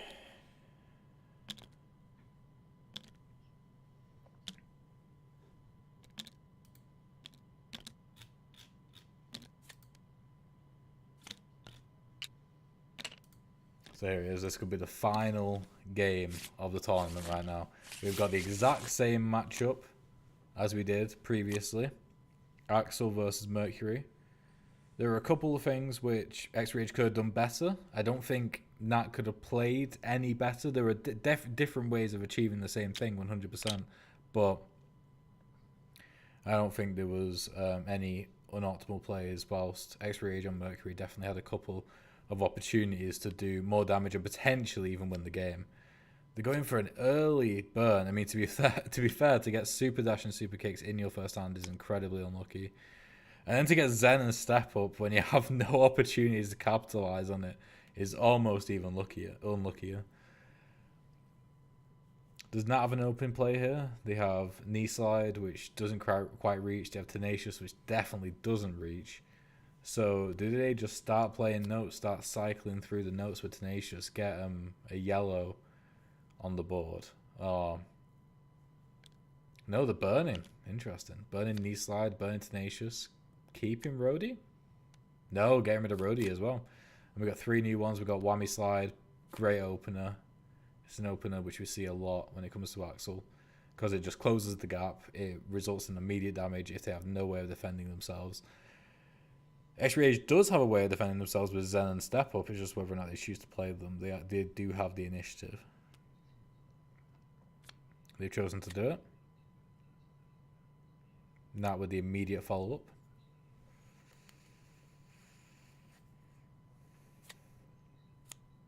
Epic knee slide. Interesting. I don't think that's going to go off.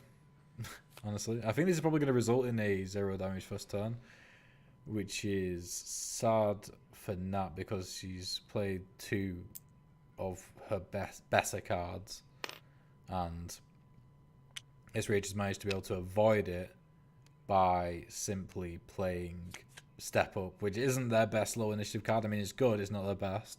And Charge Spin Kick, which is one of the worst cards in the deck.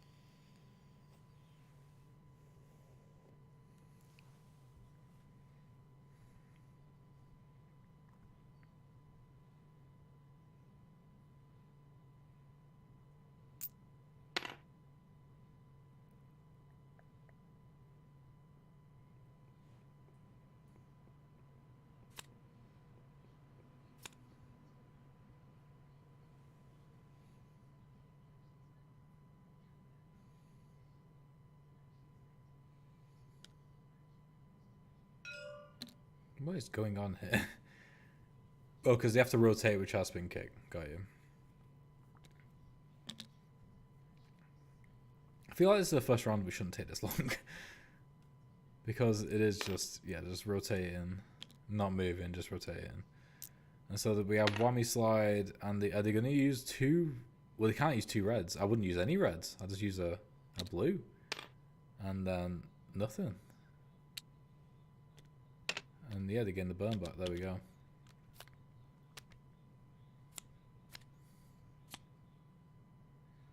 Yeah, bring Tenacious in, defo. They could bring Knee Slide in. Because the thing is, if they're Tenacious into Knee Slide, they can green, rotate, red. Which would be a good use of notes because then you're not stuck to one particular direction for attacks.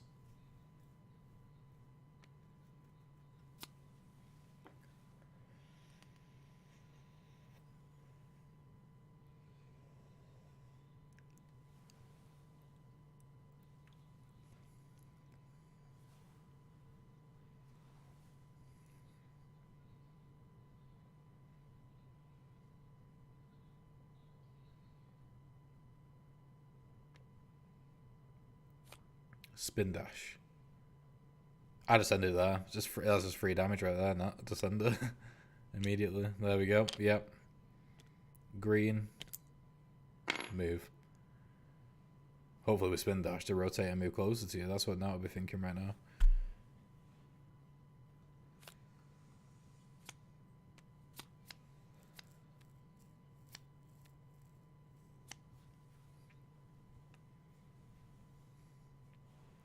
What Spin Dash does successfully, though, is it gives them 1 extra meter, which puts them in a good position for a Zen short kick super dash combo, where they could probably get all 3 cards at the start of their turn, like pretty easily. And yeah, moving right up to them is actually probably a good idea. You could probably even do that with super kicks. I would get super kicks out of the pocket right now if I was X-Rage, because yeah. So you got Zen and you got a Zen at least with an interrupt plus an interrupt on the meter track, and then if you need another one, you've got short kick for a second interrupt, and you've done super dash instead of super kicks. Oh, to be fair, you haven't taken 2 damage. So, and if you want them that early, then you probably haven't taken 2 damage. So starting off with super kicks. I mean, that's a good way to start, because you're not revealing your hand, you're not saying what cards you have which could interrupt or not interrupt. And also, because it's such a powerful card, you get to see probably their most powerful response in terms of the opponent. Epic Wham is a decent response, because you got to move 1 forward, plus an attack in the back. So it's more saying we're going to trade, but also it's a 6 initiative, so you've got a shield on the meter track. Yes, spin is definitely the better move here, because spin guarantees you that shield. Well, we're going for super slide, in hopes that they will short kick super dash you. Interesting. Because yeah, you got that chorus, so you can yellow note. That's smart, that's good.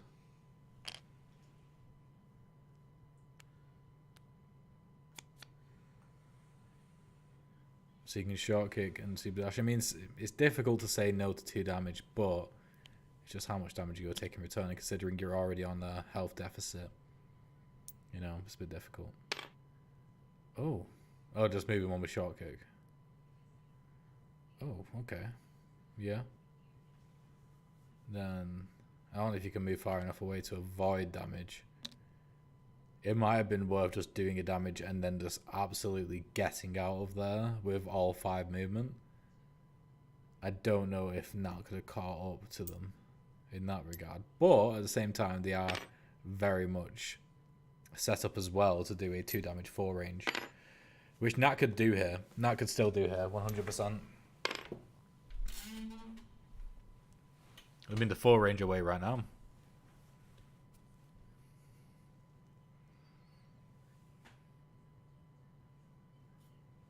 Yeah, so if you blue note... No, you don't blue note. Yeah, you could blue note. Yeah, blue note to rotate. And then you... red note. Okay. Yellow no. Ah, okay, that works as well. It's still 2 damage. I just wish they hit the four range ones to do 2 damage. I mean, they always have the opportunity, but they prefer the melee. I think it's just easy to work out. 4 range is like a bit cumbersome, I suppose.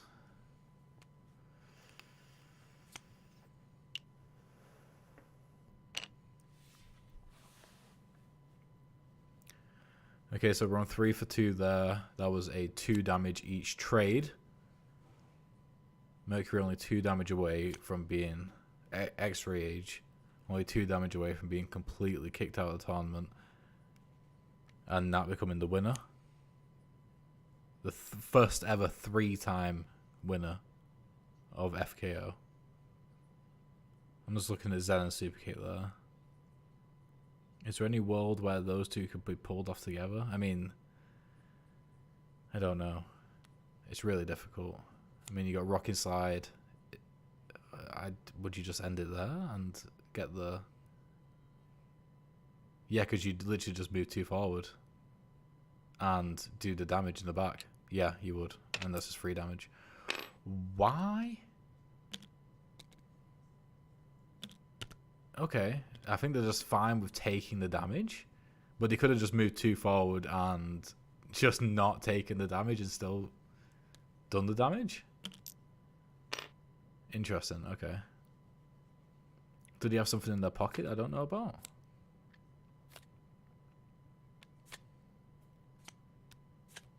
No. I was really... Okay, there we go. I mean, it's not over yet, to be fair. The range isn't good. But yeah, if we just went back there, if with sliding kick, which you can still see in the discard pile on the bottom right, it only attacked forward. Well, it didn't attack. It attacked forward and backwards. But if Nat had the opportunity to get 2 spaces away behind, and there wasn't a way to turn around and do damage from that range. So if Nat ends up losing this, then that was the costly mistake. I mean, that's the first one I've spotted.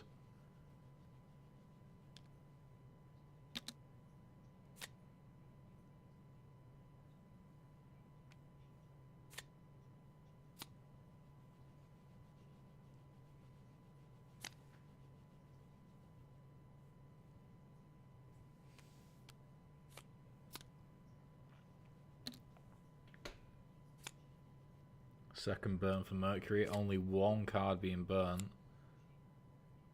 Oh. And that was the final burn, right? Yeah, there we go.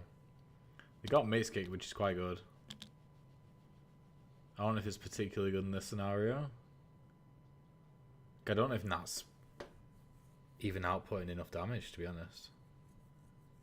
I mean, they only need to output 1, but I mean, they've got Zen, so they got a shield. They're probably not going to be able to be in range with every note on the card.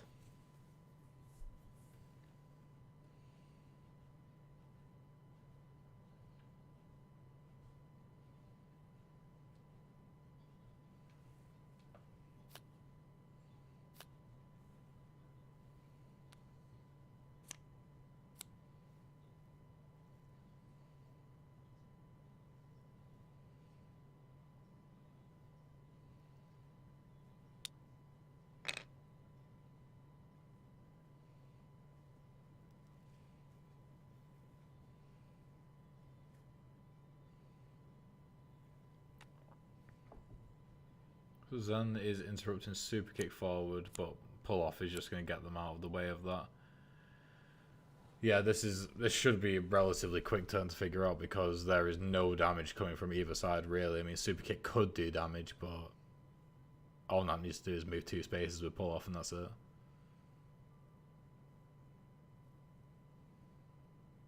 There's no point in even putting the shield on for Mercury. They're going to anyway. No, they're not. Are they literally just taking the damage? Yeah, okay, cool. But yeah, and spin, literally just move back 1, and then you've won with tune.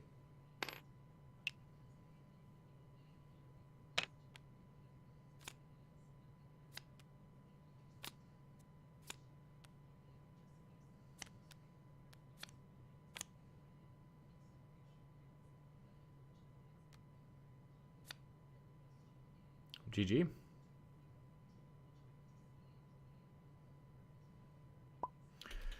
GG, right there we are. Let's jump into the chat. Damn, there Not we go. really, but There we go. That was very, very intense. I thought you might have lost it at one point in that, because yeah, it was a slight misjudgment where basically you could have done damage, you know, and avoided it at the same time, but you decided to trade instead. I see. Yeah, so I was like, oh no, the fatigue's getting to her. I was worried, but there we go. Yeah, X-Rage goes without saying, you did absolutely amazing to get to the final on your first tournament. Incredible. But you were also up against one of the better fatal knockout players. So One of the old pros. Yeah, exactly. But you played super well. Like, I was sweating that entire time. Yes, definitely don't feel too bad about it's losing. by the way. Yeah, you did better than Draconis, so you know, there we are. You beat him as well, so. But yeah. He's my teacher, so Yeah. he So taught me the game. yeah, no, yeah, he told me he taught you well, it seems. But yeah, anyway, congratulations to both of you. Honestly, I can't remember what the prize. Oh, has he crashed? I think I'm back. Hello? Oh, he's back. I'm back. Hello. Yeah, I can't remember exactly what the prize money was for each place. But yeah, I'll make sure to sort that out with you after the tournament. And also, X-Rage, you did win the extra $25 for being the best newcomer as well. So yeah, congratulations on that. Also, my mouse seems to have run out of battery, so I don't know how I'm going to leave this call. Let me just restart it and try again. I can kick you from call, I think. Oh, no, I'm 'cause- back. My mouse is back. Cool. Brilliant. Okay, good. Cool. Okay. Well, anyway, yeah, thank you very much for playing. It's been an amazing tournament. And yeah, I hope to see you in the next one. So, yeah, thank you very much. Thank you. Thank you for running it. No worries. All right, goodbye. Right, and there we are. So that's the end of the tournament. We have Nat winning. I wonder if the Streamlet is updated yet. Let me cut to the right page. We don't have it updated right now. It should hopefully be updated soon. But yeah, if we have a look back at the journey, we'll start off with X-Ray's runner-up. They started off against Mr. Yo-Yo, lost, and then got a bye in the first round of losers, and then which both first round of losers did. And then we faced Draconis, the #1 ranked player, and they beat them.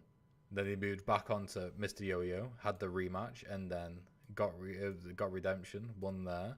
Then beat Father Greg, one of the higher ranking players as well. Then beat Six, another higher ranking player. And then made it all the way to the final, where unfortunately they lost to, there we go, it's updated, Nats Axel. And if you look at Nats run through the tournament here, we got them being Alpha Chrome, one of the other newcomers who did really well. And then they faced Draconis, like X-Rage did. And then they faced Father Greg, same as X-Rage. And then Six, same as X-Rage, to reach the final. It's really, really weird and I think quite rare how their matchups worked. Basically, every single time Nat beat someone, X-Rage also had to then beat them almost straight after. So, yeah, it's like they were working together to kick people out of the tournament. Just some general stats. Mercury, most played on 9. We had Axel on 5, Carlnep on 4, Sly on 3, which is interesting. We don't usually get that many Sly turnouts. We had Bossman on 3. Surge on 3. I only saw one of those. 2 on Gambler, 1 on Vivera, 1 on Dancer, and 1 on 0. Win rates, we had Vivera on 100%. Didn't see him at this tournament. Would have been in a match not streamed. Axel, of course, on 100% because the only person who played them was Nat, and Nat didn't lose a single time. Then we have Mercury on 56%, Carlnep on 50, Gambler on 50, Sly on 33, Bossman on 33, and sadly Surge, Dance, and 0 didn't manage to win, which is interesting because if we go quickly to the homepage, after 164 matches, you can see that Dancer is the second highest win rate on 67%, so the fact they didn't win is really interesting. Axel has jumped back up to 72%, which is quite cool. And if we go to the players, we can see that it is exceedingly tight at the top now. We had Draconis quite far ahead in terms of the rankings and the ratings, but as you can see, Nat is only 4 points behind Draconis and the first ever 3-time champion. Insane. Anyway, that's gonna be it for now. Thank you guys for watching. Hopefully you enjoyed, and we'll have a tournament probably next month or the month after. Goodbye.